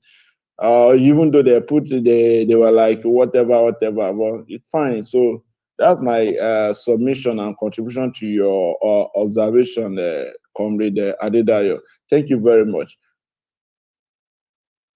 Yeah, thank you. If I can also just chip in something, English is not our mother tongue, and yes, they obviously. I'm a Christian. And let me say, I'm a pastor. Let me just leave it out there. But the thing is, there are some things that you can say that can be really derogatory. I won't go on a space and say someone is a criminal. Obviously, I'll say, bro, you are pushing it too far. But I can say that, look, but this person has been accused of some crimes, You can say you are a criminal, but that would be confrontational. But you can say, okay, but this person has been accused of some crimes, and we want him to come and exonerate himself. This person has been accused of this crime and that crime. When you list those crimes, nobody will say no, he hasn't come if it's factual. But when you now say, okay, you are a criminal, some people will know. People will definitely push back. So I think it's just a language. And when when Durotimi said, "Oh, come on," and I think it was you or Durotimi said, when I use the word fool, well, eventually I try to withdraw it, but there are some words that are just what it is. They are what they are. And I was also on a space maybe 2 days or a day ago by some guys who feel that Nigeria should break up. And when they observed that I was Sowore person, they were just naturally hostile. They were just naturally hostile. And like you said, when they see that, look, you support you already, that thing just kicks off within them without any reason, without any justification. Exactly. They are just irritated for no reason. And when I spoke, the guy couldn't defend what he has accused Sowore about. He said they brought Sowore to Clubhouse, and when they were talking, Sowore ran away. At the point they just removed me to listener. At some point I had to send them some message. And so I don't understand this unnecessary Comrade, I honestly don't know. Where the hostility is coming from. Like, for real, I don't know. This morning, some of our we had some of our comrades on the space. Like, once they just announced that United, because I've been on this Twitter environment for long, so most of the spaces they knew me already, and they know that I never for one day pretend like my biases. I always put it to their faces that yes, this is I am Sowore. So immediately they announced me, they wanted to bash me or I don't know what they have or had against this so whatever it is. See, because they speak truth. We've had a lot of people coming up here and saying Sowore to change his style. So do you want him to start acting fake? It's okay. You need someone that will come and lie to you, curses you, romance you, so that when they get there, they keep on deceiving you. No, and this is something Nigerians are not getting right yet. Like, they are not okay now, because there has been a lot of time they accuse us of discussing Peter Obi too much. But I will have to discuss him because now this topic is very, very important. Now, Pete. I'm host. Yeah. So let me just say this right before we close that I don't have, like me normally, right? I don't have sympathy for our past leaders. I don't have sympathy for corrupt politicians, but I have sympathy for some of their followers because they are victims. Now we are lucky that being victims of these people, it hasn't affected our thinking, right? This is why when we see them being corrupt, we can actually say these guys are corrupt, these guys are ruining the country. But there are a lot of people that are victims, fellow victims like us, that it has affected the way they think. Right, so their sympathy with these politicians, yes, it's unfortunate that it's keeping us where we are, but unfortunately, it's just these people have seen corruption all their lives. They've seen, your parents have struggled. They sold granuts to pay your school fees. Now somebody is not coming from nowhere to come and tell you that he will give you 100K per. They can't believe it. They've never seen it before. The only time they see it is once every 4 years when politicians are trying to win votes. So I kind of like sympathize with them. This is why I take it easy with people, because sometimes you have to change your style of approach. Sometimes people need to be talked to with love. Sometimes people need to be. I'm sure United has even sent somebody money for data so that we can educate that person, for the person to come online, so we could educate that person. So we have to try different approaches. That's why I also said that I agree with what the other Rick was saying. Not Sowore changing his approach, but we followers, we not just Sowore followers or whatever camp we are, we have to sometimes change method of approach so that we can get the message across. Some people hear by cane, some people hear by love, some people hear by insults, some people hear. So you have to look at the situation and know what technique to apply. So that's basically what I have to say. Co-host, I think it's been 5 hours already. We might need to end the space now, but maybe by 9 o'clock we can do another one. The host, okay, I find that we'll end this space maybe in 10 to 15 minutes time. But the host we are going to the space we are going to have this evening is not going to be all this your civility space. So we are going to have a back to back. We are going to have a back to back, and when it comes to that, I'm ready for that. I don't even think anybody can beat me when it comes to that. That's Israel I think is Peter Obi or obedient to apology. You are a sympathizer of Peter Obi now, or obedient. Can you unmute your mic? Because I saw you laughing there. Co-host, is it possible for you to end this space when you're Peter Obi? Is you guys United? Is it possible for you to end the space when you're done? I will end it. No worry, I will end it. I'll just allow more than talk. Allow Israel talk. I beg. Hello, comrade. As far as I'm concerned, I'm a sympathizer to both Sowore and Peter Obi. You are the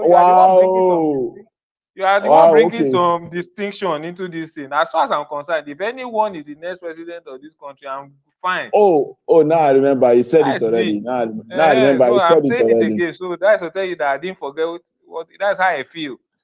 I remember you said it already. Okay, but you are not okay now. I would like to ask you this question, Israel. There's been a lot of people that are on the side that or in support of that we collapse, that we join, we make alliance, we coalition, what did they call it? Are you part of them? Man, anything will make us do the vote from make we win is cool. That's what I feel though. What is harder is harder than just saying it. There's a lot of technicalities, ideological balancing that need to occur. Sowore is a hardliner. I'm a hardliner myself, but sometimes you will just know how to find common ground. If not, because nobody go fight like some people. But we need to find the common ground and say, how can we win this battle? Then we fight the next battle. And that's just the reality, to be honest. That's just the reality, to be honest. Because to be honest with you, but I still feel like even Peter Obi ideology and that of the Labour Party are not well, like you said, just anything to take over the power from this old corrupt, if I may use, professional politicians. That's it. Because the younger guys are getting it gradually. Yeah. The whole political climate shows that we are almost there. We're almost there, and even the older guys are ready to give up this fight because they don't have what it takes, and they know. Are you sure they're ready to give up? This 29, sorry. They are ready to give. They are desperate. They are like drowning men. They are desperate, but they know they don't have what it takes. This 2020 election will show. All of you now wait day here. All of you now wait day this space. If you now form cabinet for government, you go know how this country go move. They say so we have what it takes. So you understand? That be the thing. So, but I don't know. I will never be against Sowore, but I don't know how you guys see it. Sowore is somebody I voted for before, and I believe in his vision, and I know how the sacrifices he has made. So no matter what anybody tells me, I'll not be somebody that will say, "Oh, Sowore, go sit down." No, he has fought, and forever in Nigeria history, his name will be written in gold to say he was one of them, and this is what he stood for. That's it. A lot of people in Africa that we talk about today, they really did not benefit so much from politics, but their name will forever be remembered. So that's it for me. That's a great one from you there. And Olu, your hand is up. Yeah, when you are talking, I have been raising my hand since that. Say they want to end the space. You know, um, Ade Dayo, he chipped in something that is very, very important. Okay, that I just want to, I stand to be corrected, but it's one thing that I know is what I witnessed. Okay, propaganda. Sometimes it's not only in Nigeria; it's all over the world. It's a global problem, even in America. Propaganda can ruin so many things. Uh, you keep mentioning this Bulon Van, and I explained to you, but you still come back to it. That's fine. That's very good. You want to know more? Bulon Van is not only for money. Just try to to see by yourself. It's not like I'm defending Jagaban. I'm not defending. I have my candidate, okay? But don't if you want to talk about something, make it vital, something that's very, very interesting to listen to. Not too long. You can just talk. It's one word, one letter. You just talk. Yeah, I move my goat, my wife goat. That's all. You will just you want to make that challenge. You will be so ridicule to challenge that kind of a thing. So Bullion Van can be used for money, gold, diamond, for vital document, file, something very precious. Okay, so if you are continuing saying that Bullion Van, just because it's a Bullion Van, there's money feel inside, you don't have any moral lesson to move a Bullion Van around. No, that is a very cheap accusation. Yes, you can challenge it. When you challenge it, you get a response. Okay, so secondly, a propaganda I'm talking about. If you look very well, I was with this new man, EFCC. He mentioned one thing. When people are just putting on the platform everywhere, Tanzania, they went to one house, they met his bra, his diamond, his gold and diamond. No, come on, man. When the person that's accused that invade that house, when you want to say, he said there's no such bra, there is diamond that they evacuate from that house. So propaganda, sometimes it confuse us. You know, let us to know the head that we want to hit the nation. So I'm not ridiculing your intellectual. I'm not ridiculing you. Not challenge it, but you got the response. I just responded to it. That don't challenge that too much. The Adeyodu have challenged it and it got the response or not. I don't know. But I know we challenged it once and EFCC refused, or maybe they have responded, have not got back to DG to request. How did you got the response from the challenge you made in Abuja last time? That was before the pandemic or after pandemic. The challenge is there's nothing. So if you want to say anything about it again, you can. If I omitted something to respond to it, but there's no problem. I'm still here. Thank you. I yield the mic. Can I say something briefly? Go ahead. Yes. Mr. Olu, thank you for your response. I already said something that I don't label people. I look at patterns, and when there are preponderance of something, then you can conclude. Even leave the issue of bullion van. The main point that we are trying to talk on is the corruption of Tinubu, and nobody can say to me, based on patterns, based on what is happening in Nigeria, that Tinubu is not corrupt. That's the point I'm making. And let me just now help you to contextualize these things. Yorùbá máa sọ pé àjẹ́ kú lánàá, àjẹ́ ké lánàá ọmọ kú lénìí. Ta ni o mọ̀ pé àjẹ́ tó ké lánàá ló pọ̀ mọ́? Sometimes you don't have to see what is inside a bullion van to know what is there. So when you are saying bullion van can be used to move gold, we are just deceiving ourselves in this. We are just deceiving ourselves. Is Tinubu selling gold or whatever? Now let me move to the point I want to raise. Look at what happened with Ikere Madu. I don't just look at Nigerian politicians in isolation. I look at the summation of what they do. Look at what happened to Ikere Madu now. and the issue of politicians not providing infrastructure for the country is one, but the issue of organ harvesting has been, it has been is become an issue that has become a front burner in Nigerian political discourse over the past 48 or 24 hours. Last year, this guy, uh, is it Tunde Hundenyi or what's his name again? He did a report about the lady that was murdered in That's David Udein, David. not the gospel.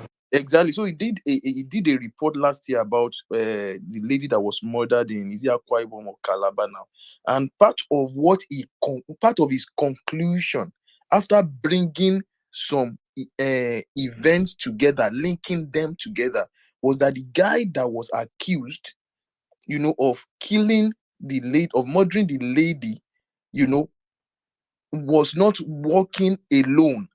He probably had connections with political figures. There was one of the calls, because I read the report. I had to read the report when Udein referenced that report. I had to go back to read it. There was a call that he said he could not identify who the caller is, probably because it was a line that is not connected to the internet. He said if he's able to identify it, that could have given him a good conclusion about what happened with the lady. So he said, but it appears that this guy is working with so many powerful figures, the hotel, and he even mentioned the police officer that was praised for apprehending the suspected murderer. At least we need to be using the right words on this platform. So the suspected murderer, he said he traced that the policeman that was praised for apprehending the suspected murderer called him the day prior. Did you get? So now the police did not did not pick those that they feel may be political figures. They only picked that guy, and they said he was working alone. Now the issue of Ekweremadu has come up, and Udein is now saying that, look, what I wrote about last year, look at what Ekweremadu, is what has happened to Ekweremadu. Is it? Let me ask us a question. Do you think it's Ekweremadu that went shopping for the boy that is now going to donate his organ to his daughter? No. There are some people that will go around looking for this boy for him, that will bring the boy to him. That, okay, this boy is likely going to be able to match with your boy. It's not the deputy senate president. Will he be the person that will be going about looking for a boy? No. There are people that will be working for him. So now the fact that the police refuse to identify the political figures or powerful figures that are working for the suspected murderer, does it mean that there is no political figure that is tied to that boy? No. Did you get? So because EFCC refused to act on because of when bullion van went into Tinubu's house, does it mean that Tinubu didn't move money there or not? No. So when we as educated and enlightened people look at things, even if the institutions look away, you know your truth, you know the truth. So whatever the institutions do or don't do does not matter to you. You know your truth and you just stay with it and you stand by your truth. Whether institutions do it, whether they pick him up, is irrelevant. But we are now seeing the repercussions. Thank you. Mr. Adedayo, like you know my stand. You know where we are. We are. I'm only going to ask this question just for the purpose of truth, and this is it. How much can an individual move or withdraw at once in Nigeria now? And this is why I said I don't know. Yeah, what bullion fund are meant for rentage. Anyone could use, as you are now. I think, yeah, the cost of getting a bullion fund, I don't know. Maybe depend on the distance. I feel like just within like 300,000. Any individual could move bullion van. You could rent bullion van. Even if you are going to use a bullion van to move Even if you are going to move, use the bullion van to move maybe 100,000. I'm not defending Tinubu. I want us to get that one clear. But if I don't know how much is inside the bullion fund, I don't know if he has scored. It is EFCC's responsibility or the financial institutions' responsibility to come out and tell us this man has committed this crime. This is the crime, this is it. But we are just outside saying, this is bullion fund. Whereas it take just less than or higher 300,000 to rent a bullion van. Or we need to maybe after this space, yes, what I will do is after this space, because since all this I don't even, but since they come up now, I will go and read more about bullion fund and know how much individual could move at once in Nigeria as it stand now, so that we need to get all these things. Personally, since EFCC has not come out, yes, Tinubu is corrupt, no question about it, no doubt. It's a corrupt man, because I wonder where he's gotten all this money and everything. So me, I've convicted him in my own personal opinion, and I believe that is the opinion of I believe that will be the opinion of maybe 50% of Nigerians and other. But personally, on this bullion van of a thing, we need to need to come out and tell us what happened. So this is my submission, Mr. Didayo. I'm not trying to shit Tinubu of anything. I'll meet your mind, sir. Okay, yeah, thank you. Wait. Sorry, let me just, Mr. Olu, please, I will let you speak. Let me just chip in something. Thank you very much, Mr. Olu. What would be I'm not, still, I'll say, whatever is in the bullion van is also immaterial. EFCC, there are some things, there are some things in Nigeria that should not be surprising to us. And I can make examples. Alameseya, that UK threw in prison. Nigeria did not know that Alameseya is corrupt or he has stolen money, but UK was able to investigate him and put him in prison. Is he Alameseya or Ibori? Sorry, just correct me. I know one of them, or is he Ibori? I think it's Ibori. Ibori was put in prison in the UK. Does it mean that EFCC doesn't know that Ibori is corrupt? Do you get all these things? Now look at, even when the money the bullion van went into moved into his house, there are also some things that people call circumstantial evidence. When was the bullion van? When did he move into his house? During election period now. During election period, and we are talking about vote buying. We are talking about voter suppression in Nigeria. The bullion van went into his house during election periods. Circumstantial evidence. That's another point. That's another point. That's another point. That's another point. That's another point. We are educated. We are educated. Don't let them gloss things over us. I think now I would have to agree with you concerning the period of which it happened. I'm only being concerned about the bullion van. We not knowing the amount in the bullion, but the fact that it happens during election time, and we saw the crowds and all that. That's the only thing. But we just have to. We don't need to. Like in the course of finding evidence and finding facts, we need to challenge each other and all that. But the fact it happened during election and the time it happened, I think it calls for. But still, we still have to fall back on the EFCC. They shouldn't have allowed it to just like. So they shouldn't have swept it under the carpet. It's something that we need clarifications as a citizen. It is our right. So, and again, that boils down to the fact that these leaders, they don't rate us, they don't take us serious.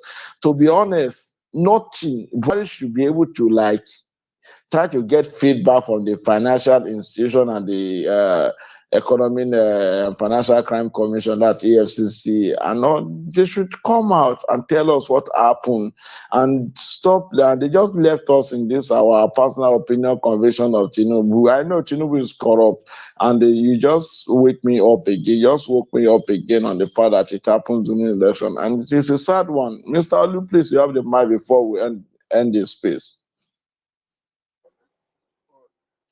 All right, Mr. Adedayo.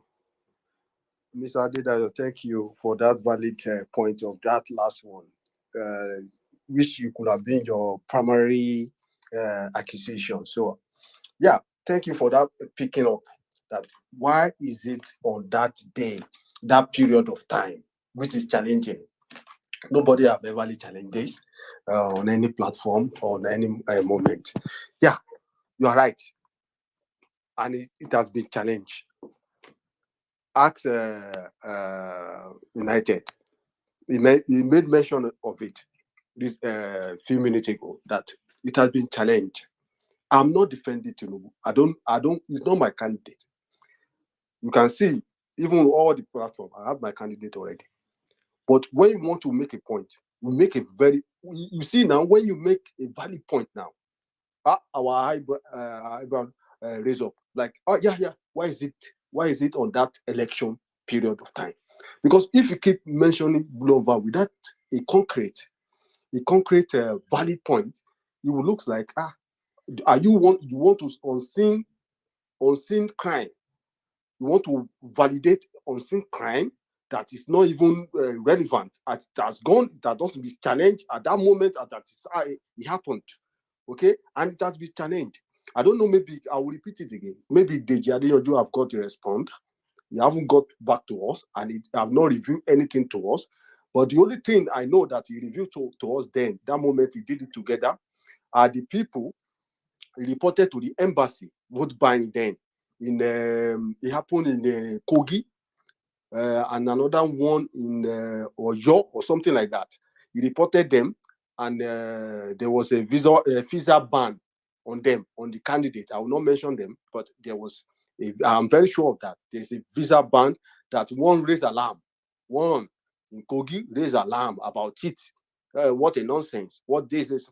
Anyway, the law has been passing. So to tell you that we are taking step by step to challenge everything. We are not sleeping. Deji Adeyanju is your brother. You have challenged it. If I'm lying, you can call him or you can shut him up. He will respond to you. He's your brother there. You're always there on the internet. Challenge him that, brother, did you do this? He will respond to you. Okay? He has been challenged. So if you are still confused, you want to know, let us raise this thing like United have said. Let us look into it, this matter very well, so that your conscience will be so clear about it. Like, you got to respond. Okay, they react on it. Mr. Olu, this might be irrelevant, but I would like to ask you, what part of this country are you from? I'm in London. Yeah, I'm in London. No. Originally, I mean, I'm not saying part of the world, part of this Niger area. I'm in Lagos. You're in Lagos, and then why do you keep saying Adeyanju is Adedayo, brother? No, brother is like if your black brother. You can ask your brother. I don't hook you. Okay, we have Afolabi. I think Afolabi is just joining us. Afolabi, do you have anything for us? No. National. No, I know what you're thinking, but no. You can ask for your United. I'm with you. United. Should we check your DM? Okay, I'm with you. Afolabi is just joining us. Let us hear from Afolabi. Yes, thank you for giving me this time. I just have a few things to say concerning that bullion van. I have some contributions. We shouldn't be doubting by this time if what is inside that bullion van is actually money or not. Because I can vividly remember that on the day of the Lagos State primary election that hosted Ambode, Tinubu was interviewed by Channels TV show Okibaloye, and he responded by saying, "Is it not my money? I didn't work in government. I didn't work for anybody. It is my money. He was boldly saying it. So we shouldn't be adopting about that. And that is that. Secondly, this is an electioneering time. How could such bullion van be paraded, be moved among the electorate on the eve of election? And we are still doubting, or we are still saying he has one right or the other. So that's just my contribution. So we should call a dog a dog. So that's just it. Um, um, Mr. Who is this person? No, Gerald, we are close. Okay, let me take Gerald, sir. Mr. Folabi, yeah, it's not that we are doubting, no. No one is doubting, no.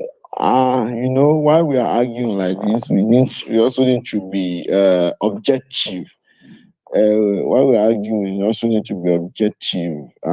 Just like you already know, we have been saying it, I'm from the revolution camp, I'm from the AAC camp, I'm from the Sowore camp. So I was never, it's never as if maybe I was there before I left. I was never a Tinubu sympathizer or watching. No. So, but I think I'm convinced now. It's not that I've convicted him or the fact that no court has convicted him, but when the Mr. Adedayo raised the fact that it happened doing it, and this is why we need to keep asking these people. I'm still on point to like they don't even update us, they don't talk to us. It's so disrespecting. It's so disrespecting against the citizen of this country. See, my brother, you see now I'm getting emotional about it because I feel that it shouldn't have happened. If you talk to us, and it's, even if that's I'm still on point. That is why I said yes, you should come out and tell us that we did not arrest him because he has not he's still online. No, we did not arrest him because they just left us in the dark. This is my problem. I'm not defending Tinubu. I'm just feel like we don't have a leader who could. The system is just so fucked that I don't know. Mr. Oluwabe, your hand is up. It's too bad.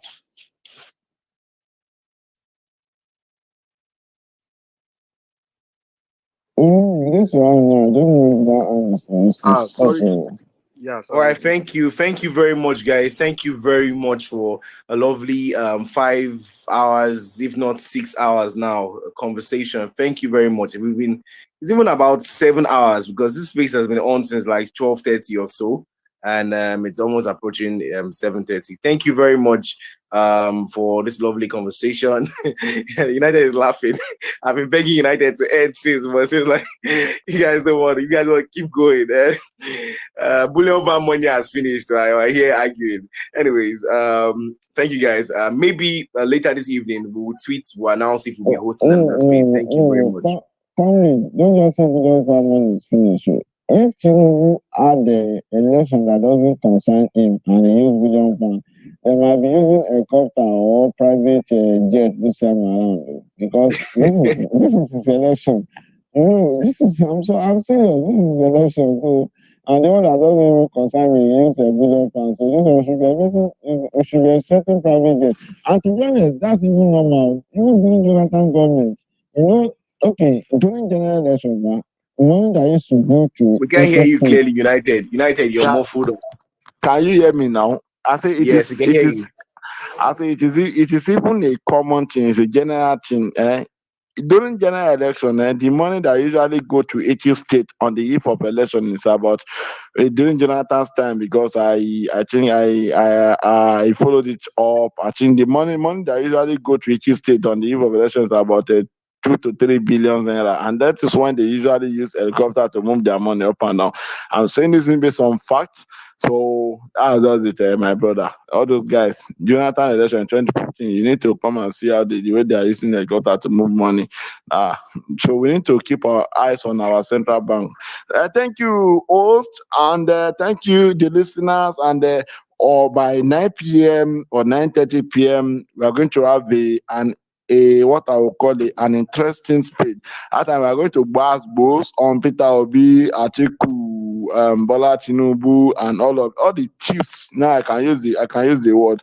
All the chiefs, we are going to basbo at them. So thank you for being part of this wonderful conversation. Even though all my Tinubu guys are not around, I don't know what they went through. I went searching for them because I need people like Doggy, White Bears, Big Daddy, You ask them to come and debate Aina. manifesto. They don't have a manifesto. What do you want them to come and see here? Okay. Wait, Yeah, the way. yesterday we did the same conversation. They were all there because we're not we're not Okay, discussing a manifesto. We're discussing who is the best.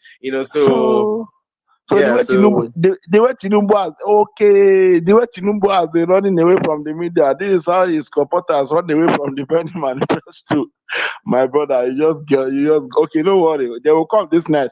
Okay, we are going to bait them. We will show them like say just a cruise page. When but they shout come, we'll out be to asking. what's his name again? What's the name of that guy? The Tinubu guy. He was in the office. He managed. He was on the road. He kept on defending his man. And even I think when he got home, he kept on defending. He has been on this space for hours, defending from office to the road to. So that's nice. Shout out to him too. Olarewaju has really tried. Olarewaju, he really tried. Yeah, it's not all those doggy people and all those doggy people. Okay, let me not make this statement on the space. So that thank you very much, everyone. So thank you very much, guys. Thank you very much, guys. All right, bye.